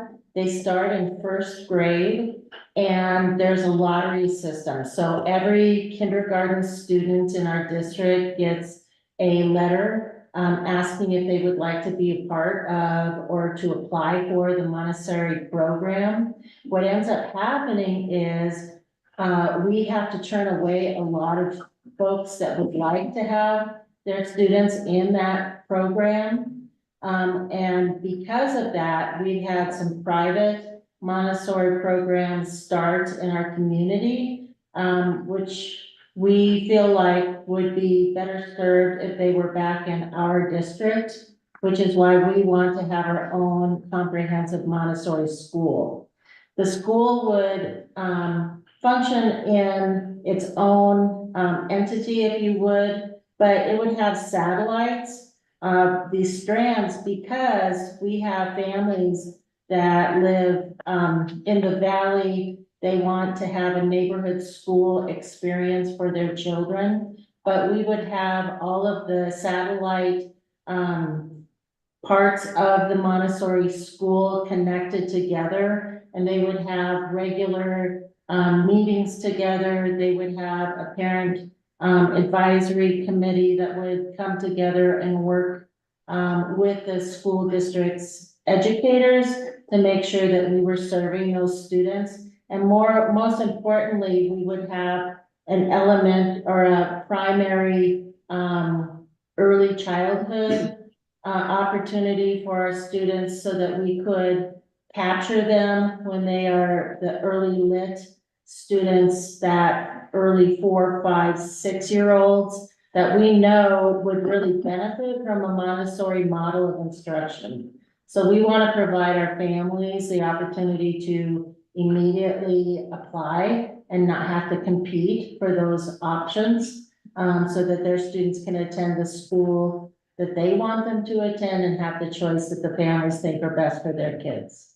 Does that answer your question? Well, I guess a follow-up I'd have is, and then you are adding more grade levels, so you're going all the way up to 5th grade. Can you speak to what that allows you to do?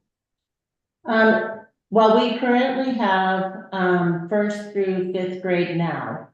What we're adding is that early childhood piece, the early literacy K component, so that when they come in they know that they can come into that program and stay with us through that Montessori level of instruction. Is that what you mean? Yeah, that's great. That's great. The next question I have, could you explain for the board how the Helena District plans to increase the number of teachers who are trained in Montessori principles and methods? Your application refers to assisting teachers at the charter school with earning certification from NAMC, which is the North America Montessori Center. What are your plans for a mentoring program or something? Maybe that's not the right word, but what would that look like? Well, we would train our own teachers, of course. We would have, using the Northern American Montessori Center, we could have that online training component. We also have some master Montessori teachers that are getting close to retirement and have already voiced that they would be very interested in mentoring young Montessori teachers so that we could keep that continuity of expertise in our programming. We also have a early childhood Montessori teacher currently in our system, and she is doing a nice job and has shown interest in working with other early childhood experiences that could be either once the kids had that opportunity, then they could continue in the Montessori school, or we want there to be the flexibility that if they decided that they wanted a more traditional experience, that families would be able to choose that as well. But what we're limited by is the capacity to actually meet the want of the Montessori school experience for our community. I think to add on to that quickly is that we have a really great, strong parent partnership with our district, and they are invested in fundraising and building an opportunity for teacher training. We know when we scale this up and we go a larger perspective, we're not going to put the pressure on or have the expectation that parents are going to be fundraising for all staff development, but we certainly don't want to stop that partnership either because they're really great connections. So we will continue the partnership with our families, with the parents, and but we have the expectation that we'll do the training. We'll make sure that all of our staff is, as we scale up and provide more classrooms, that responsibility lies on the Helena School District. Okay, great. You just beat me to the punch. You just answered the third question that I didn't ask. So let me go on to, I guess it would be helpful to have a little bit more explanation about your plans to operate an early literacy intervention program under House Bill 352 that just passed this past session. And how will the early literacy program and then the expanded Montessori program work together to raise student achievement and literacy rates? Lonnie, you want to, Josh? I can do that. Josh, Mr. McKay, Assistant Soup. Yeah, we plan to use the qualification standards established by the Montana Board of Public Ed as a criteria for how we offer and select 4-year-olds to participate in the early literacy program. And then to further the student experience, we want to use the Montessori learning style and teaching methodology and proficiency-based learning to teach kids to learn at their rate to then enter into the Montessori program. So our instructional style for that early literacy program that's attached to the Montessori school, charter school that we're applying for, would utilize that Montessori concept. Okay, great. Those are the questions that I have. So if board members have questions. The board members have questions at this time. Board Member Rasmussen. So one of our concerns is that this would be a charter school, just not a program out of school. And you obviously run this as a program at your school. And so what you're looking for basically is to expand your program. Tell me how this suddenly becomes a school and is not a program. Renee, thanks for the question. We deliberated on this a lot, but our programs are susceptible to the ebbs and flows of funding. And they have, like, programs in our districts have gates for entry where a school doesn't. So if with a school admission and people want to participate in a school, they could do a direct application to our Montessori school. Right now, they have to be part of our school district. They have to be in our school, so to speak, and then be eligible for the program to apply. But as a charter school, this is a separate entity. So admission would be direct. A follow-up, do you anticipate such great need that you're going to have to institute a lottery system? We plan to be able to scale our program to the needs of what our community is choosing to want for an educational program. So for like a Montessori charter school, if we have so many people that want it, for example, we have like 60 students that don't get in every year, that we could accommodate those 60. And then in Helena alone, we have an appetite in our community for Montessori style education. So we feel like this is something that the Helena community wants to have access to, a school and a charter school of this kind. And one last follow-up, would you go through those gates again that because I couldn't take notes that fast. Yeah, I feel like a gate is a lottery system itself, actually. So then when, it's the time of year when you apply, who gets in, those kinds of things, I see that as a challenge for people. They don't get in. So then they wanted it, they didn't get it. And that's why I use the word gate. We want to try to expand upon and not have to rely on a lottery system to put kids in a program. We want them to be able to apply and get into a school, register for school. Thank you. Yeah. Any other board members have questions before I move to public comment?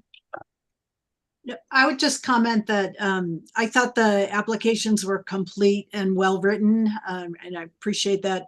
So I didn't get into the detail of some of the questions about staffing, et cetera. It looked like the district had considered all those things. Thanks, Board Member Quinlan. At this time, I will open it up for public comment. If folks on the meeting would like to give public comment, please raise your hand now. Jenny, I will allow you time to talk. Hello, thank you so much. This is Jenny Moran Butcher. I know that you are used to hearing from me in my official capacity, but today I'm speaking as a resident of Helena. And I know participating in education issues in our community, there is very much a need and a desire for an expanded Montessori school. I think that by making this as a charter and not simply a program, it will provide more equitable access for more students to enter into Montessori, a more variety of types of students and from different areas in Helena. And I really see this as a huge asset to our community as a school instead of just a program. Thank you, Jenny. I see no other hands up. So I'm going to turn it back over. Do any other board members have any other questions you'd like to ask with the 3.5 minutes remaining? Dr. Tharp. I guess as a follow-up to what Renee asked, the same thing. I guess I need more explanation as to why you can't do this now and why this needs to be under the umbrella of charter. Can you explain that further, please? Yeah, go ahead. Yeah, we're limited with our programs in growth. Like we can't grow programming. We don't have we just don't have the students to be able to do that. Actually, we don't have the staffing to be able to do that. We need the protection of a school to be able to offer a comprehensive school experience. I don't know how to explain it other than that, actually. Yeah, again,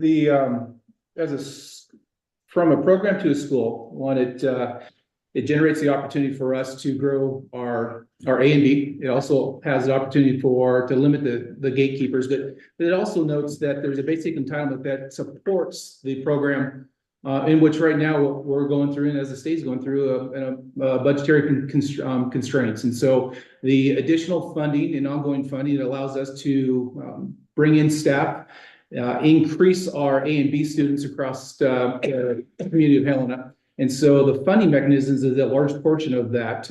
Right now, we are constrained by our budget, and quite frankly, this will support the growth of staffing so that we can offer more to our students. Any further questions? All right, thank you all so much. We're gonna move now into the next application, which is the Helena Mount Ascension Learning Academy. Superintendent Welts, I'm gonna let you take this one away, and you get a couple extra minutes. All right, thanks, McCall. This is another exciting aspect of our vision moving forward. The Mount Ascension is new to our district. It's applicable for 1st grade through 12th grade. What we are finding that we have a very large transient population. We also know that we have students that we did a comprehensive study of our students and where they're at, if they're attending or if they're not attending.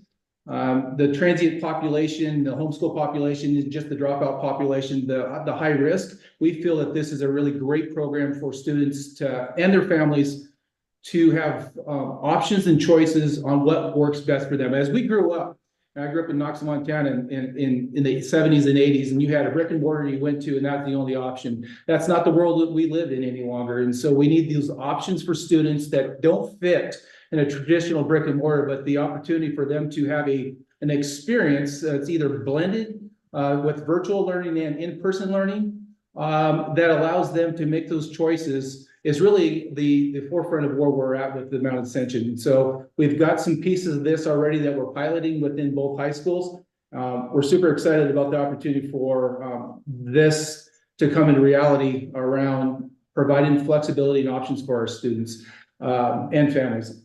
I think that most importantly, the Mount Ascension probably lies in the realm of Ms. Hess here, and she can continue on with that description of what that looks like. So this program was born out of my department and the umbrella of my department with federal programs. We had a need with our students who were group home, homeless, foster. They were coming into our high schools and they were credit deficient. And although we have MTDA, we've had success with MTDA, we needed more options to meet the needs of these students. And so we started these transitions classrooms at each of our high schools. And it offered students an opportunity to take either MTDA classes, proficiency-based classes through another online platform, and also courses within our own high schools where they could eventually transition from a sheltered classroom out into the traditional classroom. And this program has proliferated with the demand coming out of COVID of students, parents, families who are looking for alternative options for their students. And so they're looking for, maybe they have a job and they have to work part of the day. And so they want to be able to do part of the day online and then part of the day coming into school or working on their own time and their own schedule. But at the same time, they have our teachers, we have our educational advocates who are the mentors for the students and make sure that they're on track and they work closely with the students to develop their personalized learning plan. But it's really meeting the individual needs of the students based on their learning, their home life, and where their needs are.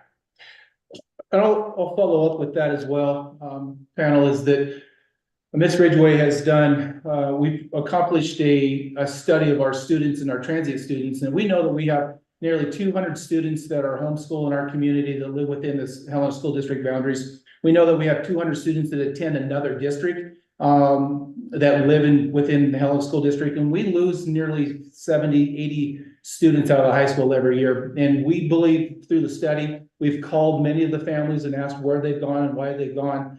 it comes back to the fact that there wasn't an option what we are presenting today in this Mount Ascension. If we had Mount Ascension, this would be an opportunity for those students to not leave our district and come back to the district that they live in. So again, I think that's a testament to providing the flexibility and the opportunity for students and their families that live within our district. I'll clear one other thing up.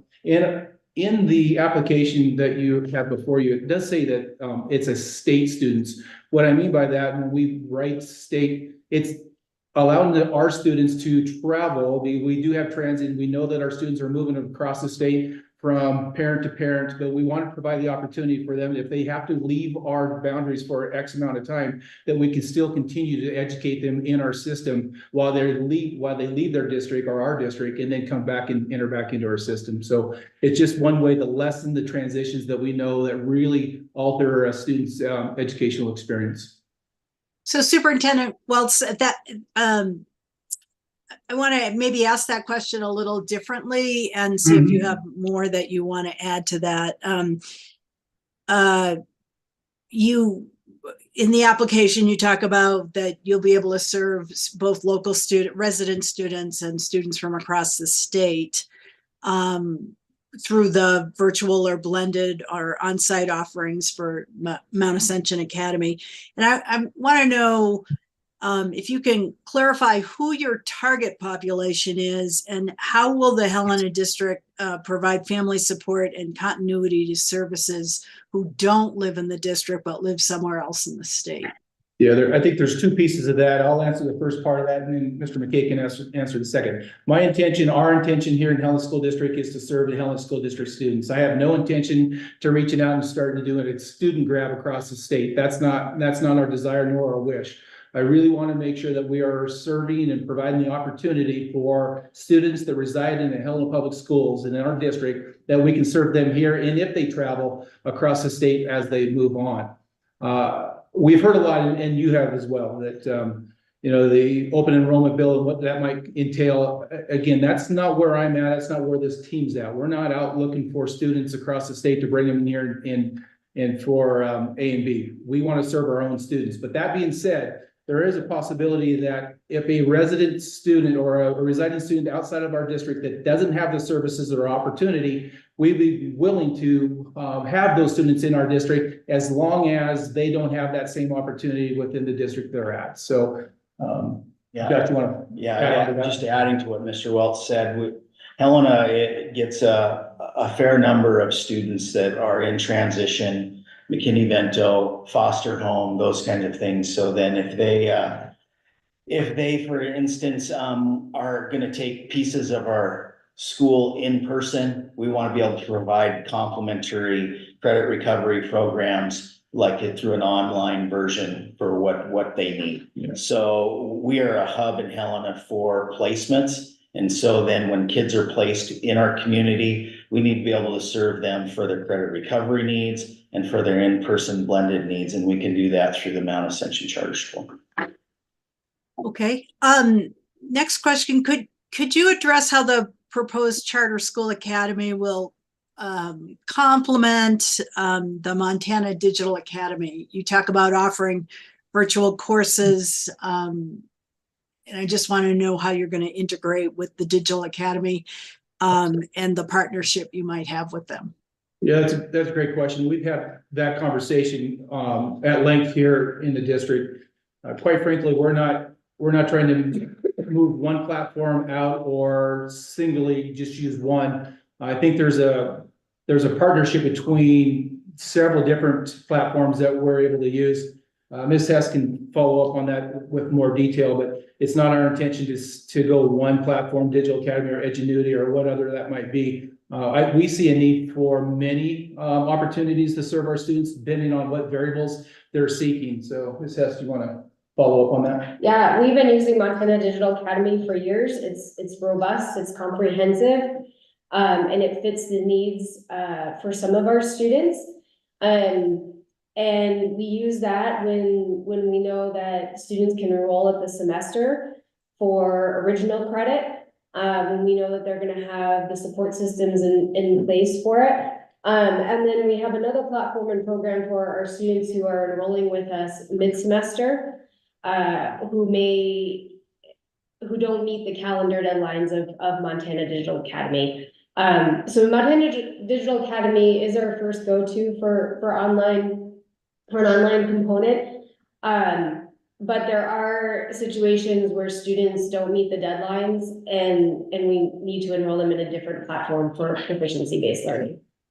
Okay. I just And then add, finally, sorry. can I just add to the piece that with this charter school, we'll have an educational advocate that will help each child or student with a personalized learning plan. And so through that personalized learning plan, we'll be able to select which learning mode and learning style and program, so to speak, works for them, whether it's in person or an online experience.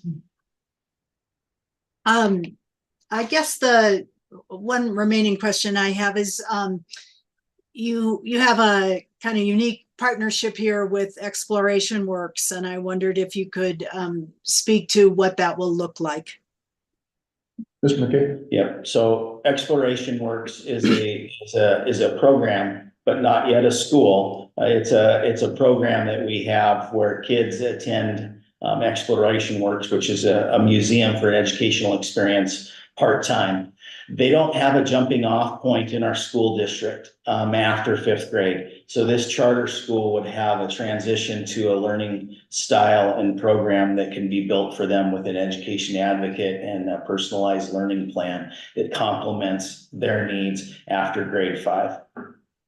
Okay, great. Thank you. Those are all the questions I have. Board Member Quinlan, any other board member questions?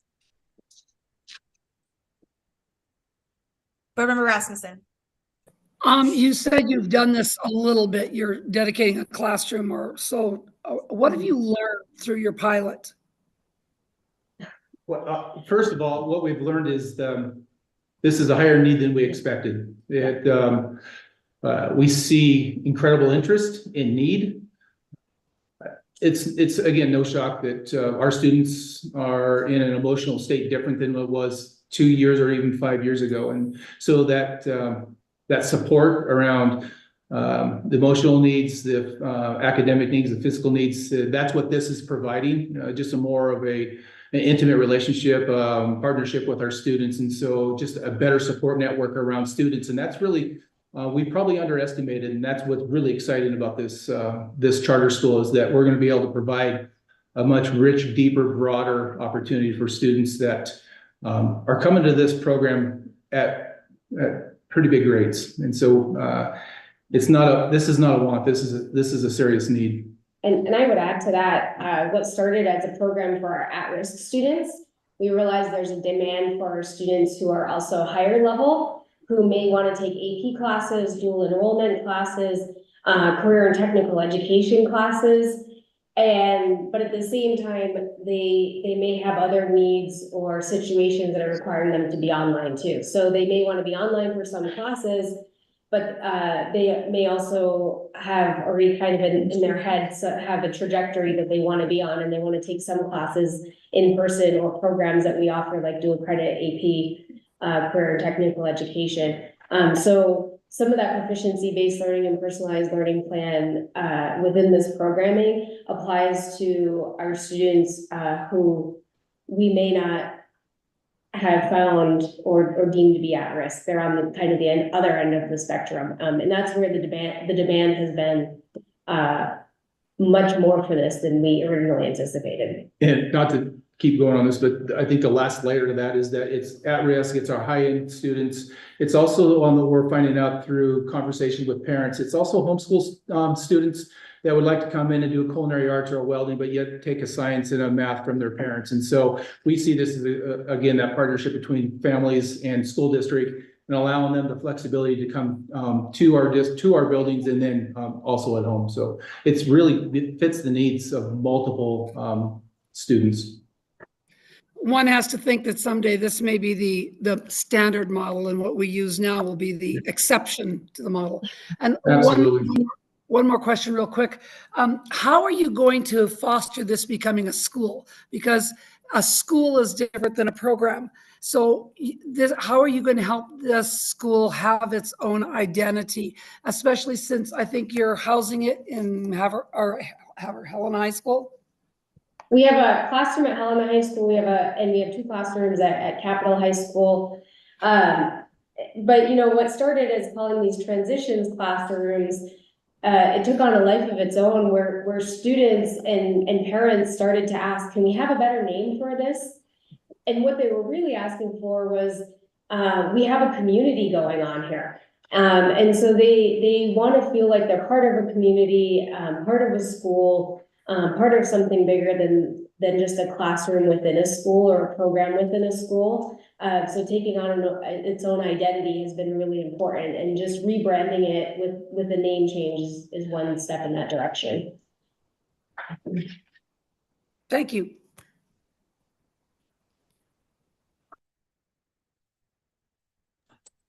At this time, I'm going to see if anybody online would like to give public comment on the Helena Mount Ascension Learning Academy. So if you are in the attendees and you would like to make public comment, please raise your hand now.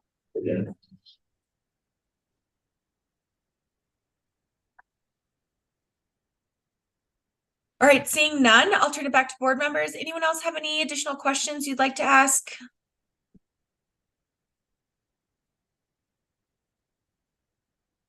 All right, seeing none. Superintendent Welts, anything else you'd like to add to this one? Not at all. Thanks for the opportunity. When you're ready, we can do a project for alternative learning. Ready to go. Go ahead. So PAL, as it's referred to, our project for alternative learning, has been around for some time. Currently, it's offered to our upper level 10, 11, 12 grade students. We want to scale that up to 9th grade. There's several reasons for that. It is an absolute desire for our community to grow this program. It's sought after. Again, like Montessori program, it is limited in access. And so with the additional funding and the scalability of making this a larger school, that we believe that will enhance more students into the program. Again, as we talked about with our Mount Ascension, is that our at-risk students that drop out, or as we believe our district, we would like to provide an opportunity prior to 10th grade entrance into an alternative program or alternative school. We'd like to enter in as a 9th grader. We believe that if at 9th grade, the chances of them dropping out of school has lessened. And so this is a scalability, again, of providing an opportunity and an environment for a larger group of students to enter into an environment. What's unique about PAL in Helena is that this is a true family. It is it's a close relationship. It's at risk, experiential learning that they use in our community.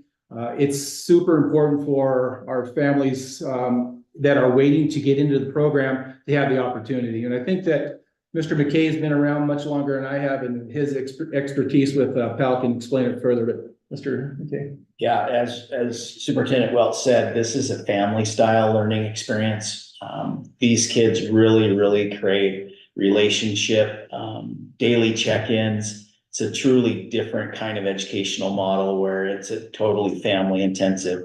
And that expansion piece into 9th grade, currently we're not able to expand it to 10 past what it's built as a 10, 11, 12 because it's a program. That school designation will allow it to get kids to start on that path before we lose them in high school. It's quite an amazing experience, the family style educational opportunity and the social emotional supports these kiddos need at that family style school are so important.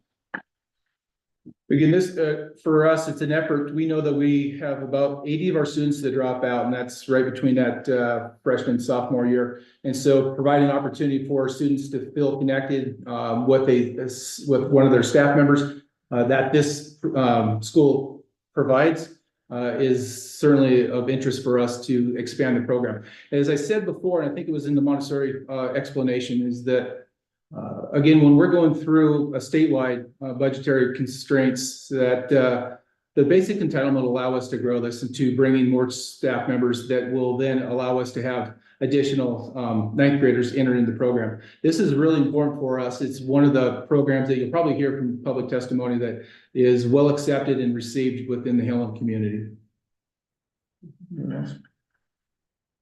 I just wanted to add that the way that PAL is positioned is to become a school in our community. They've got so many embedded community connections with the experiential learning, with career opportunities, with a lot of connections that way. It's so connected that way that as a school, it really allows the expansion of that. And it's really powerful. Our community really enjoyed it.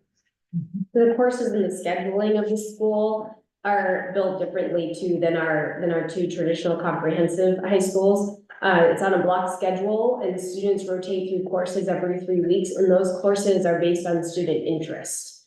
And then that student interest is connected to the experiential learning outside of the classroom with community partners and in career pathways. I have a couple of questions I'd like to ask, and I think you've probably hit on parts of all of these, but so what enhancements does the charter school compared to the existing, what are the enhancements, and what makes the proposal innovative, and what can you do through the charter school proposal that you aren't able to do currently? And I know you've talked quite a bit about the ninth grade piece, but I just want you to sort of think through, is there anything else you want to add there? Absolutely. We'll I'll let Mr. McKay start, and I think there'll be several of us that will add to that question. Mr. McKay. Yeah, we'd really like the charter school approval so that we can offer a school diploma that's PAL specific if kids choose. We'd like for it to be like a direct access point where if kids right now apply and are denied as well, like the Montessori is, they could apply and get in directly. So it'd be an open access program. And then we would have an advisory board with students, parents, staff, community partners that would meet regularly to help guide the decision-making within the school. Like I talked about, those course schedules that are unique to the students that they're serving at the time. That advisory group would help guide a lot of that programming within the school too. And connect to the career pathways. We want to build out and expand and innovate around career pathway and career opportunity and a job at the end of a PAL graduation. Again, this is a very successful opportunity for students. We would like to be able to grow this and expand it to our ninth grade. For multiple reasons, at-risk students at the core, and for our community that values this program or this school. So I think it's an important part of the overall package with Montessori, the Mountain Ascension, and then PAL. They all kind of work themselves together, and so integral part of our educational opportunities in Helen. As the enrollment increases in the PAL program, is there adequate support or demand from the business community to provide for employment and internships for students? Yeah, absolutely. I would say that's really across the board. But we have community partners lined up right now who really want to partner with PAL and those students, and also integrate opportunities within classroom credit. So, catering services can be done within the school to help with culinary, that sort of thing. So yeah, I would say we've got the demand is there from the community to help and support these students. Trustee Armstrong. Yeah, from the board's perspective, I just want to say, yes, we're passionate about all these, but emotionally, we really connect with PAL. If you've ever been there and sat at a Thanksgiving and they go around the room and they all talk about what they're grateful for, this is not just an educational program, it is life-changing for these students. But the way it works now is you need to go to a regular high school, you need to struggle there, you have to have some bad experiences, and then you get into the program. If we stop having bad experiences first, we reach out ahead of time and we're proactive, we can make an even bigger difference for these kids. And we have lots of students in the community who are desperate to get into PAL. And we lose some of them when they're eligible to drop out. And I don't really want to do that. I mean, I want to continue to make this a vibrant community. I want all our kids engaged. So the board feels very passionately about expanding PAL and changing the focus of PAL from having a bad experience first. But frankly, it's a very expensive program. It's intensive. We have a deficit. We are thrilled that the state is coming to support the needs of the local communities and to help us continue to address the needs of every student. So I just thank you for listening to this presentation, but no, the board is very passionate about this. So I guess the last question I would have, and you know, all of us as board members have read a whole bunch of these applications, and it starts to get blurry. And I think sometimes it's easy to think, well, what's the defining difference between one proposal from a district versus another one that we might get? So I guess my question for you is, especially at the high school level, what are the defining differences between the PAL Academy and the Mount Ascension Academy, and who is your targeted student population? I think I'll go first and then people can expand. The PAL is the deep family relationship, personal experience for a kid. It's the child that craves the really day-to-day personal interactions. There's other kids that would want the Ascension Charter School because they kind of wanted diversification and don't crave the family style learning experience. They're actually quite different, but they're very personalized into, each one of them is personalized differently into what the kids' needs are by design to be able to get to everybody's needs, I guess. I would say that. Thank you. Those are the questions I had. That's a good answer. Thanks. Board members, any other questions you might have at this time? Board member Rasmussen. Just a quick follow-up to Madeline's question. So I noticed in your Mount Ascension, you had an educational advocate, you know, that was part of the program. Here you don't. Why? I could do that. The class size at Cal is extremely, small. And so then each teacher is the advisor or education advocate for each cohort of kids in like a 1-10, 1-12 ratio kind of a thing.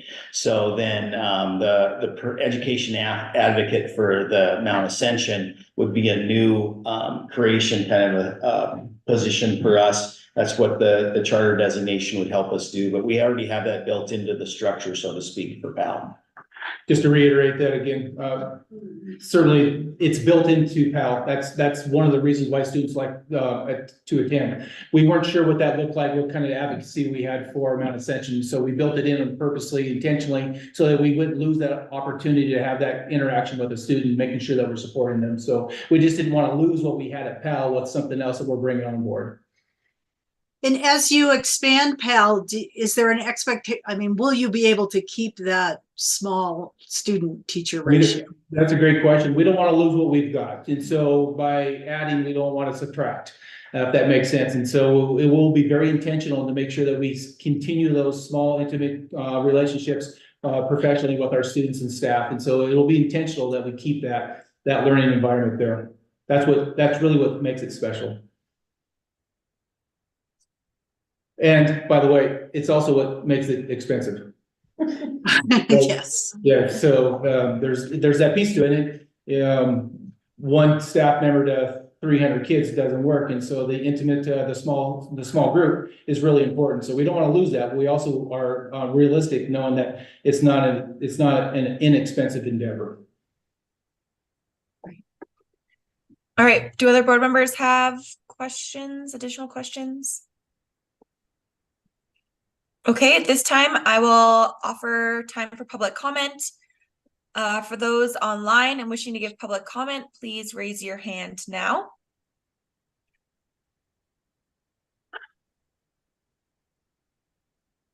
Seeing none.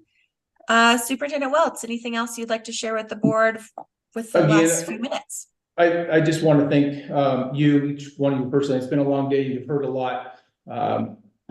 There's a lot of talk around, is it a school or is it a program? But we truly believe that these new coming up schools provide our community an opportunity to serve a larger portion of our students, that one in our district, and more importantly, the ones that are no longer in our district that we can serve back again. And so as we had said, I think Renee may have said that perhaps Mount Ascension could be the new way. I think the new way is multiple opportunities across our district. And so that's really the innovation of what we're trying to do, is provide opportunity for families and their students to seek an education, that they're not dropouts, they're not being supported later, that we give them the interconnection, the need to stay in school and be connected to an environment that they want to pursue later. And so that's our goal, is to educate all of our students and not just the ones that want to attend school. I just want to add my thanks for the proposals that you brought forward. I thought your applications were complete and really well written, and so that made it easier for at least me as a reader to go through and prepare questions. And I hope we've had a good discussion here today. So thank you. Yeah, we appreciate the questions. Thank you. Thank you all. All right, now we are going to move on to a slew of Kalispell applications. There may be some folks coming and going from these, so bear with me while I sort of, let people in for these applications and others. So at this time, I see a few Kalispell folks. And I know we're also early, so I do want to give some time if we need to wait a few minutes to allow others in.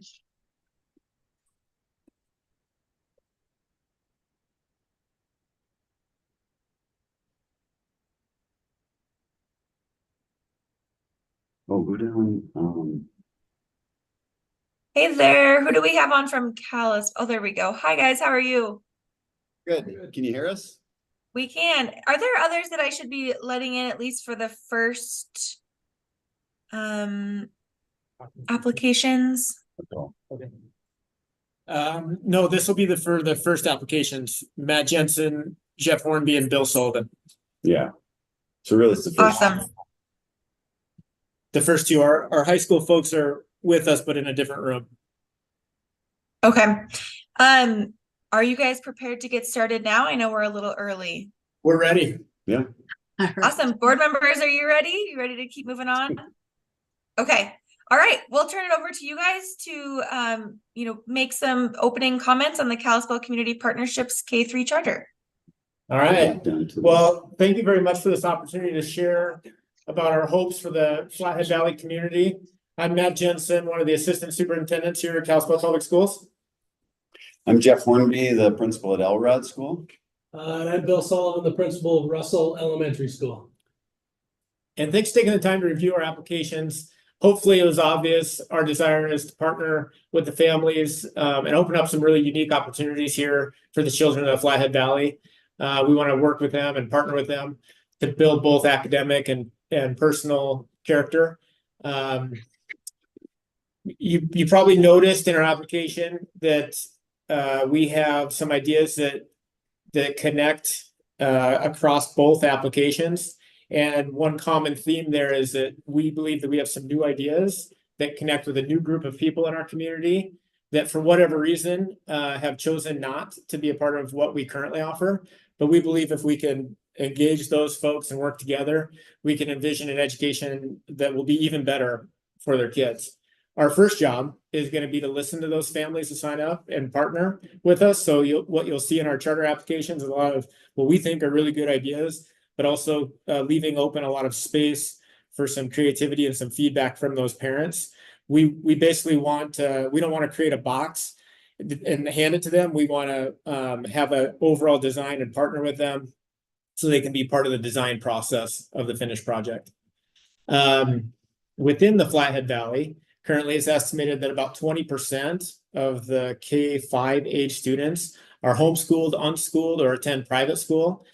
And so if you look at the Flathead Valley, the greater Flathead Valley and our partner schools, and you calculate out that 20%, that represents about 800 children.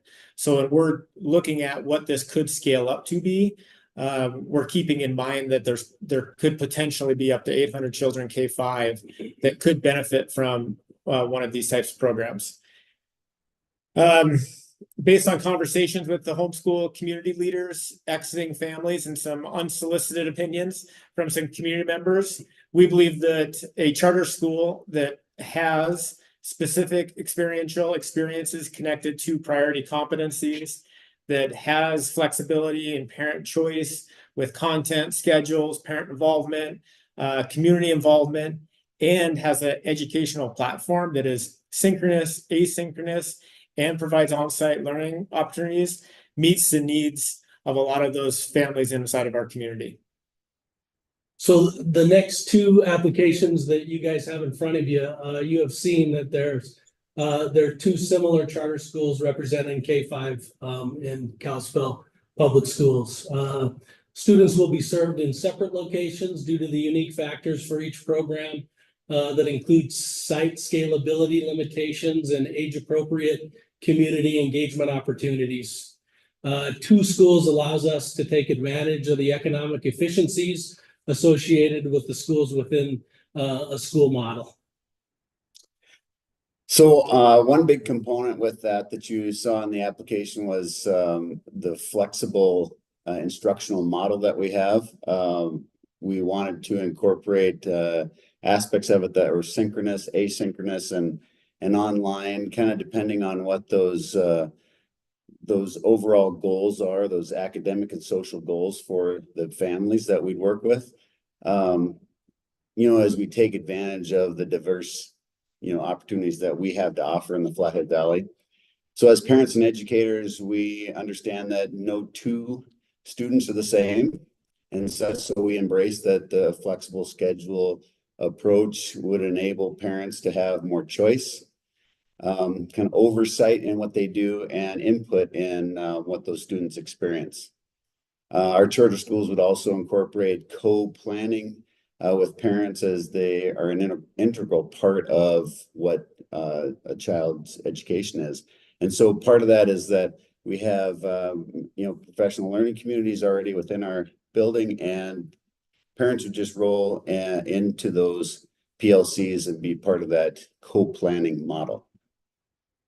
So then our goal would be to provide opportunities for children and families in our community that they otherwise wouldn't have. Public charter schools and public schools share common goals of growing student skills, knowledge, and abilities. However, the more specifically focused, high level of parent commitment and community participation of our public charter schools, we feel set them apart. The Kalispell Community Partnership Charter has some distinctive individual characteristics. We believe in identity, purpose, and challenges with scalability. All right. This charter will we believe it'll disproportionately increase the outcomes for our community based on the investment from taxpayers for several reasons. First, we're partnering with a group of people that currently are not part of our system, and those people are taxpayers in our community, but they're not benefiting from any existing programming. We're hoping to co-create some programming with them that they can benefit from. And then also you'll see in our application that we're leveraging a lot of these community embedded experiences that narrows the focus of the curriculum and takes advantage of some community partnerships and natural resources that we have in our area.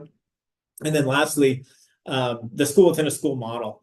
It really allows us to leverage a cost-effective way to maximize the opportunities for our students. So if we're looking at, the investment on the elementary side for charters, it's pretty minimal in comparison to some of the others.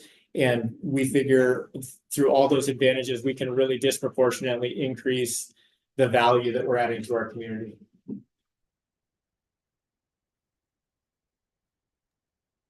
I think we may have beyond our 5 minutes, but we're open to. McCall, I'm ready to start with questions. Okay, great. Thank you. I think it makes sense to discuss these two proposals together because I think there's at least, among other things, there's probably some things we need to clarify.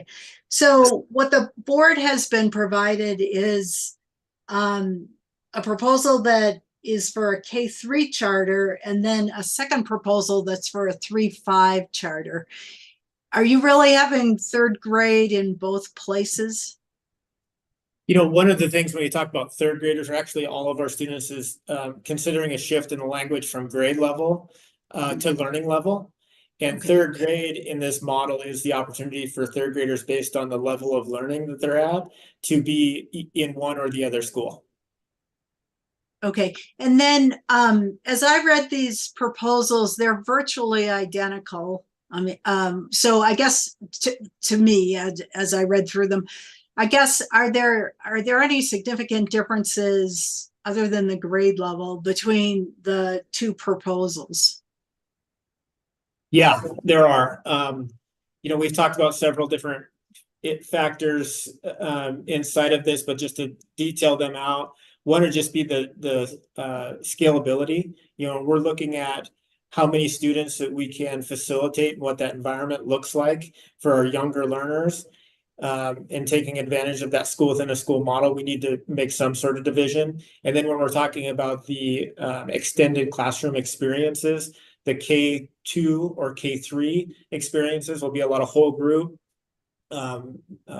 classroom type of experiences. And then once we get to the older grades, we want to shift that model to more independent voice and choice with those students based on what their parents want to see their children exposed to or take advantage of. And that can be pushed in or pulled out based on whatever the parent's interest is.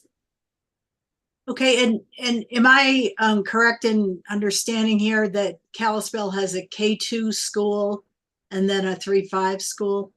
No, we have 6 K-5 elementary schools, 1 middle school, and 2 high schools is our traditional model for our school system. So how did you come to the decision to locate these two different pieces in different schools? We have 2 of our elementary sites that do have the capacity to do a school within a school model, but neither of those schools have the capacity to do a full K-5 school within a school model.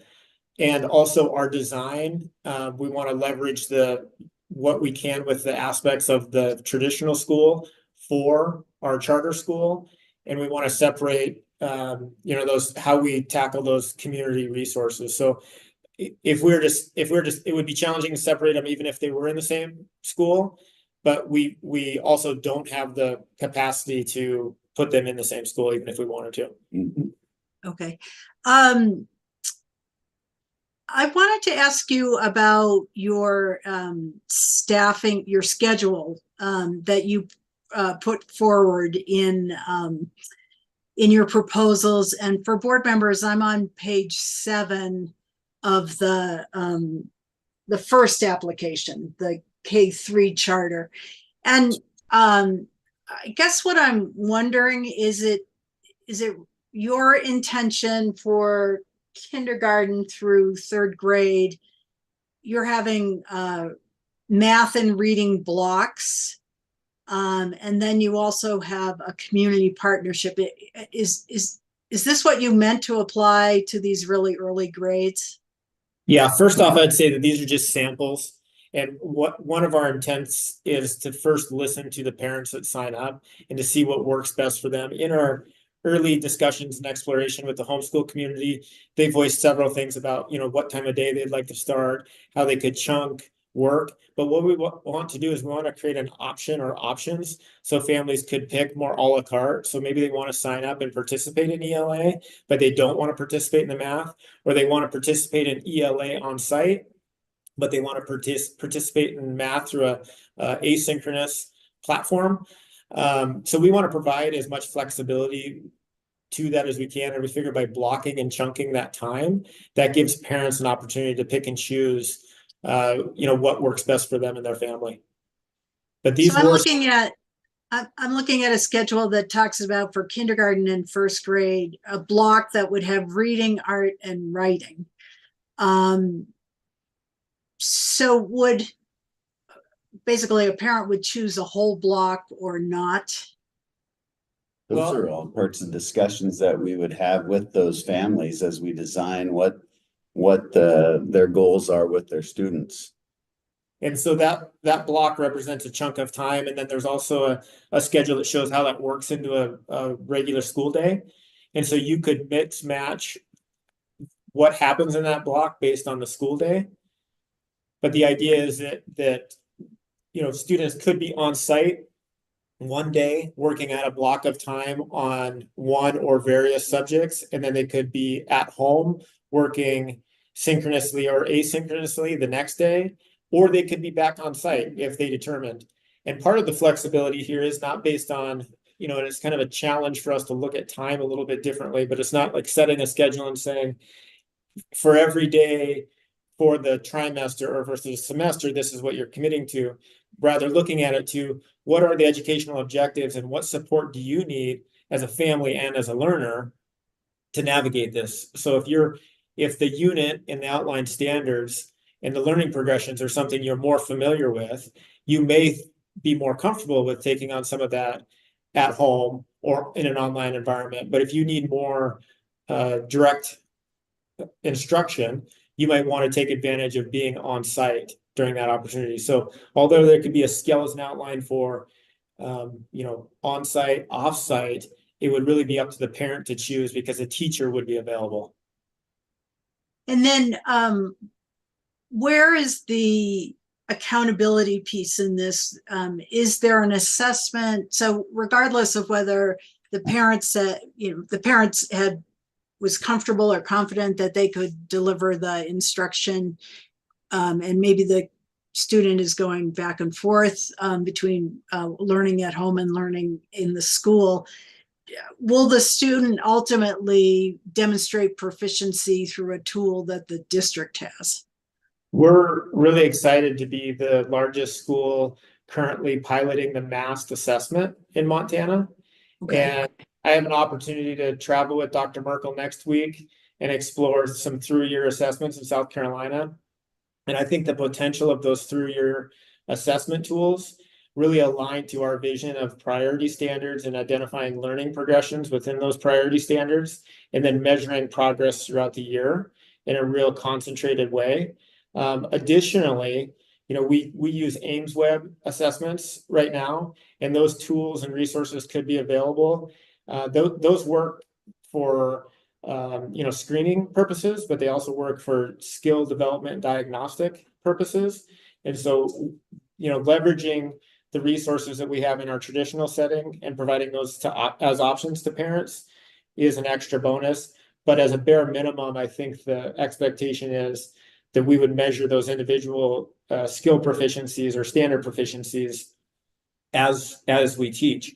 The other thing that plays back into the schedule question is, I think that's one of the things that, this model has tremendous potential for is when you consider how you flex time to reteach, when you're committed to a narrower list of priority standards.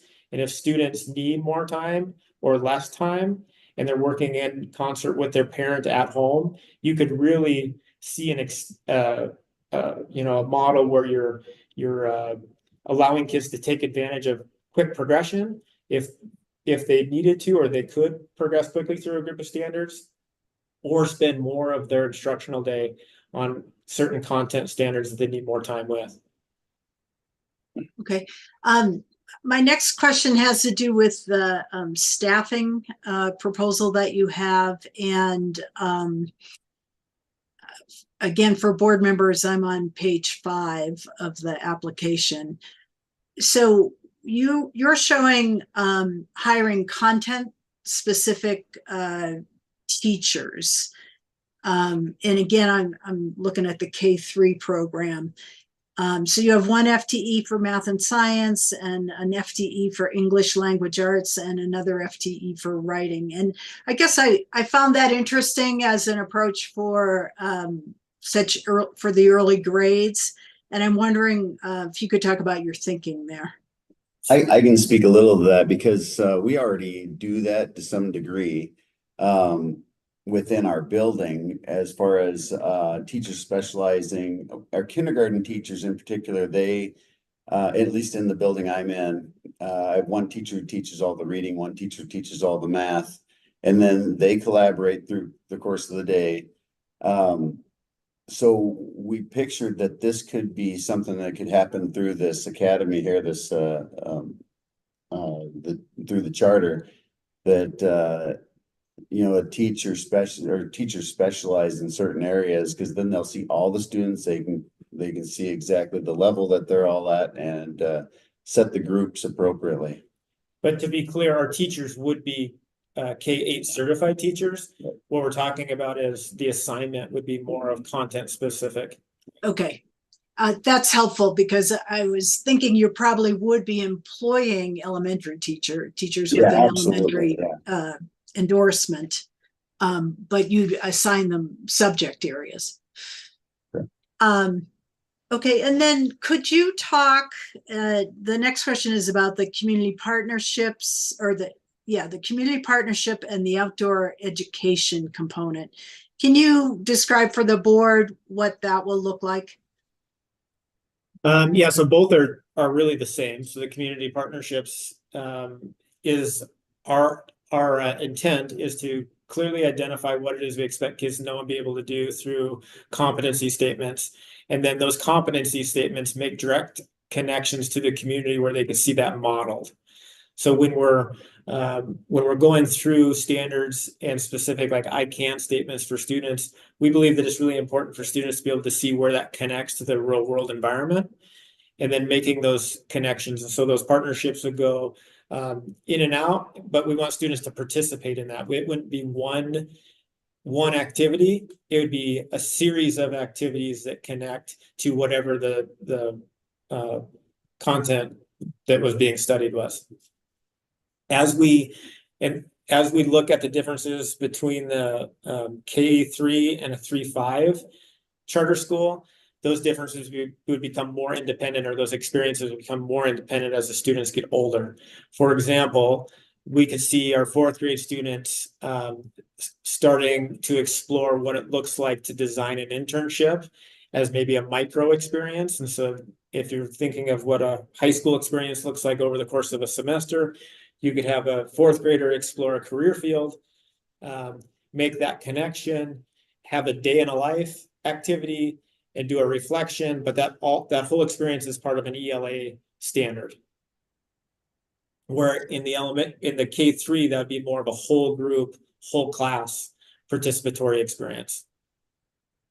And when you talked about community partnership, you said that that's either the same or the same learning objectives, perhaps, as the outdoor education, but I just wanted you to elaborate on that a little bit. Well, outdoor could be, you know, more narrowly to physically outdoor in the community, meaning just opportunities within the community. The other concept here is that we really want to engage with our community. So everything from starting with the parent and listening, you know, what does the schedule look like? What are the needs of your child? How do you see this working best for your family? And then finding the most commonalities where we can facilitate grouping kids together and running a course, but also engaging them to be part of the instruction. And so, you know, that community engagement is co-planning with parents. If you're going to be facilitating instruction at home in complement to what we're doing, and I think of, you know, the Bozeman model, they've had a little bit of time to pilot ahead of us, but, you know, what we hear from them is that, you know, the success of the program is in part dependent on how active the parent is on their side of it. Well, we want to partner with that parent and help them with the pedagogy so that when they're at home working with their kid, they're on the same page as what we're on and how we're delivering instruction. And then if there's other community resources that we can leverage, and there are, we just live in a great area where people want to leverage some of the things they're doing in the community for our kids, then we want to take advantage of that. Okay, and could you speak to what soaring citizenship is? So, so that's specific to Elrod. Elrod, the mascot is the eagle. And so soaring, the word soar stands for show outstanding attitude and respect. And so part of what we envisioned all of this, as far as the charter goes, is that we are understanding our role within our community, especially at the K3 level. You know, how do we play a part in what goes on in our community? What are the roles in our community, and how can we support each other? And so we're just teaching citizenship through that that time in the morning. Okay. I think I'll stop with my questions and give other board members times to ask questions. Well, thank you. Those were Yeah. great questions. We appreciate it. Board members, any questions before I go to public comment? Dr. Tharp? Yeah, thank you, guys. Can you explain to me what you are going to be able to do with this idea under charter that you can't currently do? Well, I don't think we'll be able to do anything outside of charter. And I think what sets us apart is that, you know, we will be able to deliver all programs inside of this charter school, but this charter school is not a program.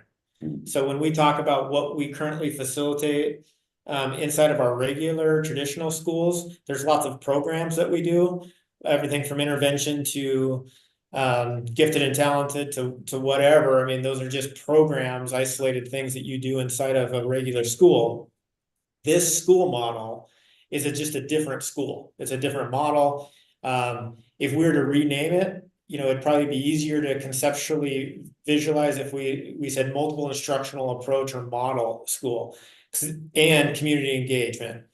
Because what we're really looking at is how can we take a group of unique circumstances or unique desires for how they want content delivered and deliver content and partner with families that traditionally haven't partnered with public education, co-design instructional schedules and models, and then embed these rich community experiences where we're drawing on our community and the parents that are inside of the program.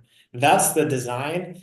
Outside of that, you know, we're back to what we currently do inside of our schools, which is not that model.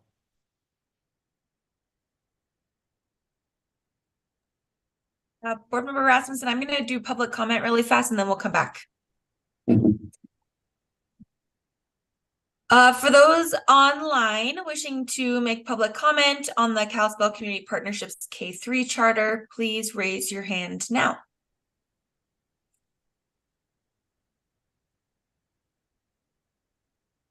All right, seeing none, Board Member Rasmussen, to your question. I want to talk a little bit specifically about the physical aspects of this. You said you've selected 2 school buildings. One will be K3 and the other one will function 3-5. So is it just the kids in that building that will be eligible, or are you going to bring kids in and those 2 buildings are the ones that have the room to do that? Yes, the latter. And actually, we're looking at this as Flathead Valley wide. You know, inside the Flathead Valley, I'm not sure if you're all familiar with our geographical layout, but Kalispell Public Schools has about 2,000 students, K5, and there's another 2,000 students that are represented in our partner districts that join us in the 9th grade. So we serve about half of our high school population that ends up in our high schools. This would be open to the Flathead Valley, but of course, you know, through the charter application, we understand that it would be open to the state through that lottery system. But we really think with that blended instructional model that it would probably best be facilitated with those that were in a close enough proximity to be on site and online. And so you think that within this, you can serve in that school, in that building, between 158 and 300 students. Is that correct? Probably on the lower end of that. So we're thinking about 150 would be the top for each building. Okay, because your application says 158 to 300 students, so. Yeah. Okay, thank you. McCall, I think we're kind of ending up talking about both proposals, which is appropriate because they have the same design. But if there's anything you want to do in terms of closing one and opening up our next section here, I'll I'll stop questions until so you decide how you want to proceed here, I guess. Okay, I think what makes sense is I realize that you guys were talking about these sort of simultaneously, but I think in order to sort of stay on track and for the public who's watching this and based on the agenda that we have, I think it does make sense to sort of stop the K3 piece and then now jump to the 3-5. Certainly that allows you guys some additional time to make comments. Again, our questions may overlap the two applications, but just I think for the sake of sort of moving from 2:10 to 2:30, let's do that now. So Matt, is there anything you'd like to add? No, I'd say that if we're introducing the 3-5, I'm still Matt Jensen, Assistant Superintendent. No, I appreciate you guys' flexibility, and you're right, they're very similar. And maybe if you guys wanted to hone in on some questions where we talk about the differences, or if you want to hone in on some questions, from all of it, we're open to anything. So I would ask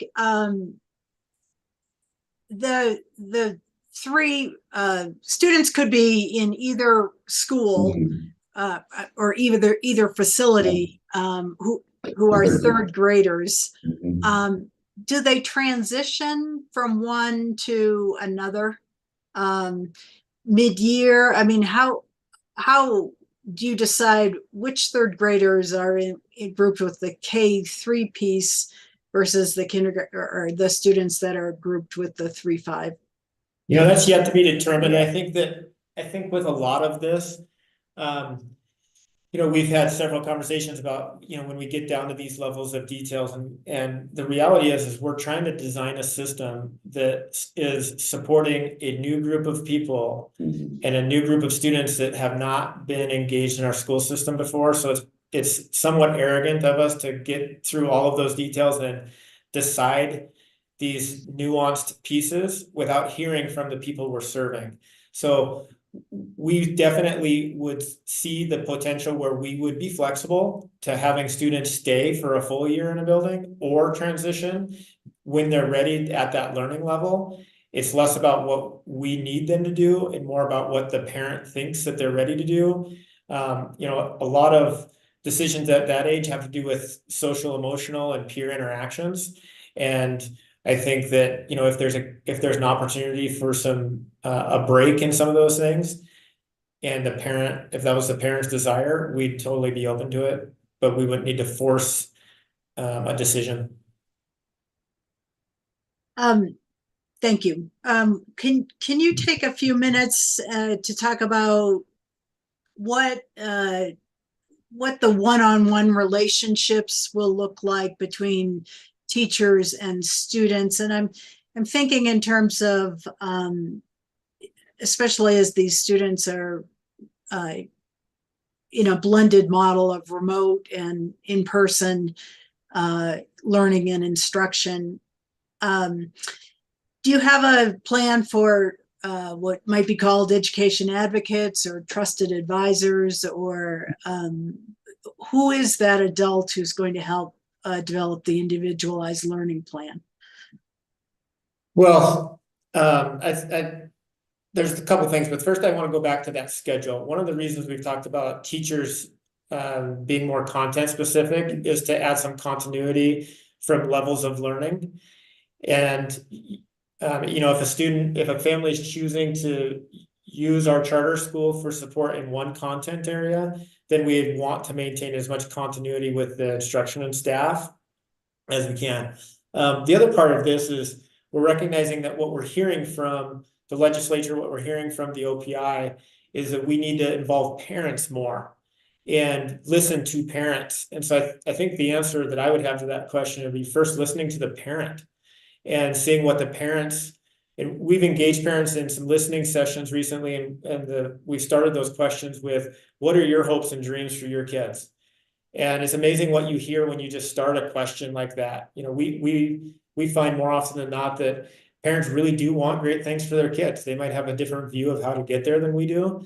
And we've been pretty tight in a traditional education system of you pick the whole thing, and we dictate when school starts, we dictate when school ends, we start the calendar, you know, all of those things. And we're giving a lot of voice and choice here to parents. And so, you know, I'm not sure I'd go down the road of advocates before I've even talked to the parent about what it is that they hope and dream for their kid.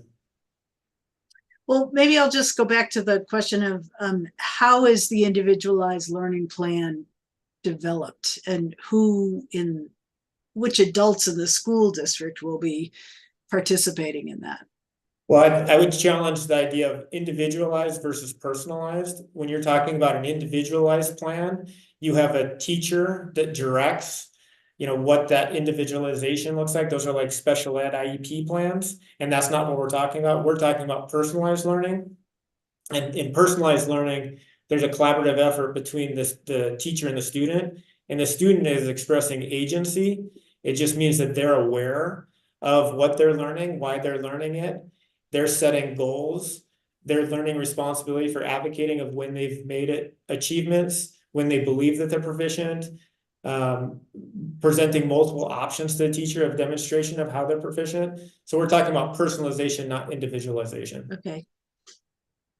And I would add too that, you know, in the last couple of years in Kalispell Public Schools, we have been talking a lot about personalized competency-based education, and our teachers are doing a lot of work to make the educational experience for our kids really personalized.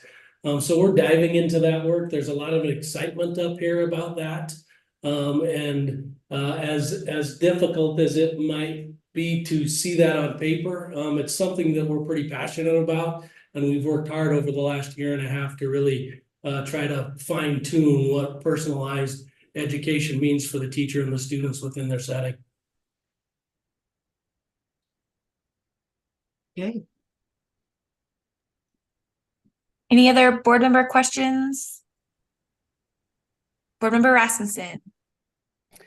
You know, you can count on me. First of all, I would just really want to compliment you on your obvious connection and understanding of parental engagement, especially at the K-5 level. I've just really been impressed listening to you about how much thought you've put into that.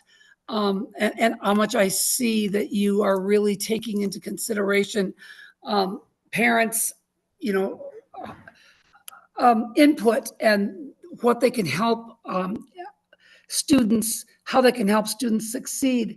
But having said that, I'm also concerned that a lot of times you're saying, well, we haven't engaged with parents yet. We haven't discussed that with parents yet. We're not there yet. So, you know, I want to make sure that we're we're ensuring success. That is one of our goals.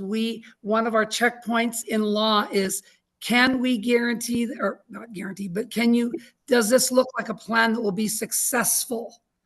And with some of the things that you say, I'm sorry, you just switched on my screen, so I got to look at you over here now.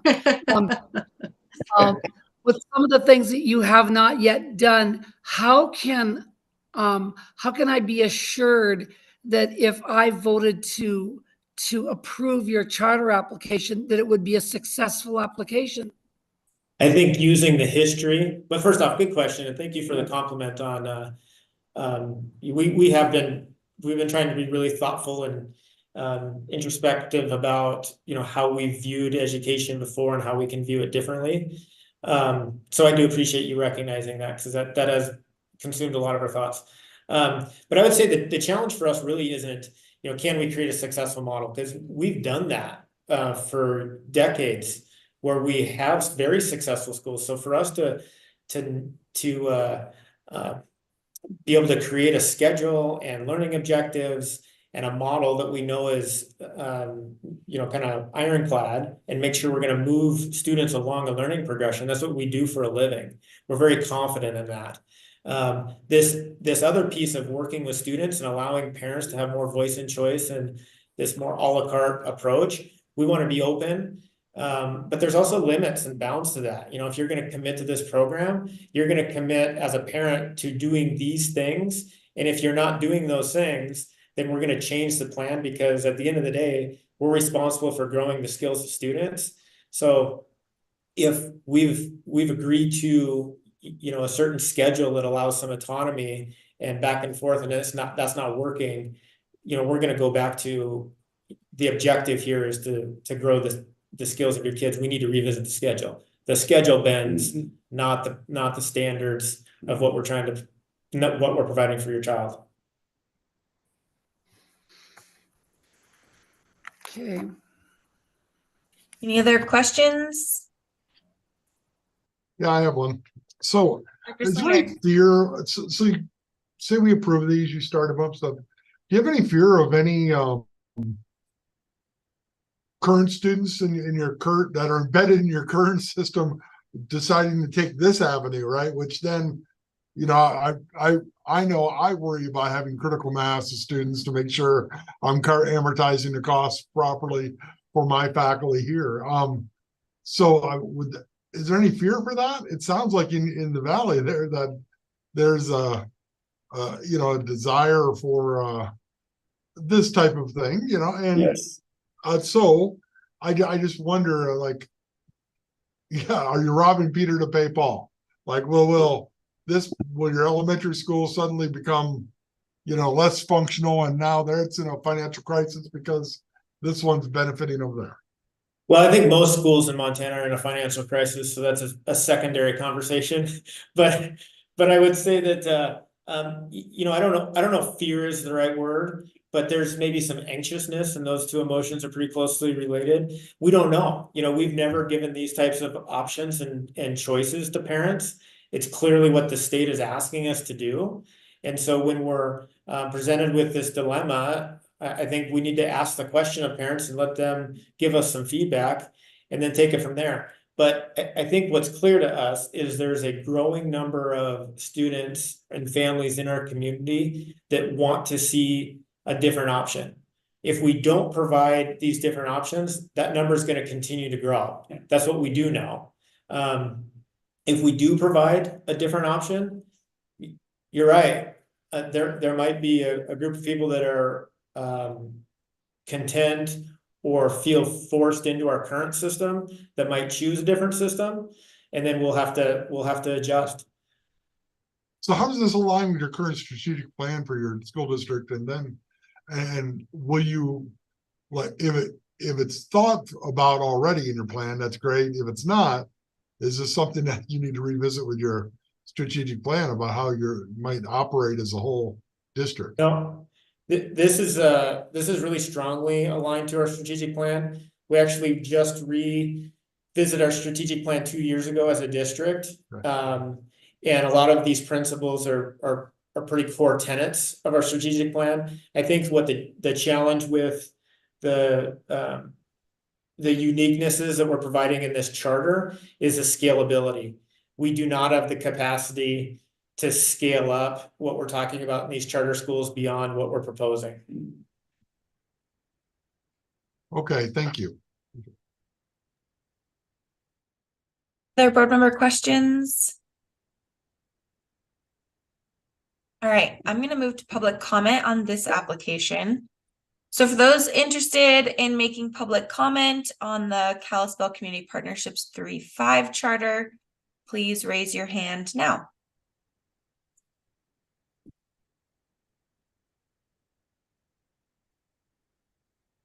All right, seeing none, back to board members. Any last questions come to mind in that 5 seconds? Anything that you all would like to share with board members, Matt, or others with us? I would just like to say thank you certainly for the opportunity. I think it's a pretty exciting time, especially in the state of Montana, when we talk about education and giving students choice and voice and opportunities that the traditional model just didn't have, and I've got two children of my own, one in college and one finishing high school, and I'm an elementary principal, and there's a big part of me that says I wish my kids were in elementary school now to get some of these experiences that we're talking about. And so kudos to you guys. Certainly thank you for the opportunity. We certainly appreciate it. Yeah, thank you. Yep, thank you. Thank you all so much. All right, we're going to transition now to the Kalispell Flathead PACE Academy Charter. So I'm going to move some folks along.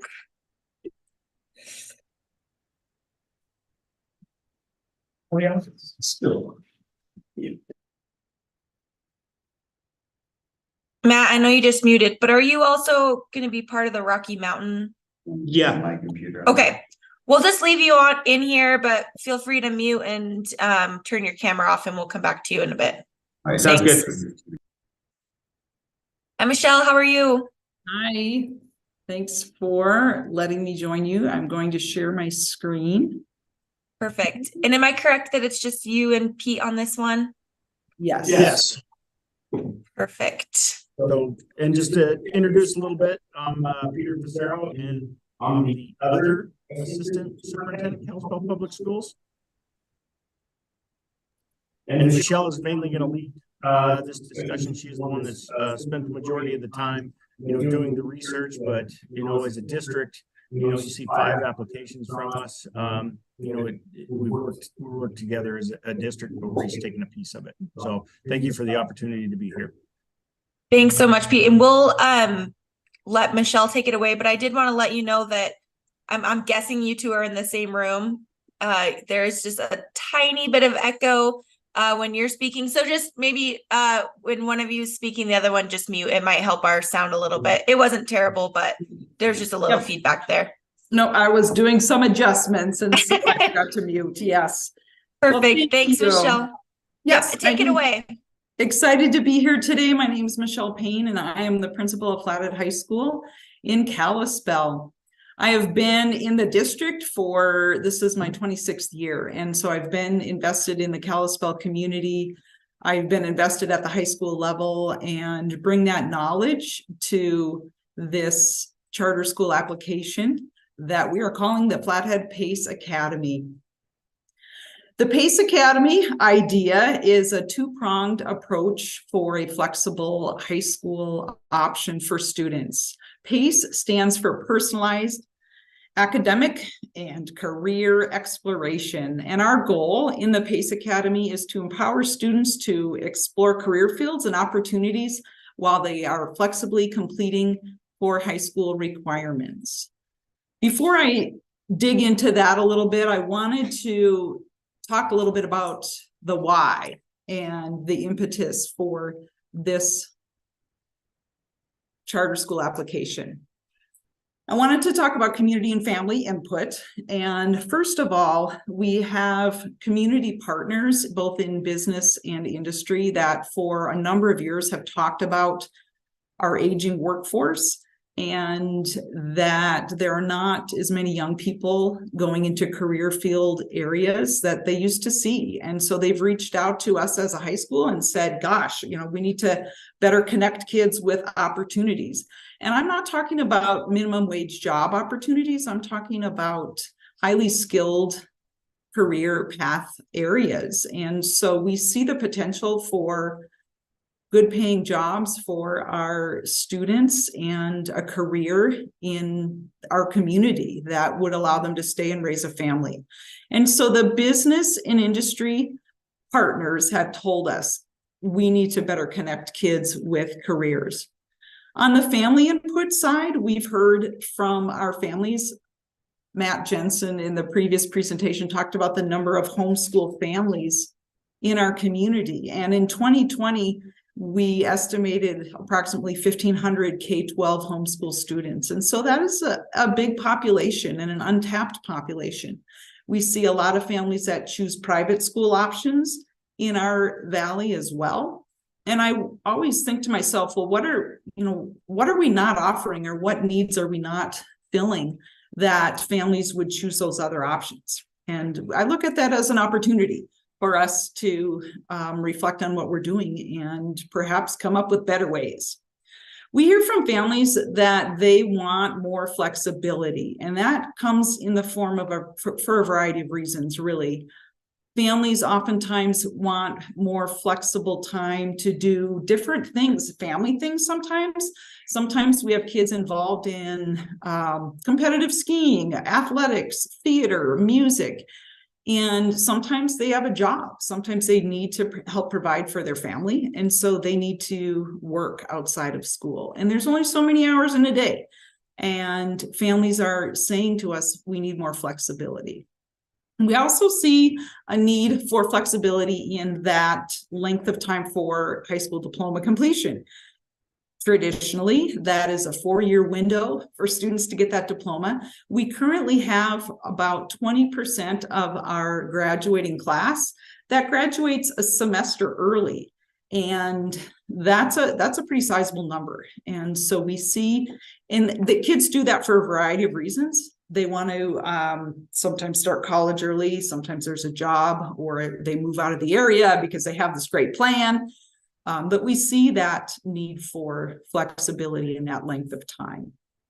We also, advanced opportunities, we work hard in our partnerships with, for instance, Flathead Valley Community College and kids taking dual enrollment. But oftentimes that college schedule doesn't really align with the high school schedule, where a student has to be in class 5 days a week for 50 minutes for 7 periods. And so advanced opportunities can be challenging as well. We had the opportunity to survey our incoming freshman families this fall, and we asked the question, what do you want to see from your high school? What are your wishes for your child, and how can we help support that as a school? And there's a quote that has really resonated with me this fall. And one parent talked about how they feel like a high school should reignite the fire within kids. And you think about students, 5-year-olds starting kindergarten, they're all excited and engaged in school. But man, as kids get older, that engagement wanes and it lessens. And so as a high school, we should really think about that and consider ways to engage students and reignite that fire. In the Flathead PACE Academy, our students, there's 2 prongs, as I said. There's a flexible academic core model. We see the opportunity for within a block schedule for part of the day, kids to work flexibly through their core academic requirements. And we also see the opportunity, those advanced opportunities for kids. That's the second component to our plan. And we have a number of outcomes that I've shared on the screen there, but by and large, what I'm most excited about with our plan is it's not just tailored for one type of kid. It really isn't. This is a flexible enough plan that it's going to reach advanced learners. It's going to reach career-based learners. It's going to reach kids who, man, they just want to get done with high school and move on. It has a lot of potential, and I believe that is its strength. So thanks for listening today, and I'm excited to take on your questions about the Flathead PACE Academy.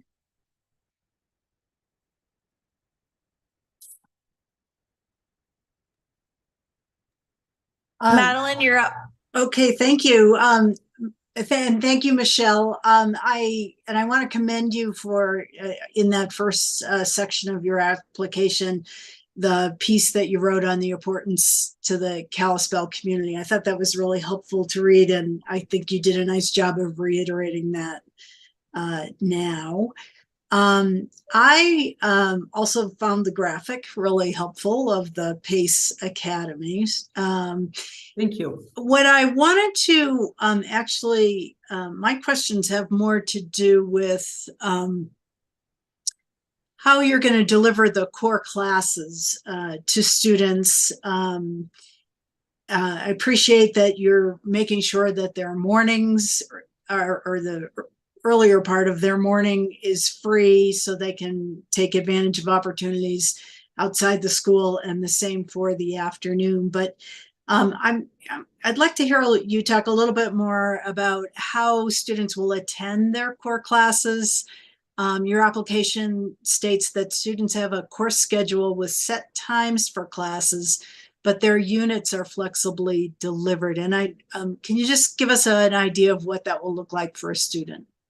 Yes, I did a lot of research on this model because, of course, the biggest challenge is, well, what could that look like? How could you have a flexible, independent class, but yet still holds to the core requirements? And the models that I found that I think worked the best had, and I referred to it as somewhat of a flipped classroom model where perhaps that, the sage on the stage that we traditionally think of in instruction, maybe those are mini lectures that are recorded by the teacher that the student then would listen to on their own time and complete work. So that's definitely part of it. What I've also seen successfully is some anchor points back into the course. So it's not like a student can just start at the beginning and here you go, here's the whole course and have fun with that, right? There are anchoring points back unit by unit or week by week with that classroom teacher. And part of the skills, the outcomes, when you think about collaboration and discussion among students, like how do you do that when you have an independent or self-paced type of course? And so just was talking to my social studies department yesterday about this very question and how do we, how do you balance the self-paced part of it with some of these anchoring components that we know kids are going to need to do together. They can't do independently. So within that block schedule, they only meet, they either meet 2 or 3 times a week in a given class, and they might not need to meet every session, right? It's going to depend on the content. And that's a big instructional shift for teachers, but I am really proud of my staff, and we're starting along that path of how could we shift it to a more student-centered delivery of instruction. So that is how I see that. Does that clarify enough? Or yeah, it does, and it leads into another question. How do you prepare? What kind of professional development are you plan to offer to teachers to prepare for teaching in these? I don't know. They're 2.5 hour blocks. And I may be confusing your school pieces here, but yeah, I mean, it's a different model of delivery.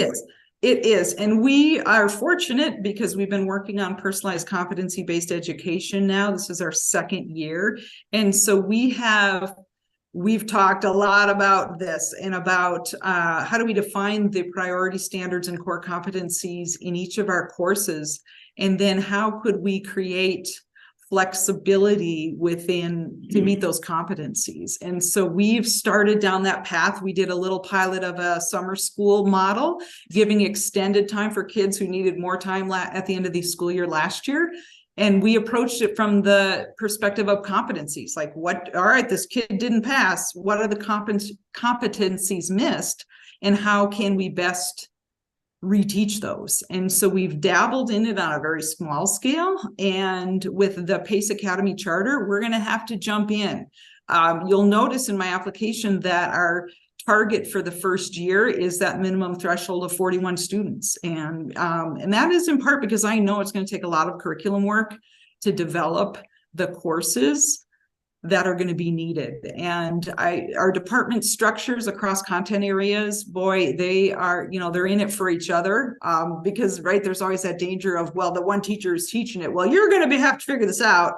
The rest of us, we can step aside, but we've collaborated on this for a long time. And so I'm very confident in our ability to create the instruction. Okay. My next question is, that a couple of us from the board recently had an opportunity to visit a successful proficiency-based learning high school in Calgary. And one of the keys to their success is having each student teamed up with what they called a trusted advisor who meets with the student on a weekly basis. And that one-on-one relationship continues for the whole year, regardless of which courses a student is taking. and your application talks about students meeting with their content area teachers, but I'm wondering if you've had any discussions about building in that education, I called it an education advocate, but one-on-one student-teacher relationship. Yes, and that could be in the form of either an advisory chunk of time, right? Like a 15-20 minute part of a day or a week where students check in with that advisor. You'll notice my application has a career coordinator position. I saw Depending that, on the yeah. depending on the number of kids that we have, right? If it's 41 on the smaller scale, I think that career coordinator could serve some of that role as well. That coordinator person is going to have to help each student develop a personalized learning plan. And so that relationship is going to be critical. And to me is a big part of the overall charter school plan, is that individual path through core academics and maybe an internship, maybe a dual enrollment. So I see that as part of it. Okay. And then my final question is, are you planning to use career coaches at Pace Academy? And are you able to access some of the resources that are available for that? Madeline, I'm going to jump in. You want to mute, Michelle? I'm going to jump in just for a second, because, you know, just as you talk a lot about that, sorry, I'm waiting for, there we go. You know, you talk a lot about a lot of our work with personalized competency-based education. You know, we have looked at that, you know, the model in, I think it's Bishop Carroll in Calgary that you were referencing. You know, we've also looked at, you know, some of the things that they're doing in Kettle Moraine, Westminster, and some of the things that we're doing in South Carolina. Michelle has visited some schools in, you know, Utah. And one of the things that we're finding out is, you know, and it's a big, you know, it's a big piece of what we're doing with the charter school, is it brings more of that personalization with the students, and exactly what she talked about. You know, it's not necessarily, you know, a career coach, but it's more like a work-based learning coordinator, so that they can coordinate with the businesses and with the students and with the parents, and, you know, aligning that pathway for them. We've also created a pretty good partnership with Flathead Valley Community College, you know, looking into, you know, how do we get, whether it's dual enrollment or concurrent enrollment, and then how do we line up internships that lead to, you know, micro credentials. So you know, it's not just a work-based learning coordinator. There's a lot of other folks that are in there. And then I'm assuming, you know, that when you say, you know, the career coaching, would that be through the career coaching through, you know, the OPI career coaches, like through CT and different things like that? I'm assuming you're referencing. Yeah, that's what I was thinking. You know, we've talked with, can't remember the gal's name, sorry, on a Polson a little bit, you know, just she's reached out to us and we've tried to show her some of the things that we're doing. But, you know, just going back to, you know, the charter aspect of this, you know, I think that's really, you know, what makes the difference, you know, for our students, and, you know, allowing them to go through is more of that personalization and that, you know, ability to be able to navigate, you know, whether it's through a pathway or, hey, this isn't for me, and then being able to back out of that and to go a different direction. And that's where that guidance comes along the way. Thank you. That concludes my questions. Do board members have other questions?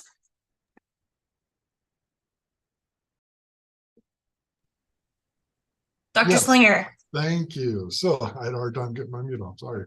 Well, one, I want to thank you for, because I think this has actually should have been mentioned numerous times in other proposals today. Like on page 8 under question number 5, you referenced the waiver that the school board can make for requirements of graduation for a student, right?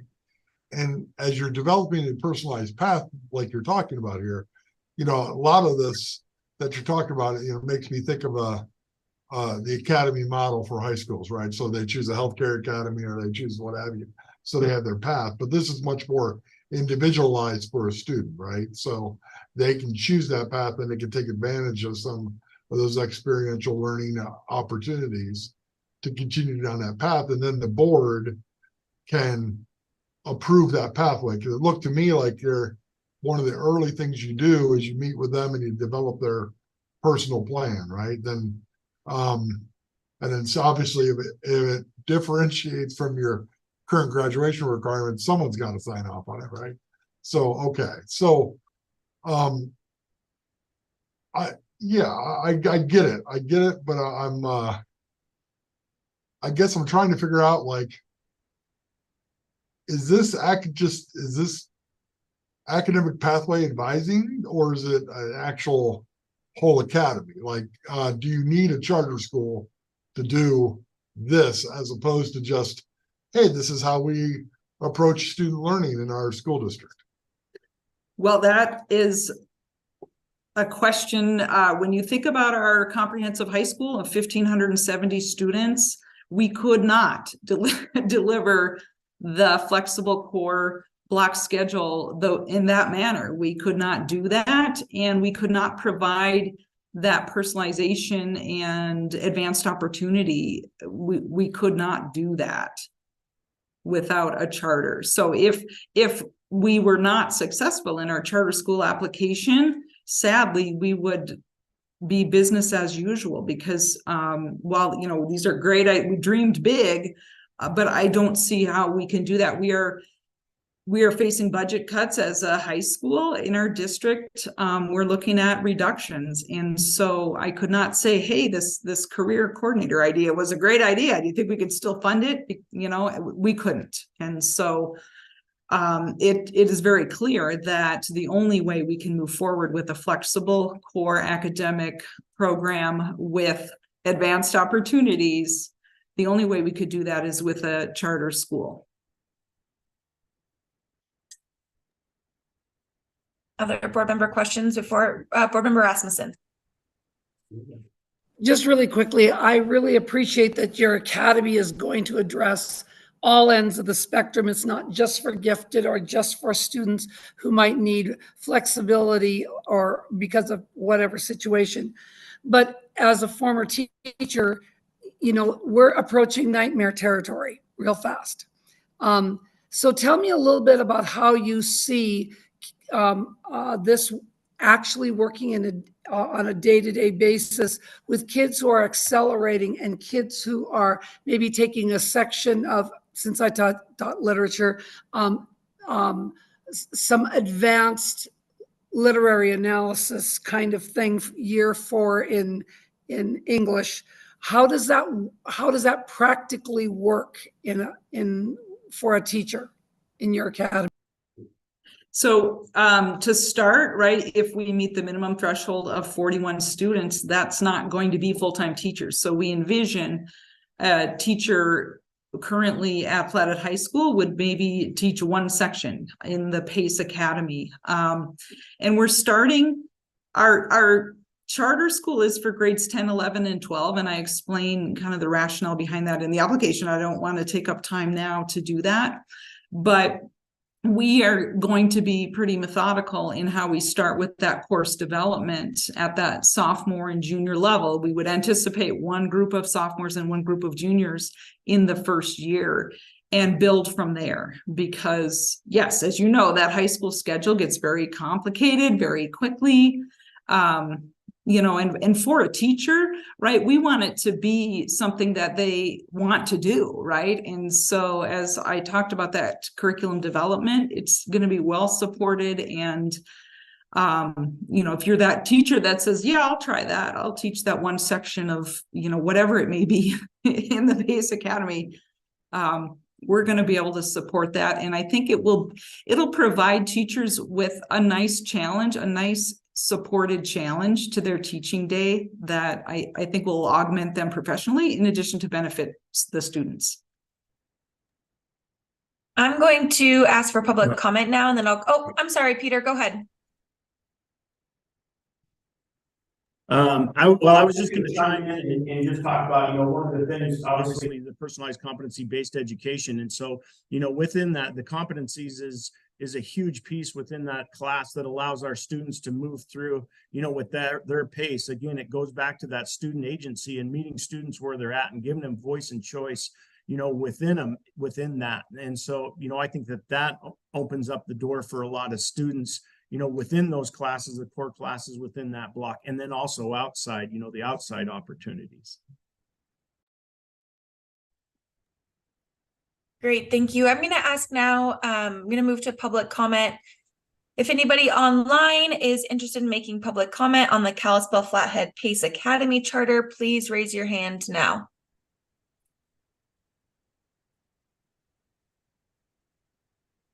All right, seeing none, I'm going to jump back. Are there any board members that have additional questions?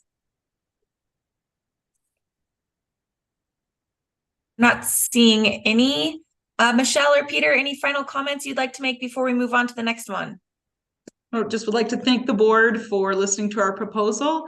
It's been an awesome challenge for us to think outside the box and consider flexible ways to meet the needs of our students. So thank you.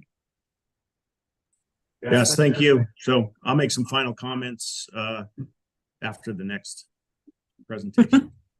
Sounds good. I know you're on for the long haul. All right, we'll move on to the next one. Michelle, thank you again. Let me promote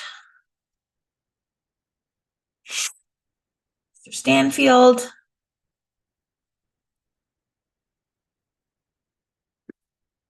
And Peter, do you know if Brad is jumping on? Is he with Alan?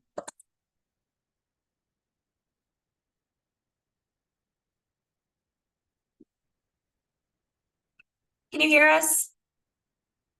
Are you guys all in the same room?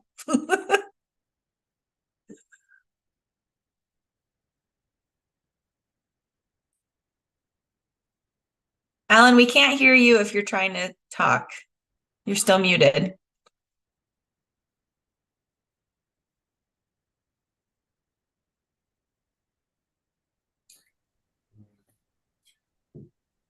There you go.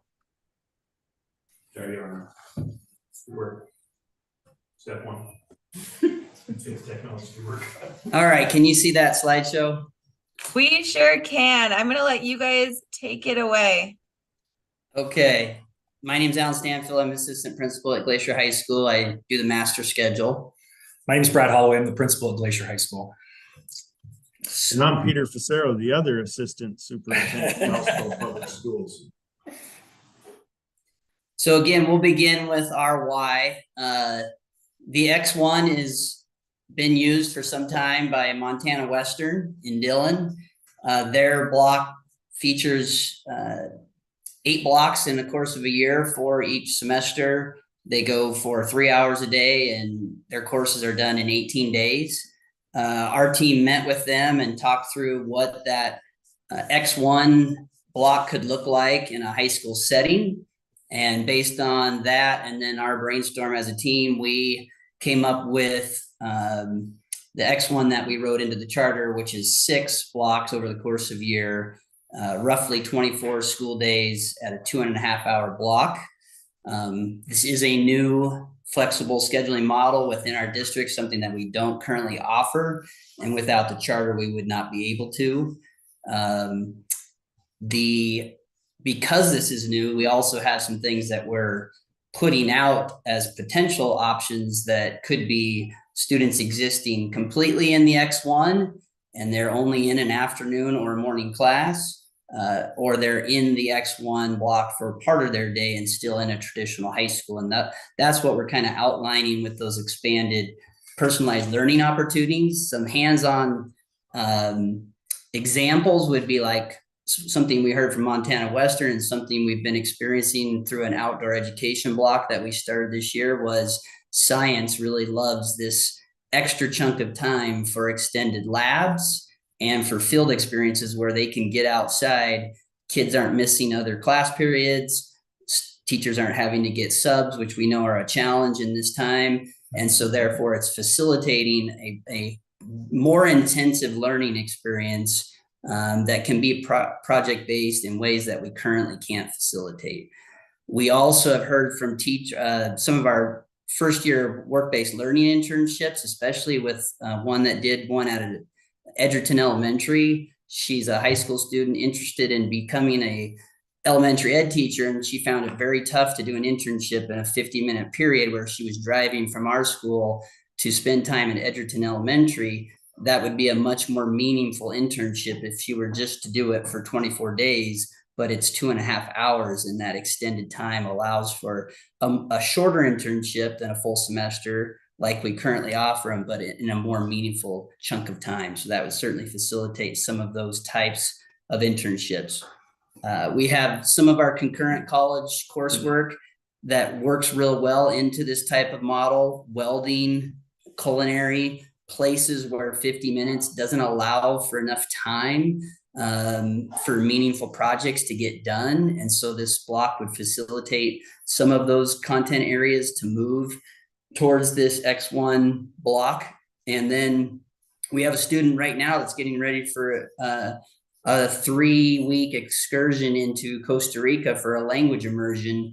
If students had these types of travel for credit options built into their 4-year plan, they could utilize a block of time and not be missing other classes like this student is going to. So those are just a few examples of the expanded personalized learning opportunities that our X1 block would create. Just to expand on what the options look like in that sample schedule, we really see 1 block of time roughly getting a half semester credit. So what would essentially be a 90-day class for 50 minutes is now going to be a 3-period block for 24 school days. And that is 1 period of that student's day. And if you have questions on the sample schedule we put in there, happily talk about that. But this allows for a more in-depth focused learning time in one subject area. It reduces the transitions that happen in a day for a student, that sometimes they just go to the bathroom or see some friends in the commons and they don't make it to their next class. So we are, allowing for that attention to be really focused in a hyper way for a short amount of time. One thing that we did hear from Montana Western, though, is they feel like the relationships that their professors build with their students, because they get so much more time with them, is quickened because they get to know their students so much faster in that learning block of time. So those are just the scheduling options. We foresee a morning only, an afternoon only, a morning and an afternoon. That would be a student choosing to be in the X1 their whole day. Or for the example of some traditional content areas are not going to fit into this block: music, international language, for example. A kid could be in the X1 block in the morning or the afternoon, opposite up to 4 other course requests that could exist in a normal Glacier High School schedule.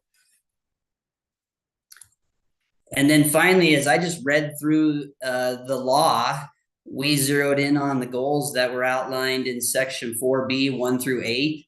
And we targeted the Rising Wolf Charter Academy to hit all of these areas.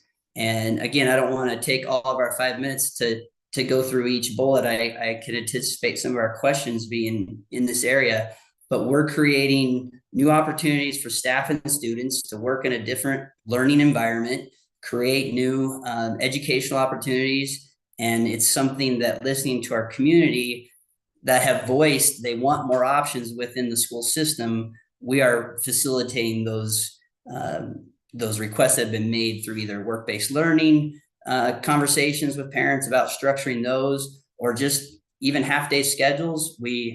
After we wrote this application, we didn't really build it with this intent specifically, but we've had homeschool and classical academies reach out to us who saw the article in our local papers and said, hey, our classes at Heritage Homeschool Academy are in the mornings. If you have a STEM class in the afternoon, could our kids come over and take a class in your block? And so we now know that we have created something that we think will meet a need to more students in our community that aren't currently accessing our curriculum when it's in a 50-minute, 7-period day, 90 days. So with that, open ourselves up to questions. Board Member Quinlan, go ahead and lead us through the. Thank you. Thank you for that presentation. And when I saw this application, I thought it was very interesting, the adaptation of the block system that you were inspired, I guess, by UM Western. And I was wondering if you could tell us a little bit more about your consultation and partnership with UM Western in bringing this forward. Because it sounds like you're going to have an ongoing relationship with them related to this model. Yeah, and I can back up and say I also experienced it as a student at Whitworth University in Spokane. We had a January term and a May term between our fall and spring semesters. And I really enjoyed that one class a month for a shorter period. And so when I saw Montana Western was doing that as their whole standalone system, it led to a conversation with their provost, Johnny McLean, and their academic dean, SD Davis. And they, as we've talked through, even asking them to use the X1 terminology, is it okay if we do that? They've furthered the conversation by, we would love to facilitate an ongoing partnership and could see even one of the people from Montana Western serving on our advisory board as we look to improve and make that partnership lasting. And I think to add to that, the question that I would anticipate a little bit with professional development in that type of a setting, and they've offered to provide some support for staff there just on pedagogical differences and things along those lines. So it's been a really positive start with them. We spent some time talking about the variety of students that are successful for them. And it really, I think, solidified that this model can support all students. They talked about students with disabilities. They talked about students that are in a variety of STEM areas. They talked about, for them, the majors that students were interested in, but for us, that's areas or pathways that students are, wanting to pursue. And we really feel like it provides the flexibility to meet all of those needs and all of those interests for our students. Well, since you mentioned the U of M's participation on the advisory board, I'll go to that question. Can you talk to us about the board that you show on your organizational chart? You show a Rising Wolf Advisory Board. Can you talk about that and who is likely to serve on that? I think, first of all, just to recognize that within our community, we have had longstanding relationships with a variety of organizations. We have advisories right now in very specific content areas. Some of our CTE, business, science, culinary, some of those kinds of things. And so I would expect that we would be able to draw from some of those. We also have partnerships that are evolving because of this, not just with Western, but also Flathead Valley Community College, Logan Health, the DNRC, some different nonprofits that have reached out and that we've done some work with as well, just in Glacier Institute, Glacier National Park, things like that. So I would expect that we are going to be able to develop that advisory based around our student needs and interests with those folks as well. Okay. I think one of the other things that maybe I can add just from our experiences with advisories in other areas is they have all expressed the want and the need for a structure similar to this. And we kind of addressed this earlier where, students, wanting to go to an internship at the elementary school and the block of time to be able to do those things. And our students have expressed that, our community has expressed that right now our structure doesn't allow for that, because if we do these kinds of things, it takes away from other opportunities that, students are missing in other classes. And so we feel like this also benefits kids in that way. Okay. Thank you. So your application states that students may enroll in a half day or full day of the learning block. So I'm curious about the student who enrolls in a half day. How do they ultimately earn enough credits to graduate? And how does that fit into the rest of the learning activities that a student is doing? Yeah, good question. If a student was just in the half day for the full year, they've maximized 3 credits total, which probably means they're in some other program, whether it be their own remote online coursework. work through one of the local homeschool programs, and they're just coming in for certain classes a la carte that we offer. Those kids aren't probably going for a diploma from Rising Wolf Academy. The other kids that are hybriding with partial credits in Glacier High School and partial credits from Rising Wolf, those kids are going to maximize at 7 credits a day, and that would put them far beyond on track for graduation. So again, it's allowing the student to build their 4-year plan and know the menu items that they can take advantage of that exist in the X1 Rising Wolf Charter Academy. And to some degree, there's going to be multiple types of student groups who are in that, taking advantage of credit that may or may not be going for a diploma from Rising Wolf. Does that make sense? Yeah, that does. Thank you. I did talk to Lance Melton about how to count their attendance, and basically it would be a percentage of A and B based on how many they're taking in the block, just like it would be a course that's one of our 7 on a 50-minute 7-period day. Right. Okay. Michelle addressed this a bit, but what are your plans for professional development to prepare teachers to teach in these 2.5-hour blocks? And again, is UM Western engaging in any of that with you? Can I back up and share just that we have had a couple teachers just on their own create some blocks in certain content areas. Mr. Holloway here was one of them. About, I don't know, 10 years ago, created a math block where a kid could take a double period and get Algebra 2 in semester 1 and a double period pre-calc. But we've had this blocking in very limited pockets in our building. It's never been a 3-period block like Montana Western has. But we were planning to draw from some of the experience in our own building from teachers that have utilized blocking. I personally have been in only block schools prior to coming to Montana when I was in Spokane and Boise. But then we are planning to offer professional development through our department leader teams for those teachers. And we want teachers to self-select into this model so that then we could build a team to go take a trip down to Dillon and look at some of the pedagogical differences that exist when you're working in these longer chunks of time. Thank you. I may have some more questions, but I want to give other board members an opportunity. Other board members have questions at this time?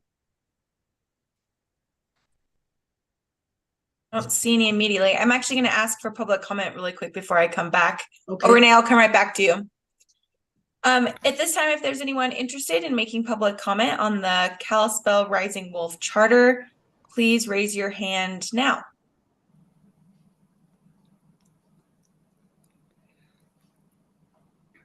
Right, seeing none, Board Member Rasmussen, to your question. I apologize. I was glad to see that you have looked at supporting teachers, because this is going to be a really different model. First question is, how far are you along on class development, and do you see anything exciting on that horizon as well? Great question. I think, again, to explain a little bit of how we've done business over the years, we have built classes in a couple of different ways. First of all, we have a very grassroots model where teachers can suggest or propose courses out there, and we work through that process. So it's very much in areas of interest for them, but also then we register based on student need. We do not build a schedule first and have students select into that. So from year to year, we have different master schedules because we have different interests for students. And we would expect within this, we're still going to offer a biology course, for example, but we want to find out from students, are you opting into biology in this model, or is it in a more traditional model? And so from a course selection, that is kind of the next process. If we are selected for a charter, we would have that piece out in front of our students to determine what are their interests, and then that pool of teachers, professional development around those areas. So I don't know if I can give you specifics in a course. We have some, like I said, we've had some blocks in small pockets within art and science and math and outdoor education and things like that have occurred. And we would expect some of those would potentially continue in this, but we could see some things in some of our CTE areas. Engineering's been one that we've heard a lot on, and I think we've got a population of students that are not in Glacier High School that would opt to come to the Rising Wolf Charter to take that opportunity in a potential 6-week scenario. And if I may follow up, I think you'd be very disappointed if no one asked you any questions about the list that you said that we better ask questions about. So, I will. So how do you see this, the Rising Wolf Charter School increasing student achievement? A couple of ways. For some kids, balancing 7 classes is very hard. And they get to a point in the semester where they're just failing 2, 3, 4 classes. And we have a waiting list at our alternative school. Kids cannot really get into Linderman until they're juniors or seniors, where they're prioritized. If they're a freshman and sophomore and they're failing and they're ready for a different context, we don't have a place to necessarily always intervene right in the moment of that semester in those classes where they're failing. This Rising Wolf allows kids to balance a smaller load at a time by their choice. And if they're struggling, we'll know about it sooner. And those grading periods are much more condensed. So if a kid doesn't earn credit in that 24-day learning block, it's only 1 class, and there's some built-in extensions where they can recover that right away, rather than get to the end of the semester and shoot, they've got 4 Fs and wow, they're really credit deficient and I can only make up 2 in summer school. So it just spirals. Whereas in this model, we can facilitate and intervene with students that struggle in a more meaningful way. Their teachers are going to be with them for a longer chunk of time. And so they have that time to identify those early on. And then before they move on, there's that cushion of time where it's like, I need to finish these last couple of things or else I'm coming back to this. I don't move on to the next block. I would add I have one more question. We offer within our, our course catalogs at our high school level, by the time students are juniors and seniors, upwards of 180 to 200 different options for students. It's quite extensive. And I think what this does is add one more layer to that voice and choice, where a student can say, I really like this particular topic and I can study it in a different format. And on the other side of that, I really don't like this topic, but I need to take this course and I can power through it in a different rate of time. And I think there's some motivation in that choice, and just one more way to choose that for students. Board Member Quinlan, last question. Okay, last question, and this is a 60-second response. Can you tell us a bit about the Parent University? It sounds like an interesting concept. Yeah. So a Parent University has really been one of our names for just some parent opportunities for students. And so we'll host one, for example, in the fall, where we will have a freshman parent university, and we will bring freshman parents in, and we will, introduce them to what high school looks like for their students, for everything from graduation, courses, behaviors, school structure, those kinds of things. We do a university coming up here in February. We do registration, and we really focus and target that. We've done different ones in the past where we've targeted specific ideas, whether it's vaping and some other issues that are out there. Those are kind of one-offs from time to time, but that's just a name, one of the names we have for our ways to engage parents and bring them in. Great. Thank you. And thank you for responding to all the questions. Peter, I'm going to give you the last word since we cut you off. Oh, yes. I got a few last words on that, but I'll just comment. Number one, just on, just behalf of the school district, thank you for going through all 5 of our applications. We just appreciate it. And just want you to know, all of these fit into exactly where we want to go as a district. They align with our strategic plan. They align with the work that we're doing with personalized competency-based education. They align with, our extended classroom experiences. And in their own unique ways, we've reached out to, multiple stakeholders, whether they're businesses, community partners, parents, in order to be able to move forward. And, a lot of the questions that we've seen today is, hey, what makes this unique? It's multiple opportunities for our students, for all of our students. We have 2 comprehensive high schools, but wow, this provides, that voice and that choice for our parents and for our students. And that's exactly what the legislature intended this for. And that's exactly why our board signed on. And that's why our strategic plan is aligned. So, we're excited about the possibilities because it really digs down into, what is best for students and allowing those opportunities. So just thank you guys. Thanks so much. We are going to move on now to the Kalispell Rocky Mountain Academy Charter. Mr. Jensen, you are up again. Okay. We're ready. All right, you guys thought you got rid of me, but I'm back. We didn't think we got rid of you. Thanks. Yeah, we're the 5th one. Peter mentioned all 5. We're the 5th one. Good to be back. Matt Jensen, Assistant Superintendent, Kalispell. Dallas Stuker, Assistant Principal at Kalispell Middle School. And we're going to spend our time now finishing this up with Kalispell Public Schools, talking about the Rocky Mountain Academy. Yeah, so as Matt mentioned, this is the 5th proposal here that you're going to hear today. So thank you for hearing us out and considering our applications in this exciting time. We really appreciate it. As a middle school, our model and proposal is gonna have some of the same components as the elementary, and also some of the same that you heard from the high schools to kind of transition kids through that middle time.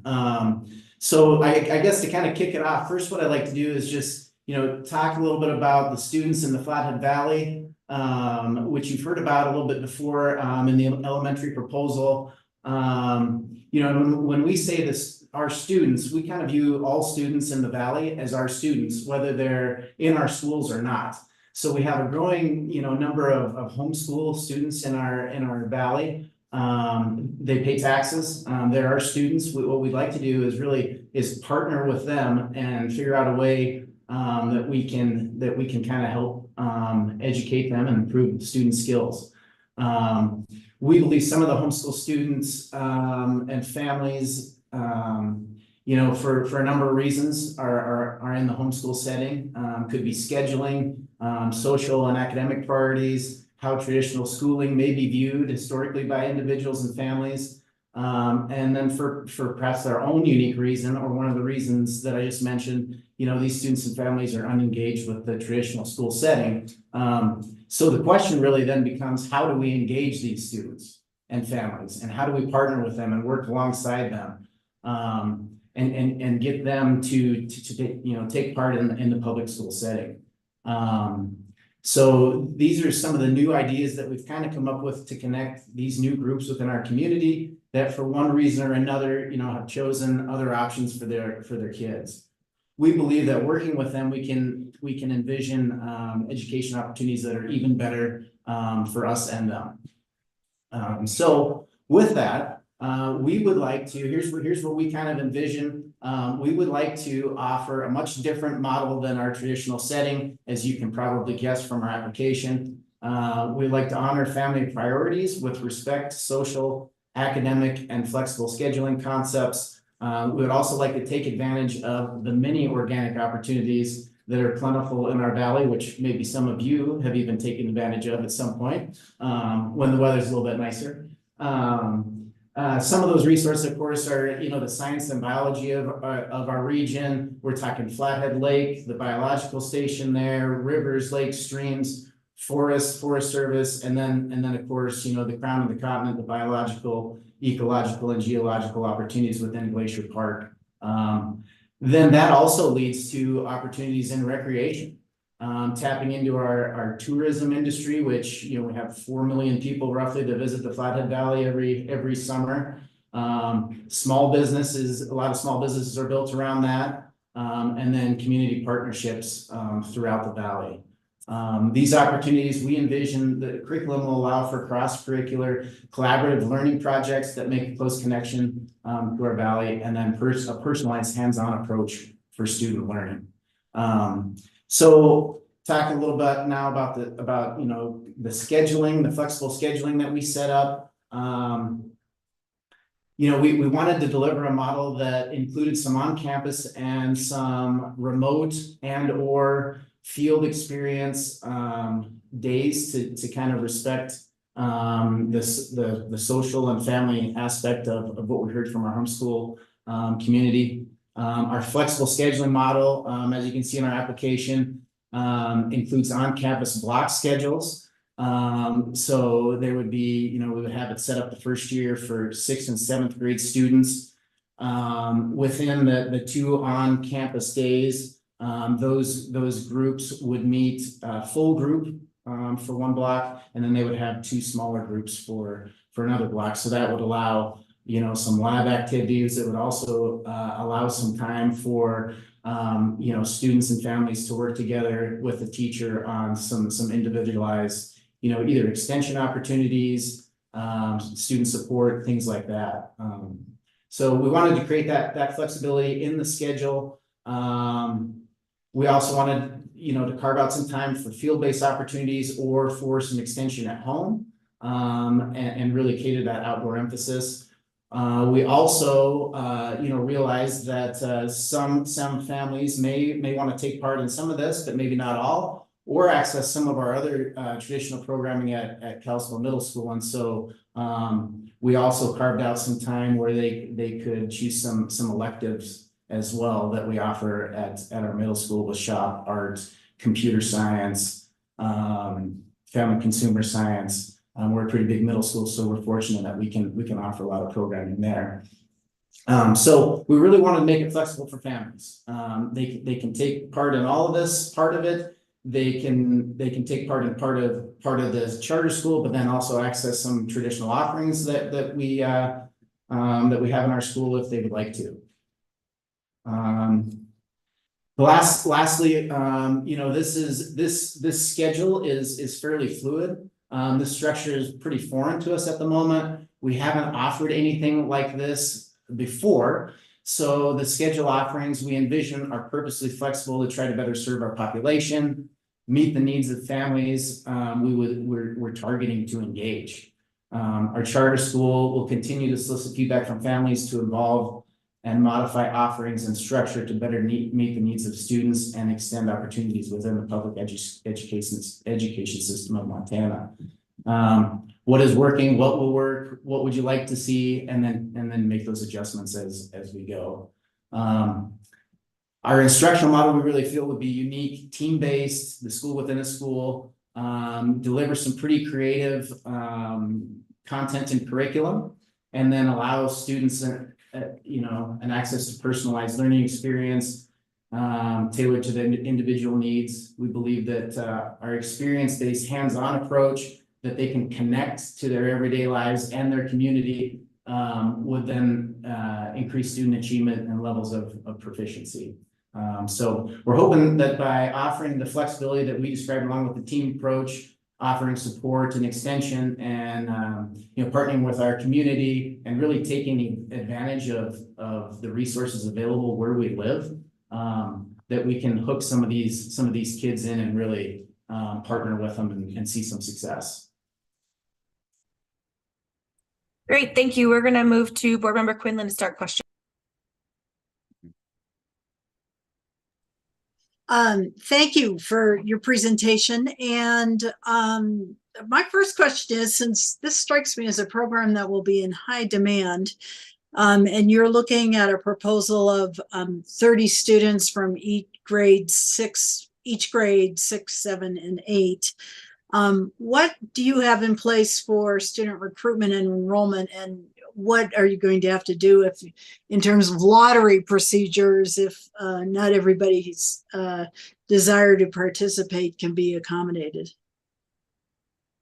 Go ahead. Sure, go ahead. We understand through the charter application or the charter process that there will probably be a lottery.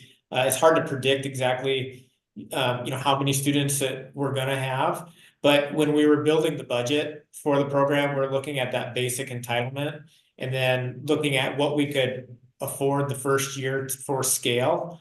So I think you're probably right. We're going to have more demand for this program than we have seats available. So there'll be a lottery system, but then based on how many students we had apply for the program could set the numbers for the next year. Okay.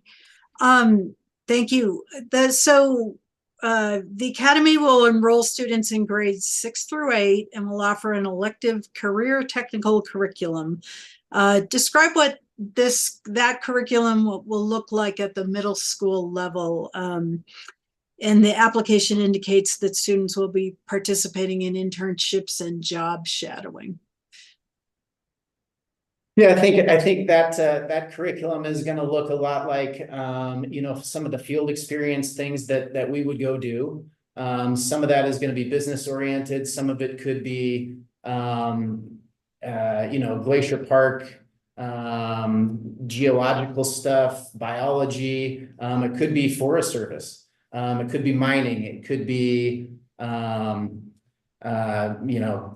building houses, things like that, and using those, vehicles to connect the 6th and 7th, what 6th and 7th graders would be typically learning as far as priority standards with narrowing down some of those too. Does that answer your question? Well, I would like to hear a little bit more about what an internship would look like for a 6th or 7th grader.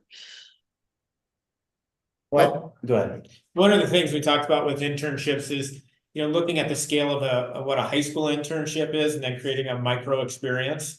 And so when we have middle school kids express interest in a field, we want them to explore it so that when they get to the high school and they're picking an internship that is a longer experience, they've had smaller samples, but several of them. And then when we fast forward that to what we envision our students doing when they're choosing pathways for college or workforce or whatever, they've just had a bank of experiences starting in middle school where they got a really clear vision of what it looks like in those industries.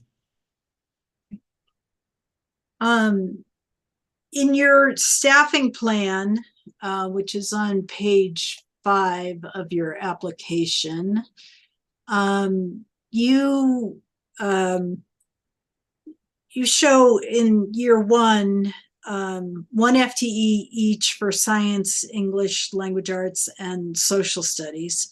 And then you add a 1 FTE for math in the second year. And I was just wondering, how will you provide math instruction in year 1? Yeah, good question. The kind of the decision or the thought that went into that was some of the information that we got from the population that we're targeting is that they feel the most comfortable kind of doing math on their own or homeschooling and doing math. And so certainly there's math embedded in science pretty heavily. So we would incorporate some math in the science curriculum. There could be synchronous or asynchronous online or remote opportunities for those students, or they could just continue to do it homeschool. And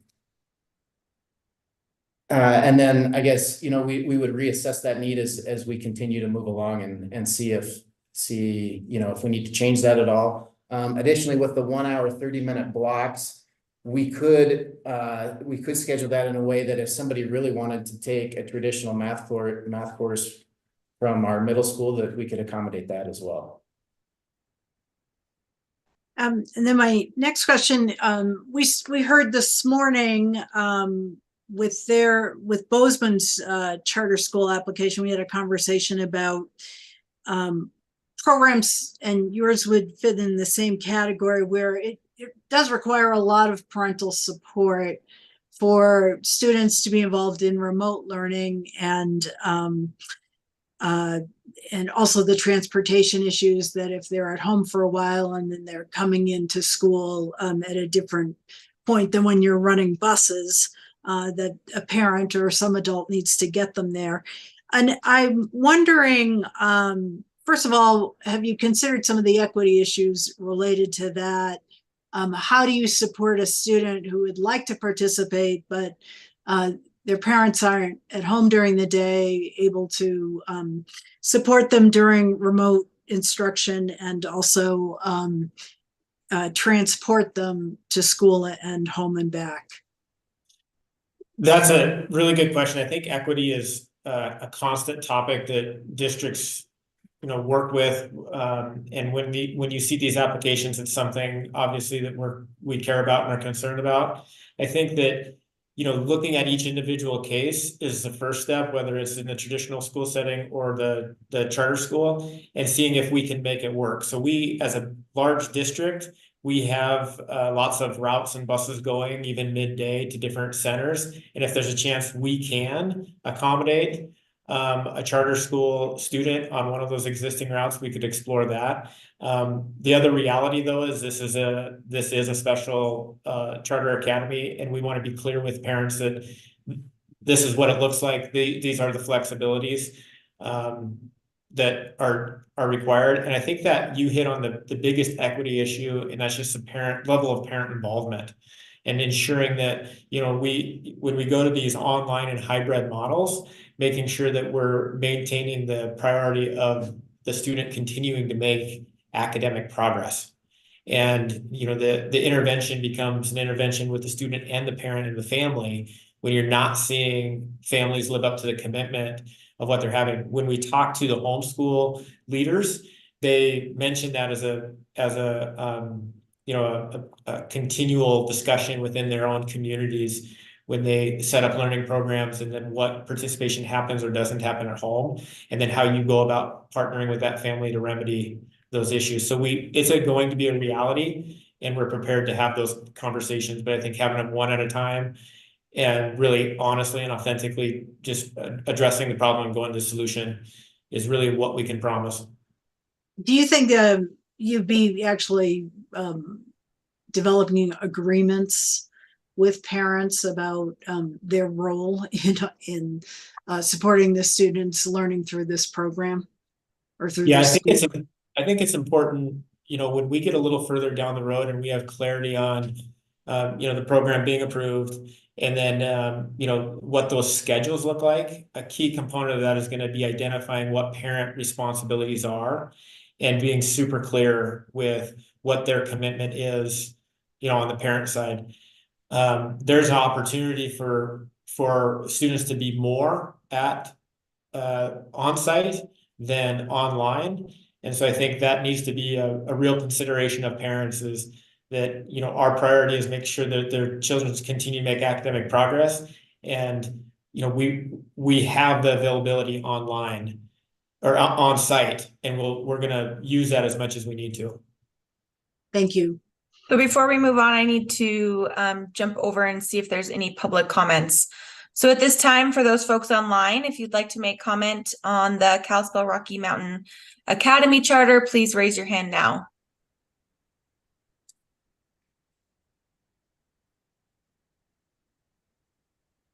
All right, I'll turn it back to board members. If there's one, maybe more question, then we need to go to a break. Dr. Tharp.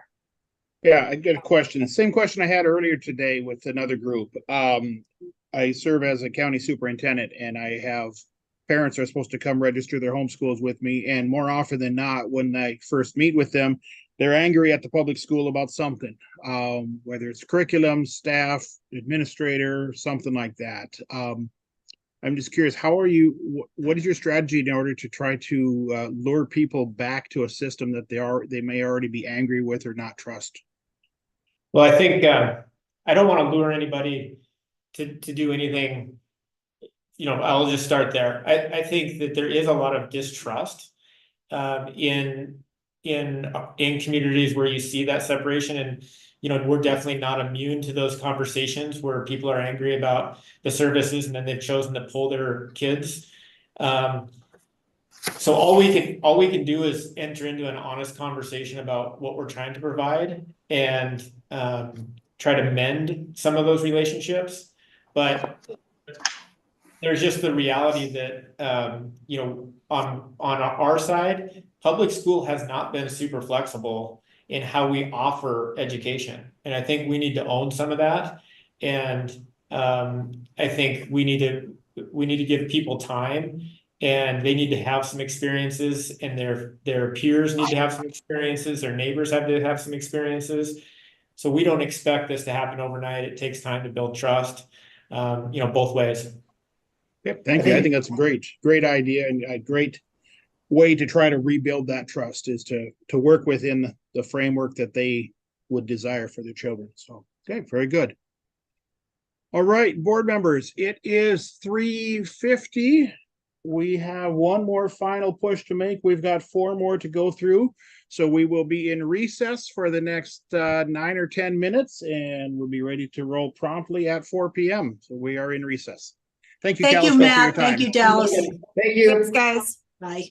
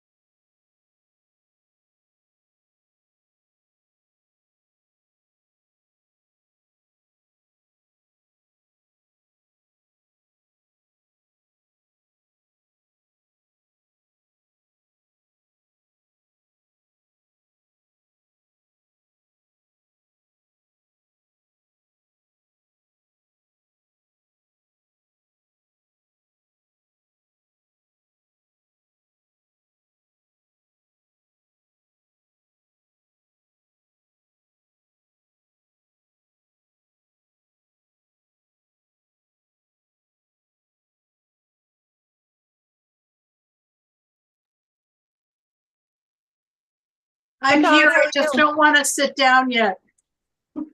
You're fine. Todd, can you hear us okay? Yeah, yep, can hear you loud and clear. How's our audio? Perfect. You sound great. Fantastic. I'm trying to see who I'm missing. Oh, here we go. Here we go. Janine's getting on now. Were you expecting David, or is David with you? It's with me. Oh, great.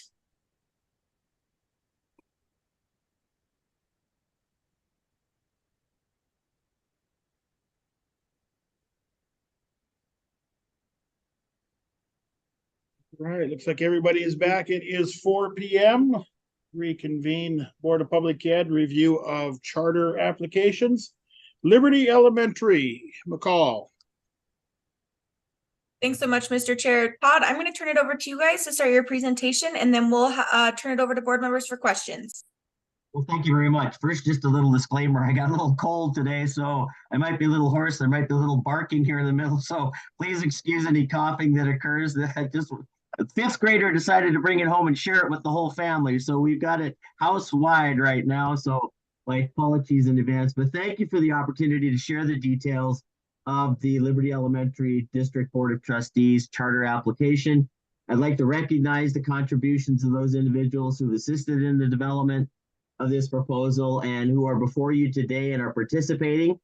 I'm joined by Board Chair David Hofer, who's with me in my office today, District Superintendent Dan McGee, District Business Manager and Board Clerk Janine Sinis, and our Educational Program Specialist Lana Runningwolf. And I'm Todd Hansen, and I serve as the district's board coach and policy specialist.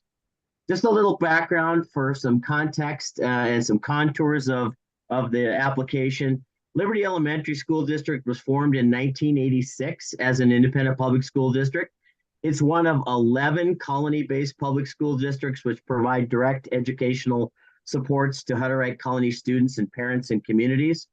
Currently, there are 55 separate public schools located on Hutterite colonies across the state of Montana, serving on average an annual average of nearly 850 students a year. It's also worth noting that this group is recognized as the second largest population of English language learners in our state system. Liberty Elementary School District, as one of those schools and independent districts, is a contemporary and living reminder of Montana's rich history of one-room, combined grade level schools that were once scattered across the expanse of our state. The tradition of those one-room schools, like Liberty and the 7 participating schools that form the backbone of Montana's public system of education, are part of our application. The chair and the vice chair of the locally elected Board of Trustees have the distinction of being the longest continuous serving board members of any school district in the state of Montana, having been in their respective positions for 37 years as the chair and 26 years as the vice chair. This continuity of leadership certainly ensures experienced and skilled decision-making as the cornerstone of the district's operational model. For nearly 4 decades, the Liberty Elementary School District has had to provide the same high-quality education to its students, even though their annual budget allocation reflects that every year they've been expected to provide more while spending less on a per-pupil basis than almost all of their neighboring districts and schools. The largest single property tax owner and property tax payer within the Liberty Elementary School District is Eagle Creek Colony.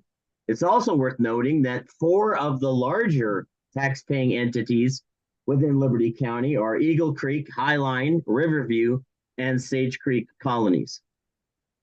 The 7 participating schools outlined in the public charter school application, which has been submitted by the Liberty Elementary School District, combined have paid in 2022 and 2023 nearly $1.5 million in local property taxes to counties and communities where they're located. A significant portion of this each year goes to directly support the located school districts and the schools in these counties from which those colonies themselves receive almost no direct benefit. It's also worth noting that approval of the proposed Liberty Elementary Public Charter School application will have no negative impact on these property tax payments going forward. The 7 participating colony communities identified in the application have also pledged annual funding support for the operation of the schools within the proposed Liberty School Charter District, totaling nearly $1.4 million over the 5 years of the agreement. The parents of students residing in each of the 7 colony communities identified in the application have also committed to enrolling their children in the proposed charter schools and district, beginning with year 1, when the anticipated combined enrollment for these schools is projected to be 101 students in grades K through 8. The Board of Trustees at Liberty Elementary School have outlined in their public charter application an innovative approach to restructuring a local education system in a manner which they have demonstrated over the past decade has the potential to provide an appropriate and reasonable remedy to a longstanding issue which has continued to go unanswered and unaddressed by the state educational agencies and their respective leadership. Specifically, the proposal you have before you provides a practical and a sustainable solution to the ongoing challenges of where and how the public education of Hutterite Community School children, who are predominantly English language learners, is most appropriately provided to ensure that equitable options do exist that support parental choice while assisting parents and encouraging students to develop their full educational potential. We would welcome the opportunity to address any specific questions you may have with respect to the information or the supporting documents provided as part of the district's public charter school application. Thanks so much, Todd. I'm going to turn it over to Vice Chair Hedelin to lead us in the questions.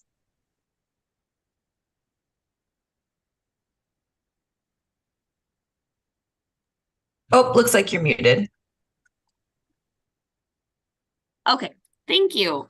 Thank you for the overview. So some of the questions I have to get us started were the specific plans.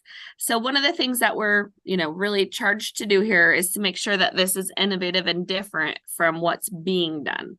So as far as what's being taught, I didn't see concrete or specific curriculums or platforms like online programs or those kinds of things. Can you explain to us what it says there's personalized learning time, but can you give us more detail on that? Give a little start, and then I'm going to pivot it to our educational specialist, Lana Runningwolf, who is has the responsibility in the district of advising in relation to those services. So what we have done is we have created a platform both based upon adopted curriculum by the Board of Trustees and also instructional programming and supports, which are tailor-made through personalized learning programs to meet the needs of these ELL students. What we have found is that we've had to be very innovative and very adaptive in selecting that curriculum because there is not for lack of a better term, a canned curriculum out there that is appropriate for the needs of our students. So we've had to cherry pick over the last decade of this process. We've created a model in which we have adopted and we've embedded individualized components of different curriculum resources that are out there to develop a more comprehensive approach to meeting the needs of our students. So Lana, I'm going to turn it over to you to address the remainder of the question. Hi, everybody. Hi. Hi, sorry, I'm sitting in my truck. No problem. Thanks for being here. I literally we had a ceremony today, and so I stepped out of the ceremony to join the meeting, and I was like trying to leave my camera off because I didn't want you guys to know I was in the truck, but at the same time I didn't want to speak without you being able to see my face. So thank you guys for understanding. So like Todd said, in working with the Hutterite committee or community,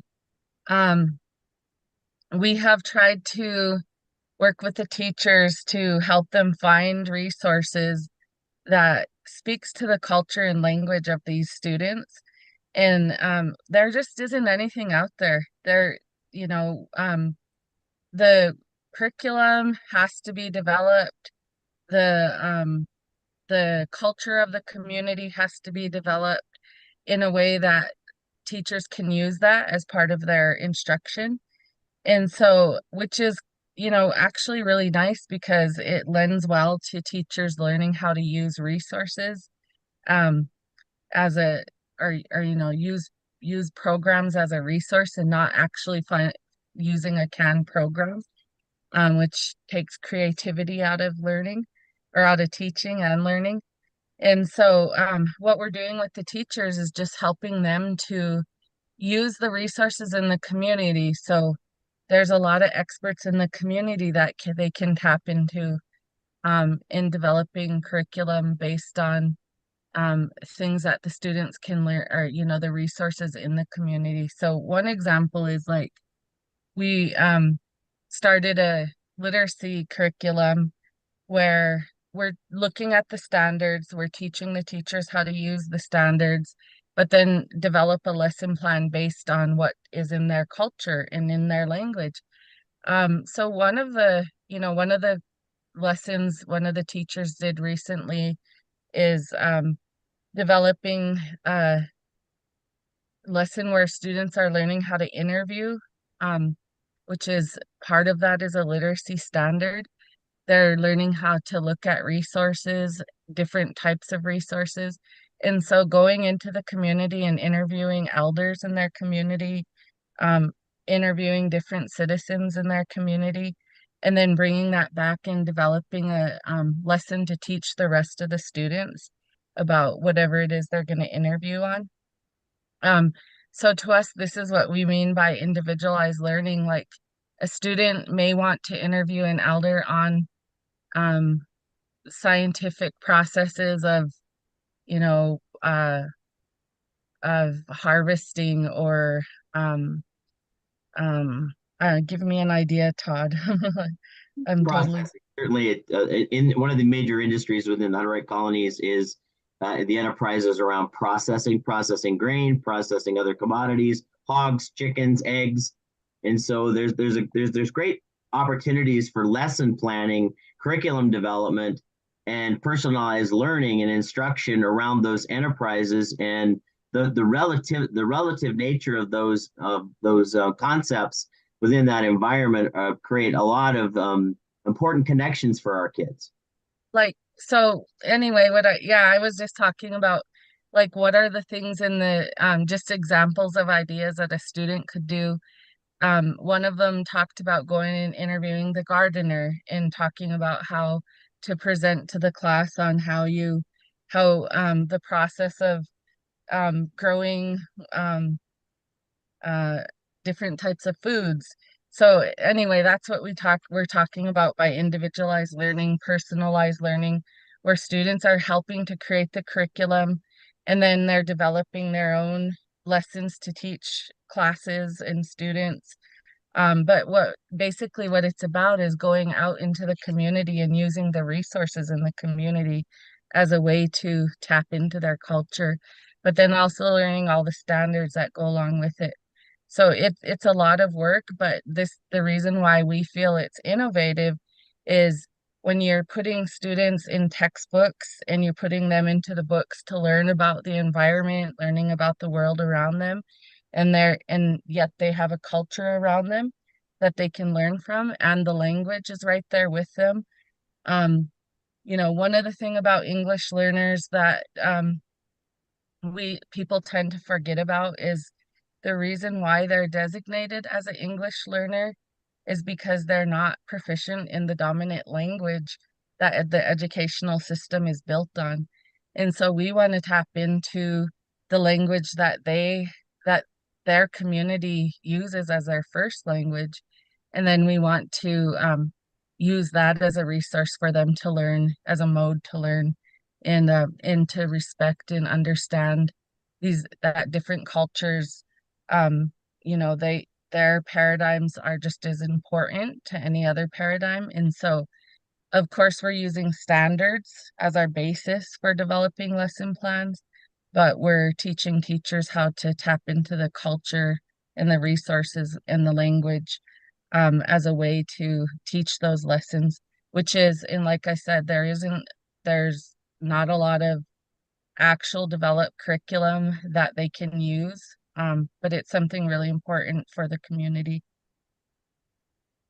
Vice Chair Hedeland, do you have another question? Then we have to move over to public comment. So we do have to try to keep brief.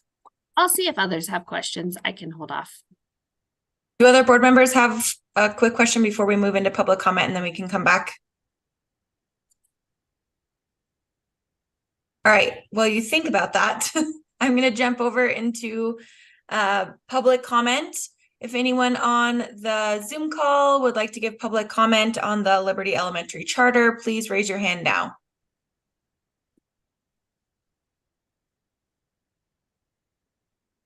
All right, seeing none, Vice Chair Hedeland, go ahead and ask additional questions.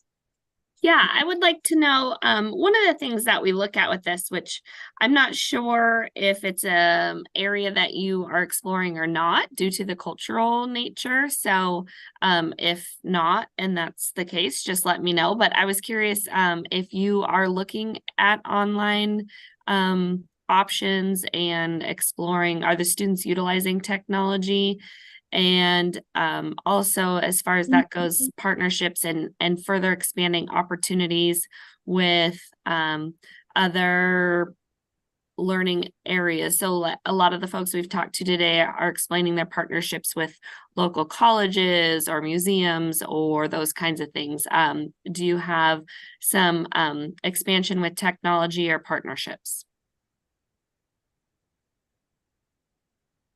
Lana? You want to start, then I can address some of this too. Well, right now we're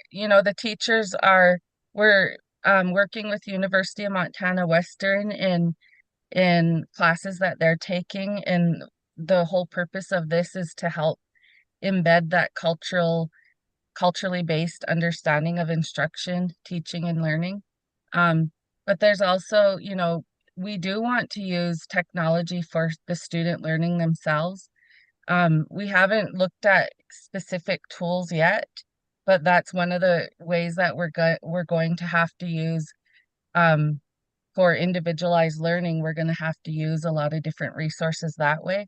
It is going to be a touchy, or not a touchy, but it's going to be something that we're going to really have to spend time looking at, because there really isn't a lot of curriculum, even online, that we could put students into. Although we do want to give them a broad worldview of all of education. So we will look at systems that we can use there too, just that's not specific to Hutterite colonies. So one last question. So for one of the things that we're looking at is academic rigor and making sure that we're making sure that students approve and have an opportunity to excel at their pace in these programs. So how are you assessing students? So I don't know if you want to answer that first, Lana, or not, or. Go ahead, Dan. Okay. One of the things that we implemented last year was the interim assessments. They hadn't been doing those before, and the SBAC interim assessments. And so we make sure that we're doing those religiously. The teachers understand them, the students understand what they're measuring. We're also, part of the thing that Lana was talking about the cultural bias, if you will, of what's out there now, is when we develop, we also have to develop at a multi-age level. All of our classes are basically, it's a one-room school. It's really two, but it's, K through 8 are being served.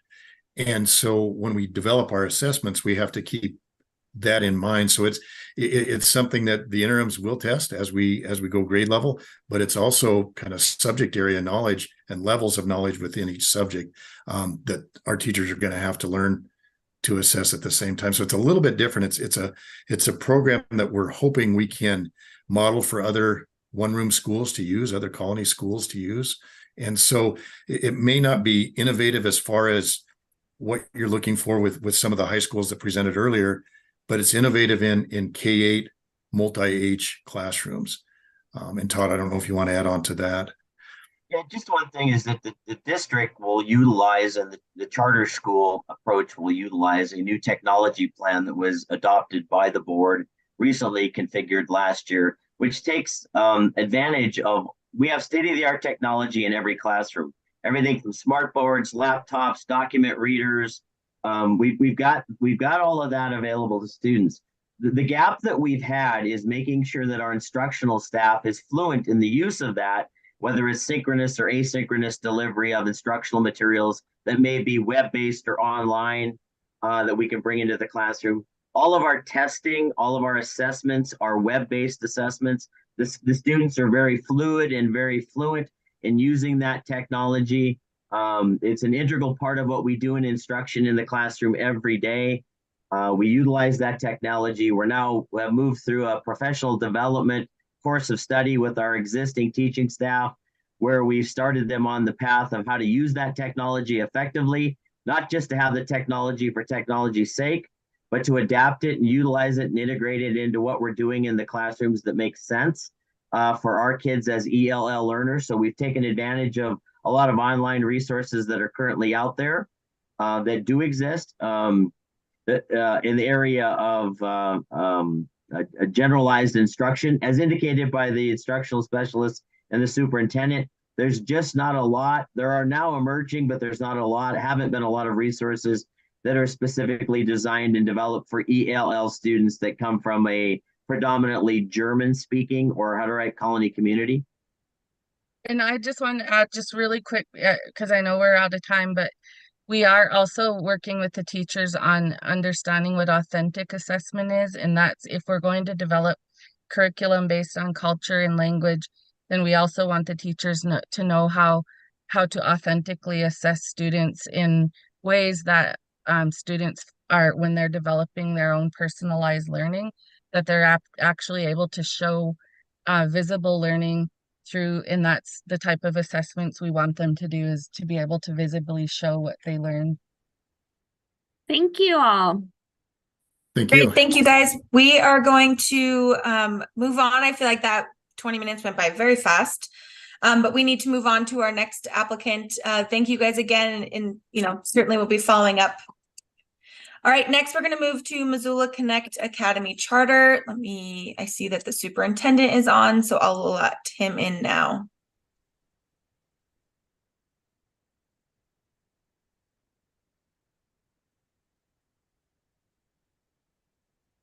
Hi, Superintendent, can you hear us?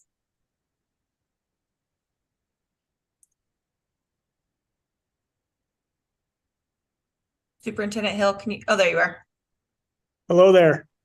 Hi, how are you guys? Great. How's everybody doing? Good. Hey, We're getting there. It's 4:22 on a Thursday night, and you guys have been at this all day. So take it away. We're just going to stand for questions. Let's go. The floor is yours. Thanks. Thank you. With me today, I have Barbara Frank, who is our Director of Academic and Community Services, who's going to just share a few things. But before we get started, I just want to say, first of all, thank you for the opportunity to speak today regarding the role of public charter schools and what we believe those can play in our district. And we know that there's some questions about whether charter schools offer real value to Montana students. And we hope that you come away today knowing that we believe that charters do provide meaningful educational opportunities for our families. They drive innovation. And I think all of those things benefit the wider public school system. I don't think it's lost on this board that public charter schools are still public schools. They don't charge tuition. They can't screen students based on academic ability or achievement. They're held accountable to the same academic standards as traditional public schools. The differentiating part of it, though, is that we have the ability to be more innovative with our curriculum, with scheduling, with budget, staffing, and a variety of other things to better meet the diverse needs of our students and their families. And it's the premise that we have behind the two charter schools that we're going to be presenting today.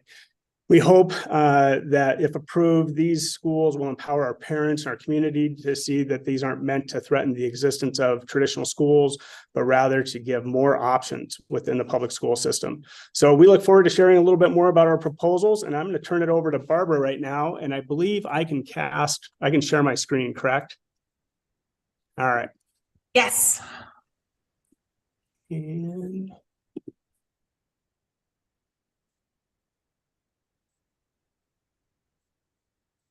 Let me see. You guys see that? We can. Okay, then I'm gonna let Barbara get started. All right. Well, thank you for this opportunity. It's nice to see you all again. It was nice to have you in MCPS, and hope that I can share some of the connections that you saw when you visited us to these charter schools. So Connect Academy is the first charter that we're presenting today. This academy is intended to be innovative and flexible, and that we have been providing an MOA using ESSER dollars for the past few years, but this is really kind of the level up of that online academy, where we're really looking at more of a hybrid and flexible model for our students. In this model, we are looking to build personal relationships, and doing that in a way that we in multiple facets, assigning learning navigators so that students can have that personal connection to an adult that is part of the school system, helping them plan and change and make adaptations to their learning plan so that it always meets their needs and their schedule and their family and caregiver needs. We're also looking at those personal relationships that students can build in that hybrid kind of structure, where they have opportunities to come to our brick and mortar buildings for courses that they can't access online, such as automotive or ag ed. Those things just can't be taught in a virtual setting. So really giving that flexibility of, we have online synchronous and asynchronous course options, but also some in-person options for students. And then strengthening those community ties. When you came through Missoula, you saw that community schools were a big part of what we're trying to do here, and really creating that community inside of our neighborhoods. And so really expanding that in this hybrid model, encouraging community connections, building opportunities for internships and CTE workforce experiences, and just helping students make those social connections to services for whole child wellness that they need. We also, of course, will continue that responsive MTSS supports that we offer in our brick and mortar buildings, but with that extra layer of that personal learning navigator assigned to students. That way students are always connected, always have someone responding to them, and they have an advocate for them every day when they're part of this school. And then finally, flexible timelines, really looking at those opportunities for students to graduate early, to recover credits that they may have lost, to re-engage if they've become disengaged with schools, and being as flexible as we can to meet families and students where they're at and help them move forward. One of the things that we're really aiming for is to be a leader in proficiency-based learning. And it's hard at the outset to say we will initially be proficiency-based, but we hope by the end of 5 years that we will be an absolute state and national leader in proficiency-based or competency-based learning, because this provides that flexible opportunity for students to really get what they need from education, to move at the pace that meets their needs, and that really allows kids to catch up or to excel on their personalized learning paths. We also believe that proficiency-based learning has the intent to motivate and increase relevance for students, because they get to choose their coursework, they get to choose when they do it, and they have that opportunity to do it in the times of day that really support their needs. When you think about students who are struggling with barriers such as homelessness, or they need to work to help support their family, this kind of a model allows students to really adjust their schedules around their requirements, so that you don't have to choose school or work. You get to do both, so that we give students more opportunities. And then I think one of our biggest celebrations about this school would be really building a future-ready workforce, giving students the opportunities to attend some of our brick and mortar opportunities, but also creating new opportunities for kids, new internship and workplace learning opportunities, and new connections for students. Also focusing on those development of life skills, including making sure that we have strong financial literacy components, building strong time management and problem solving modules into our coursework, and providing a gateway for students to access a variety of academic and enrichment opportunities, including student-led clubs and enrichment and extracurricular activities throughout the MCPS system. We believe that this charter school will be innovative in that it really allows students to be who they are and find their way, so that they can graduate and be ready for the college and career choices that they make upon graduation. Thank you guys so much. Great, thank you so much. I'm going to turn it over to Vice Chair Hedelin to lead the board in questions. Thank you so much for the presentation. I appreciate the slides. Can you share then how this is different or where it takes place? Is this still taking place within the school, or it sounds like they're going to have different opportunities to be in different locations? How is it unique? It's unique because we will offer it in that virtual setting. So that will be often what I would guess, that families who choose the Connect Academy will be looking for more virtual options than in person. But it pairs it with those opportunities because there are students who want to go to a music class and participate in a band, and you really can't do that in a virtual setting. So it will be mostly virtual, but then we will utilize some of our district resources to provide places for students when they build those personal learning pathways, to provide those places throughout the MCPS system where they can connect and get those opportunities. Yeah, and I would just add to that the enrollment isn't conditional on being full-time in the Connect Academy, that they would still have that ability to be able to access specialized coursework that may be like an automotive or an ag ed, or even participating in our meets lab or other things like that. But it could also be music, it could be an art experience, could be just about anything. So it really is designed to be as flexible as possible to meet students where they're at. Thank you. I noticed the schedule that you presented was still pretty traditional, but you did mention that that was the plan for year one. So do you want to just elaborate on kind of why that is and how you plan to progress innovatively on this schedule so that it is innovative? Yeah, I think the compressed timeline of this application process and the rollout, it's hard for us to say how innovative we can be in year one. So kind of building on the success that we've had in our current MOA in year one, and then bringing together those advisory teams, the teachers, the stakeholders, and the student voice to help us create that truly flexible model in those years to come. If this spring, if we really get moving quickly, we may not start with such a traditional schedule. We may be able to start with that more flexible schedule, but I think as we planned and wrote this in that month timeline, it felt safer to say, let's start with a traditional schedule and then move to that flexible model than to just jump right into that flexibility. We would love to start in a flexible model, and hopefully this spring planning period, we can be more flexible in our schedule. Thank you. I'll turn it over, McCall, in case others have questions and public comment. Great. Do other board members have questions? Yeah, I do. So am I right in assuming that your Missoula Online Academy, which is sunsetting, is this just doing that same thing, or are you enhancing the Missoula Online Academy? And if you are, how are you enhancing it? What's that innovation should encourage us to fund this? Yeah, so I think a couple of things. One, we're expanding the grade level opportunity to include sixth grade through high school, and being able to offer a diploma through that. The other expansions to it is just, again, it comes back to that flexibility. Currently, we have the majority of the students who are enrolled are taking all of their coursework online. They might be doing it for a variety of reasons. They might have an autoimmune disorder or some other rationale or reason. But I think the idea is that if we're able to expand this, the new flexibilities, moving more towards that competency-based and proficiency-based education as opposed to course completion or seat time or hours is a big component of this. And I think that's one of the things that would separate or differentiate from what we currently have. I would add to that too, that we have that aspirational goal to step outside of the traditional school calendar and potentially offer this as in a year-round setting to really capture and accommodate those scheduling needs of the families we hope to serve. Any other board member questions before I move to public comment? All right, I'll jump back after public comment.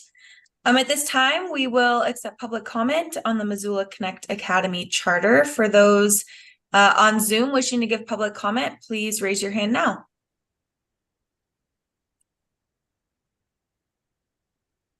Great, back to board members. Any additional public comment? Board member Quinlan. I have a question. I'm curious about to what extent the Montana Digital Academy is actually a partner in planning with you, or creating courses. Obviously, your students will be using what they produce, but I'm just wondering about that partnership. Absolutely. We already work pretty closely with the MTDA for some of the course offerings that we're providing to students in our schools.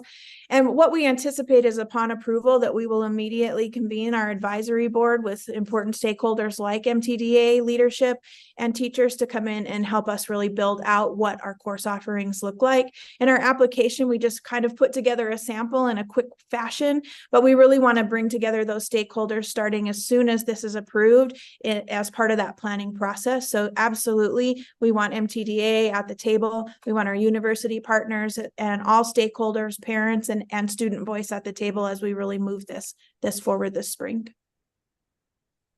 Board Member Rasmussen. Thank you.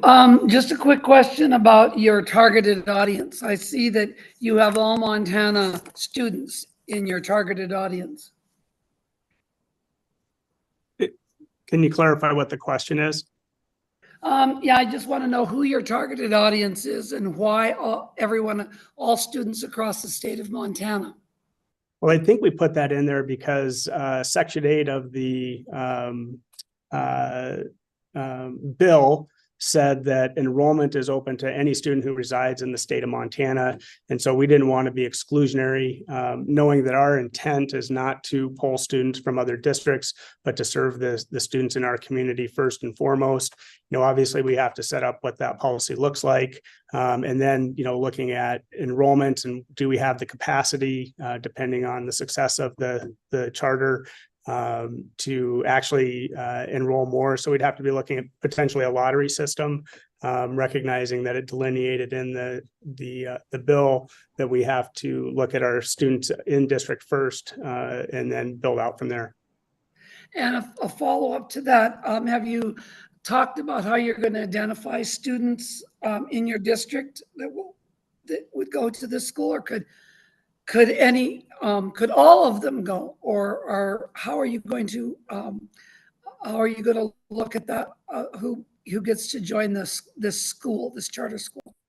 Yeah, I think it comes back to, you know, under the premise that the legislature created this, that we have to make it available to anybody in the district. And so once approved, we would begin to start communicating with our families and our community about what it is not, what are the opportunities that exist within that, have, you know, potentially community forums, send out communication, work through social media, any type of opportunity that we can to get the word out about the opportunity that exists.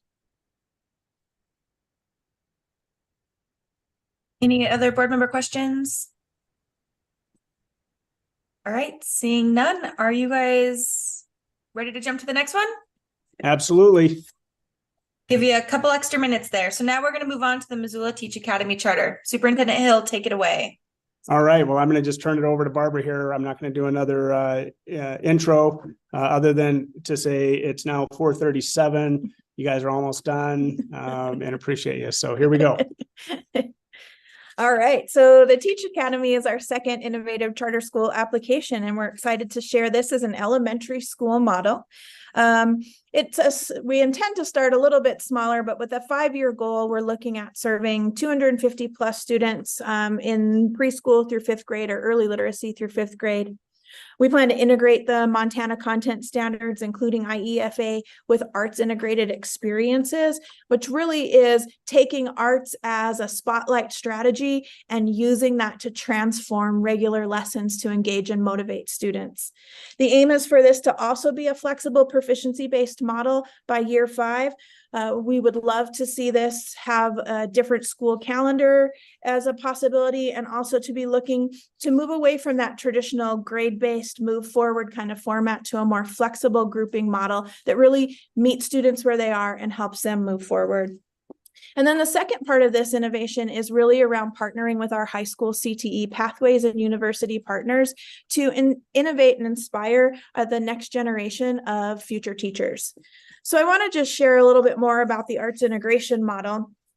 Right now, we, in our elementary schools, we partner with Spark Arts Ignite Learning, and we provide arts experiences as well as arts integration strategy training to our teachers. We see small pockets of arts integration happening around our community. The arts is a big part of Missoula and really is something that we really celebrate as a community, and it's really special about Missoula.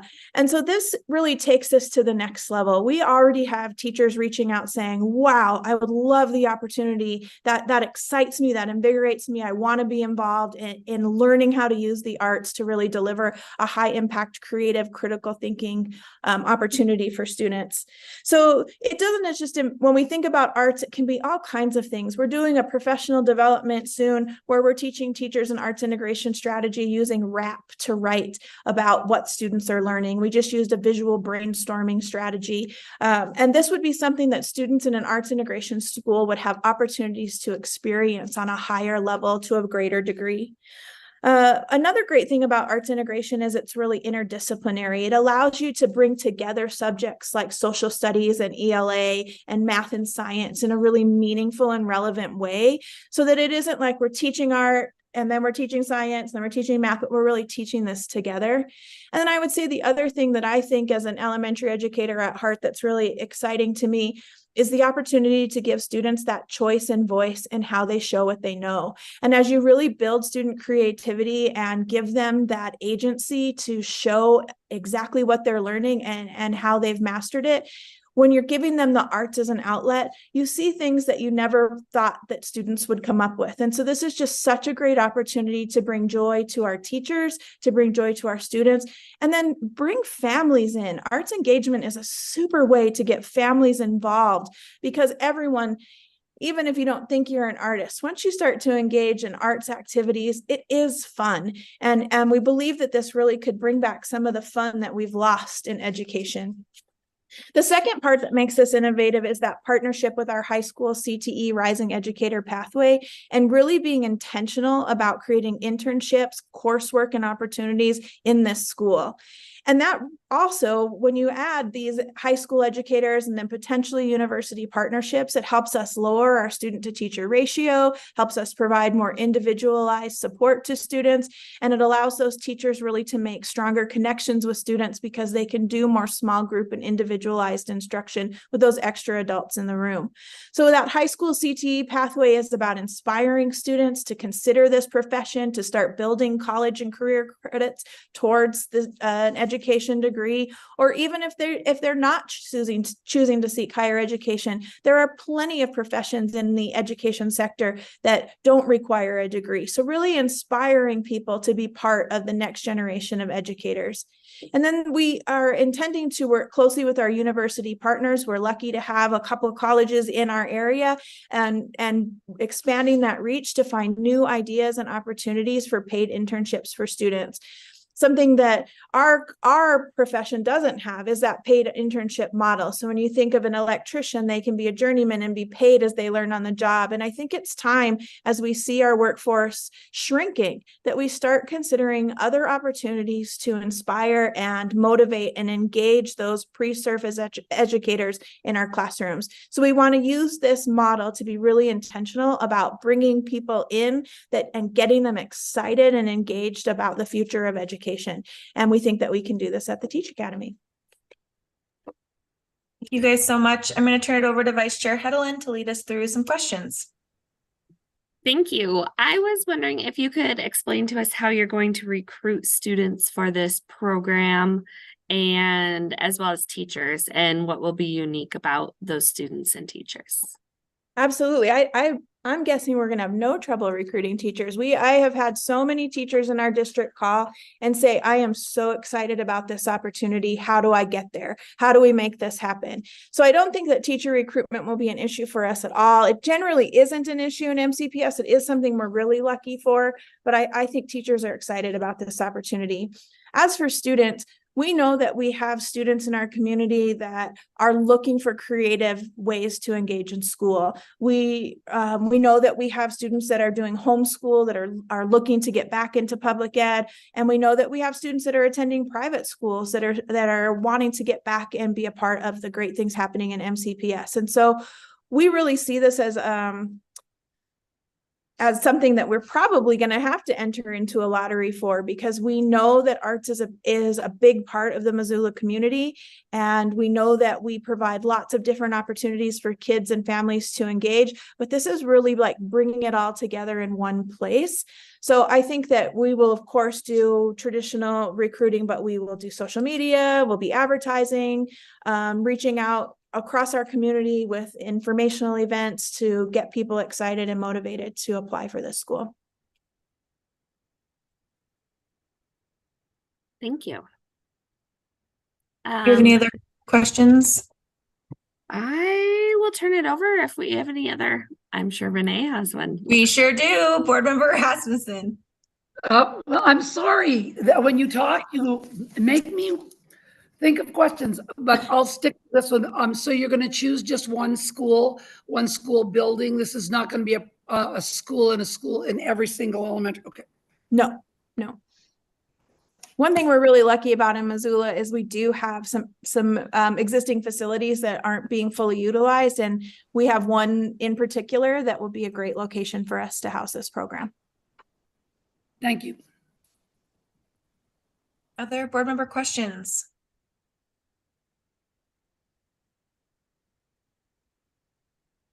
No, All right. I love the concept. Dr. Slinger. No, I love the concept.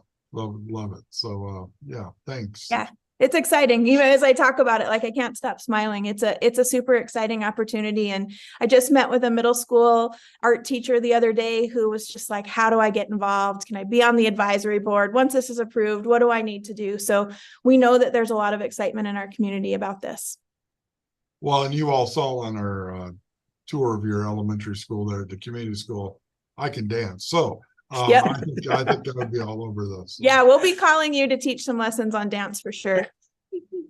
We all saw you, Dr. Slinger. All right. Well, is there anything else that you guys would like to share, given that you have a few extra minutes before we move to the next one? I don't think so. I think we're excited for the opportunity. Love the idea that we have this opportunity granted through the legislation to be able to do this. Provides greater flexibility when you work in school systems that have operated more or less the same way for the last 110 years. Having this is a big deal and for our community. And so we know we have great community support for this, and our staff are excited about it. So we're just looking forward to the yes. Well, excellent. I'm going to turn this over now to public comment. If there's anyone online wishing to give public comment on the Missoula Teach Academy Charter, please raise your hand now.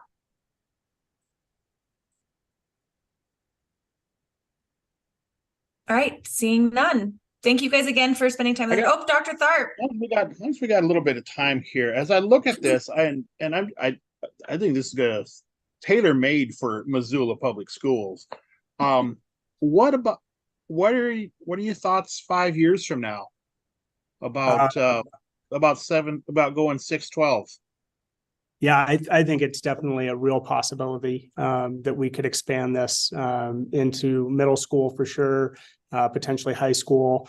One of the things that I think gets challenging if you're trying to offer everything as a comprehensive high school, for instance, is you already have theater, art, music. You have a lot of options available for students at that level, whereas at the elementary and middle school level, it's not quite there. And so, does it become a competing entity within other programs? I think is always something that we're going to keep in the back of our mind as we move forward. And so, we'd love to be able to test the waters first and see, what appetite there is. But, very well aware, in lots of other states across the country that, they'll have high schools and middle schools set up that, this is the fine arts school and this is the STEM school and this is the CTE school. And so, is there potential 20 years from now for that to be kind of a model for our community? Absolutely. I think we just have to be really pragmatic, cautious, and take advantage of it where there's the will within the community to do that. Yeah, I'm really excited to see where this one can go. Thank you. Good job. Thank you. Thank you. Board Appreciate it. Member Quinlan. You gave me one more opportunity. I'm curious, since I see a column of what I think is early literacy enrollment. What's that going to look like, incorporating the arts education in with the early literacy program? That sounds very exciting. Yeah, we already are taking a stab at that in our early kindergarten classroom. So we have a grant-funded arts integration specialist right now who's working in our schools. So she's working directly in our early K classrooms with the teachers to find opportunities to build arts experiences into the ELA and math curriculum that they're working on.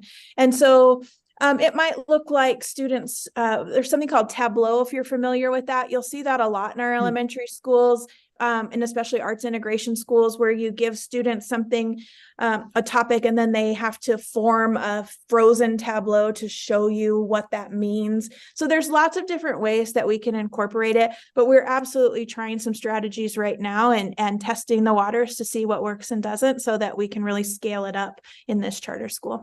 I'm not familiar with Tableau, but I'm sure Dr. Slinger will be able to. He'd be really good at it. So yeah, he's going to be a regular presenter in our Arts Integration Academy. So yeah, he'll show you soon enough. Thank you. Excellent. Well, I appreciate the time you guys gave us today.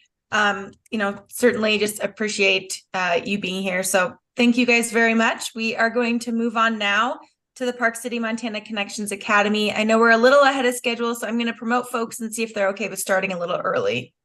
Thanks, you guys. Thank you.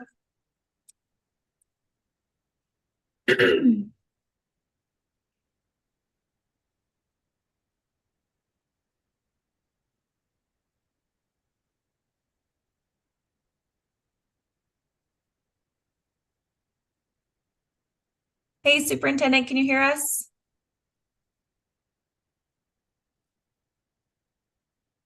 Hi, Brianne. And just a second. There we can hear you. Okay, there we go. There you are. Awesome. Thank you so much. I wanted to check with you guys. I know we're a little ahead of schedule. Are you guys okay with presenting now? I don't have a problem with it if my two board members are ready. If I see Brianne on and Amber's here as well. Okay, so those would be my other two. Awesome. Well, if you guys are okay, we'll start now, and I'll turn it over to you to make some initial comments and presentation, and then we'll ask some questions. Thank you. Okay, we'll have Amber start.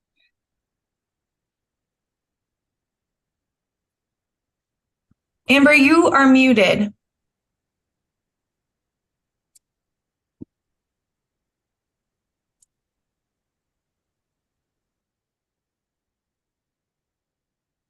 Okay, can you hear me? I'm sorry.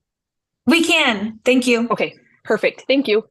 Hi, my name is Amber Tilsey. I am Vice Chair of the Park City School Board, and I am excited for the opportunity to submit this charter application for Montana Connections Academy. Park City, while a small school district, wants to be innovative and provide options to students. We believe that is important for us to attract students to our district in this new world of charter schools and open enrollment. We feel our status as a small rural school near Billings puts us in a unique situation to both understand rural school situations and students with unique needs. Montana Connections Academy, a charter of Park City Schools, will offer an innovative and unique online school, meet all statutory requirements, and address family demand throughout Montana to serve students for whom a high-quality, full-time online education is the best fit for their unique needs. Due to the rural nature of Montana, Park City Schools believes that online learning has a critical role to play in creating access and equity for all students. Park City Schools plans to partner with Pearson Virtual Schools and leverage Pearson's 20 years of experience in leadership in online education and create a statewide full-time online charter school. Our superintendent of schools, Dan Grabowska, has been an active leader in both Montana and Idaho in our online learning for over 20 years. His leadership created additional opportunities for students within our Park City schools. I would now like to turn it over to Brianne. Good afternoon. I'm Brianne Straka, board member at Park City Schools. I work in healthcare and am passionate about access and equity. This charter school is important to me as I believe that it will provide educational access and equity throughout Montana. Montana Connections Academy is not the equivalent of any current programs offered in the state of Montana. Rather, it's unique and distinct from other offerings in our state. Our school is designed to offer students across the state of Montana the chance and opportunity to succeed, regardless of whether they live in a big city or a small town.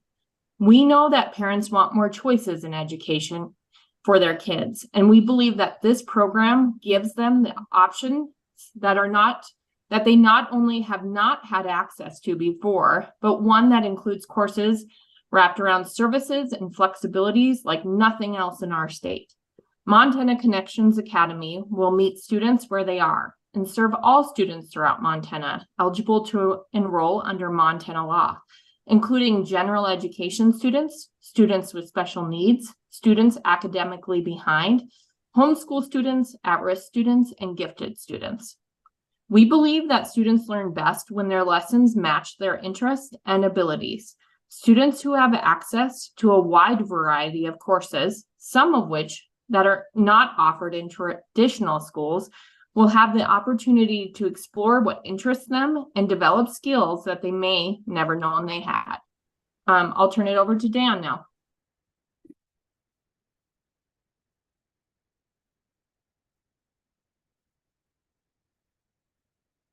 Hi, everyone. My name is Dan Grabowska. I'm superintendent of Park City Schools. There are many different students who can benefit from a full-time virtual school like Montana Connections Academy. Here are a few stories of the types of students that we plan to serve. Zachary is a student at Wyoming Connections Academy. He joined Wyoming Connections Academy when he was in 4th grade. Due to his autism, he was unsure about how he would fit into the online learning experience. His time in brick and mortar schools had been challenging because he struggled to pick up on social cues from his peers. Zachary thrived online and even became a leader during live lesson sessions. He supports his peers, has deep conversations with his teachers, and encourages the class to think differently and participates often. He has blossomed. Another student is Gracie. At age 4, she was diagnosed with a brain cancer or a brain tumor. She had 4 radical surgeries that altered her brain. Her parents chose Connections Academy because she needed an option that could help her need to remain in a sterile environment and her short-term memory loss. She is now thriving. She gets to be involved, even with lots of doctor appointments, and go at a slower pace, which is really important to her. Students like these can thrive in a full-time school such as Montana Connections Academy. We plan to provide students with a comprehensive learning solution for Montana students seeking an alternative to the traditional brick and mortar setting.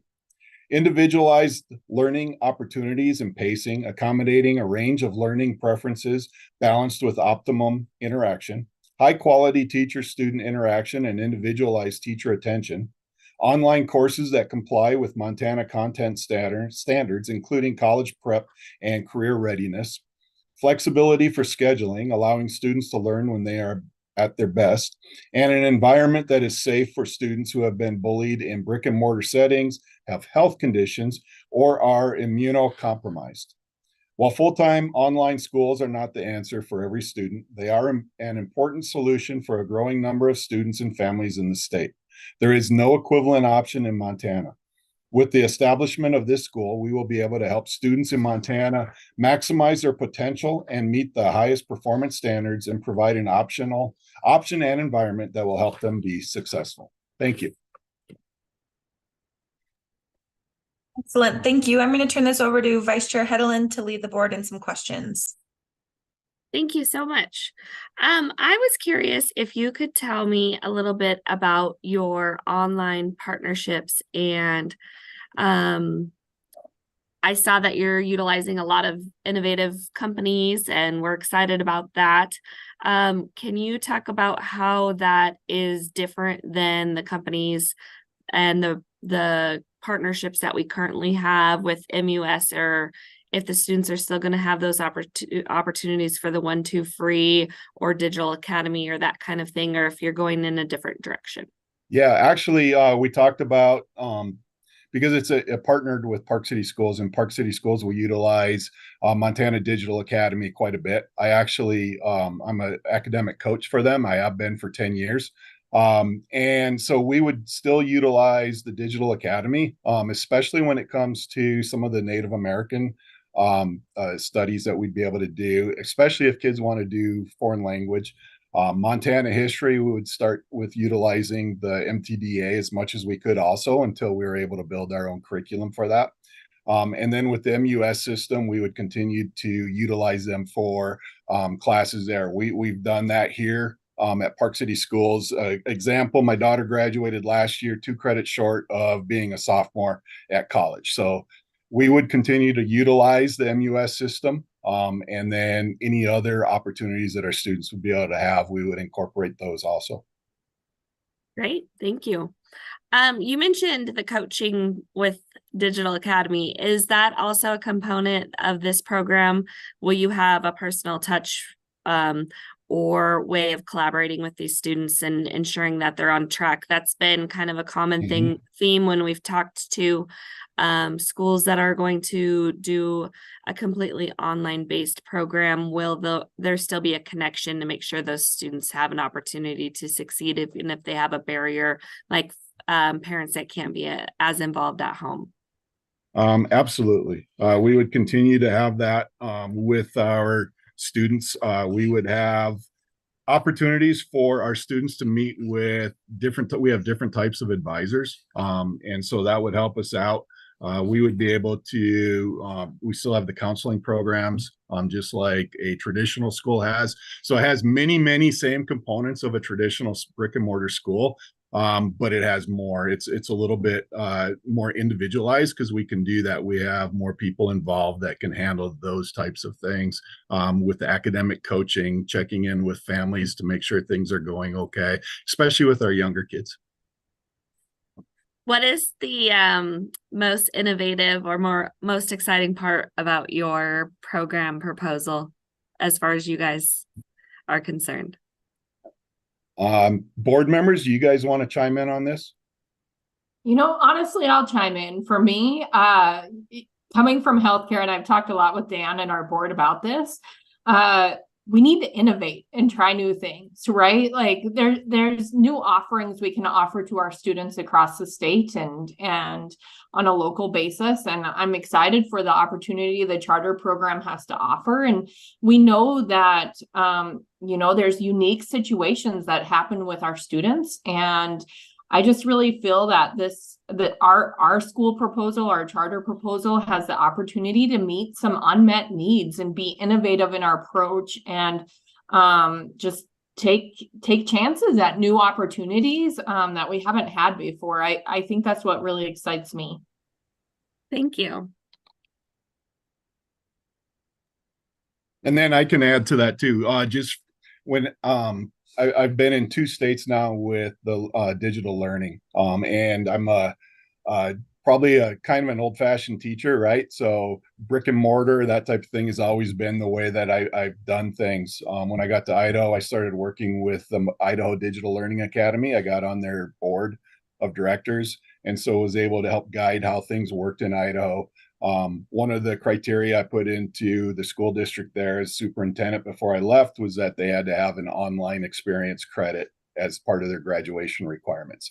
And that was, holy cow, that was like in 2005 or 6, I think. So a long time ago. And unfortunately, I don't see that happening in Montana. So having this opportunity for students, that I know there's an online need for students because a lot of students do learn that way. We've known kids that are training for athletic programs for travel athletics like skiing or ice skating. When I was in Florence, we had a family that was really big into ice skating and trained for the Olympics and that type of thing. And they were missing a ton of school. And so this gives that opportunity for students to be able to have a school that is able to fit their lifestyle. And I think that's really important. Agree. We see that with rodeo and hockey and all kinds of things. So, And in that regard, what is your target audience? So that's a tough one. The target audience is it's kind of a several different areas. Homeschool is a big target audience. The students that need that special educational platform just because of their personal needs, like we discussed just a minute ago with traveling or things like that. And then in Montana, we know that there's a lot of kids that are very, very, very rural, that they go to all kinds of lengths to get to school.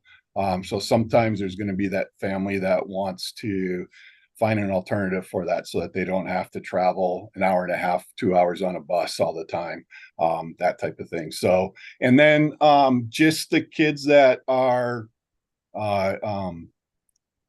not fitting in for whatever reason into a regular brick and mortar, whether if they're bullied, if it's whatever the case might be. I hate using that word bullied. It's a lot of times it's just kids that don't fit in. They're awkward socially or whatever the case might be. It gives them an opportunity to get a solid education this way and not have to go do a fly by night, buy a diploma type of class online or paperwork that they would get from BYU or something like that. It gives them an opportunity to still participate as much as they want to participate. Thank you. I'll turn it over to you, McCall, to see if there's public comment or other board questions. Board Member Quinlan. Thank you. Can you talk about the contract or the relationship with Pearson? What does it mean to be an education management organization in terms of this proposal?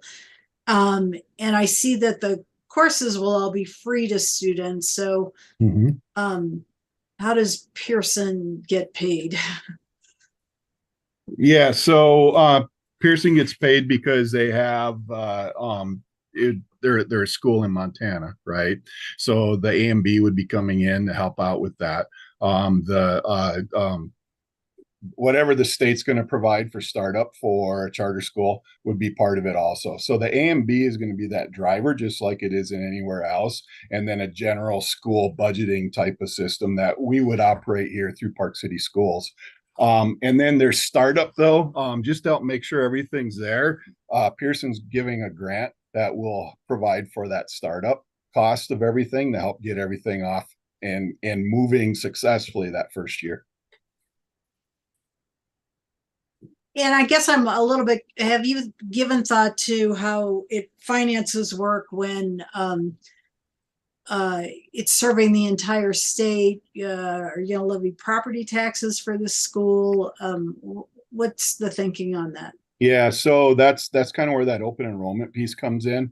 The taxes and all that would just be the local entity part of it, and that's it. So there's no increase to local taxes on that. We would have the open enrollment with the AMB plus the home school district with that little portion that's tied into the law for the open enrollment. It's not a lot, but I mean, that's part of what's being looked at as that to supplement the AMB side of things. Thank you. Any other board member questions? Yes, please. Dr. Slinger. I see that you have a career readiness and badging focus on with the program. So I'm assuming there's several ways on that, right? They're either trying to get something credential that they can, upon graduation, they just have on a resume if they choose to go right into the workforce, or are you thinking these are badgings that are credentials that are stackable in nature, so as they go on to a college or university, they can build upon that? So one of the things that we're kind of doing is we're building that process, right? So the first year that we start up is going to be only through grade 10. One of our concerns is we don't want to be a diploma mill for kiddos, where they come in, and just pick up classes because they dropped out or whatever at a previous school. So we're going to go to grade 10 and then build up to 11th from that after that graduating year, and then 12th after that. And then, yeah, then we would continue that with, we're still working on some of those final pieces, I believe, on the that part of what you're asking. Because we haven't gotten there yet. We're still at grade 10 is what we're going to be doing. But our students are going to be just like any other student moving on to college with their classes. We'll have the career opportunities in there for them and that type of thing too. So we're still working on exactly how that ties in, kind of like we're working on how we tie in the MUS piece of it too. I think one of the really cool pieces with that would be to allow the work with the university on their teachers so that we can provide them an opportunity so that they can learn how to teach online. So part of their student teaching experience would tie into that. And then we'd be able to build up on some career opportunities with the students as they're coming through and have that relationship with the MUS system.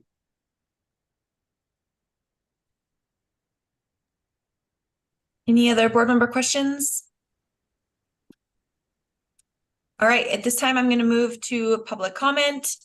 Those online wishing to make public comment on the Park City, Montana Connections Academy, please raise your hand now.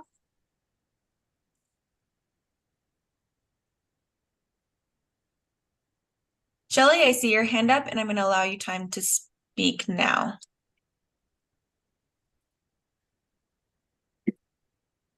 Hello, my name is Shelley Mendenhall, and I support Park City's application for the Montana Connection Academy. Thank you, Shelley. Next up, I see Jenny Butcher. Hello, Jenny Mernan Butcher, Deputy Director of Montanans Organized for Education. We've heard a lot from our members, which are parents and community members across the state, that are very concerned about the potential effects that this could have on school budgets, especially in very rural, already cash-strapped schools. So I would encourage the board to consider the effects on other communities as you make this decision. Thank you.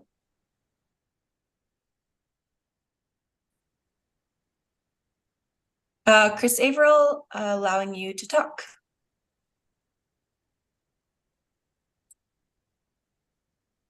Now I'm unmuted, I think. Is that working? It is. Thanks.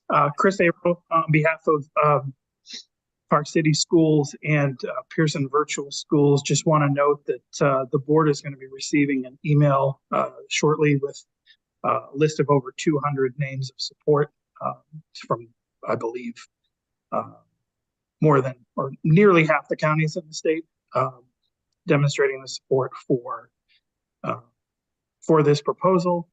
And you're also going to receive or have received a letter spearheaded by Senator Forrest Mandeville, who is the state senator in Park City, and more than a dozen other state legislators, explaining how this type of innovation is exactly the kind of thing they were looking for when they voted for school choice in the last legislative session. I believe between the two letters, including the letters from the families across the state, they understand that there are children who are not being adequately served through the current system and would benefit from this innovative, fully online instruction that the Academy would afford them. So thank you so much. Appreciate it.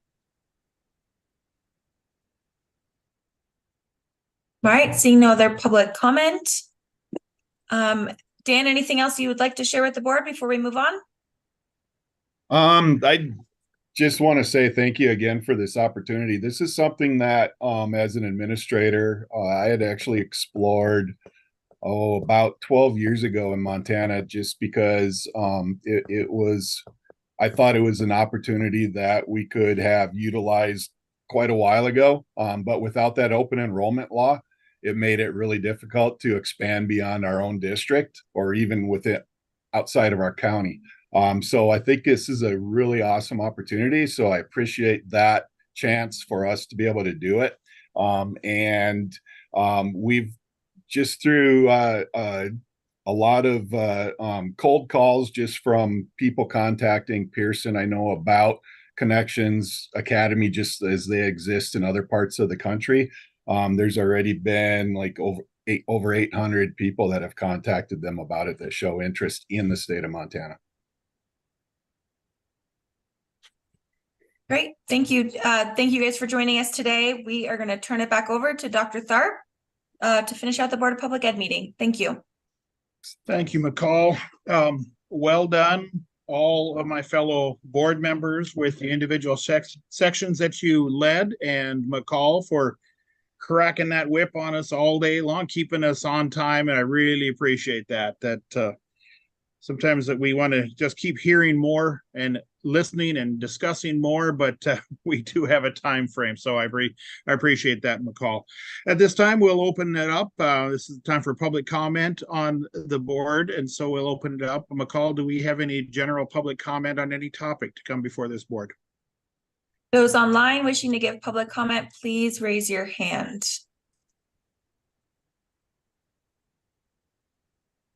Seeing none. None. All right. Well, once again, well done, everybody. We have a lot of reading, a lot of consideration now to continue to do. And this will be a big part of our January board meeting. That's something we're going to have to talk about exactly how much time we're going to need, because just based upon my notes, some of these look fabulous and get them rolling. Others got a lot of questions and something that we might have to have a lot of deliberations on and discuss what we're going to do. So I'm hoping that we don't have too much on the agenda packing up our January, because we're going to want to have a good solid amount of discussion on many of these so that we can continue our process in this. Anybody have any general board comment before we adjourn? I'll get my hand up there. I see Board Member Hammond is unmuted. Go ahead, Jane. I just wanted to remind everybody that we sent out this review checklist with everyone to return it by January 5th. And for my preference, and I think we ought to talk about it, I'd like to see points 1, 2, and 3, and then at the end, the reference that Renee made frequently during the day, based on this, do you recommend the board approve this or not? And then my proposal is that we would tally these, and so we get one for each school that would have our yeses and our nos tabulated on one sheet, so that we could have a starting point. Because if someone has a strong objection, then I think we ought to plan more time, or at least enough time to explore that sometime between now and the January meeting, or at the January meeting. And then several other people have volunteered from our educational partners, and they have until the end of this week, McCall. Or are we done? Where are we on the status of that? They also have until January 5th to review applications and give us their feedback. Right.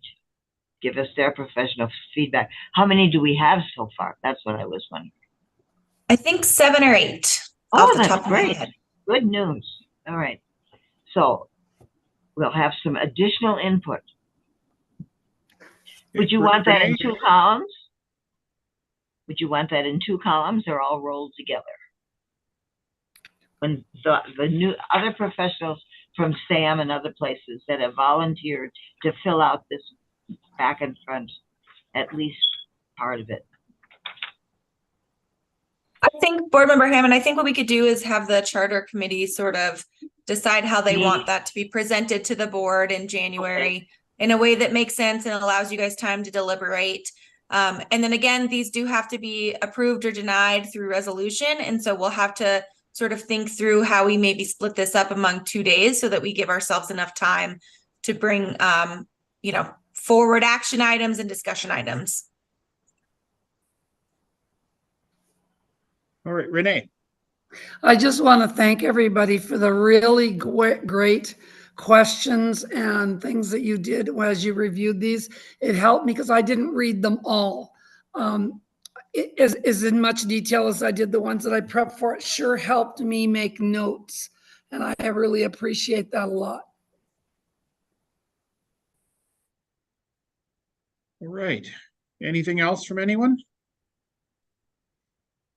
Once again, thank you all for your time. I'm showing the time is 5:18 and our meeting is adjourned. Have a wonderful evening. Merry Christmas, everyone. Thank you. Happy holidays. Merry Thank you Christmas. all. folks.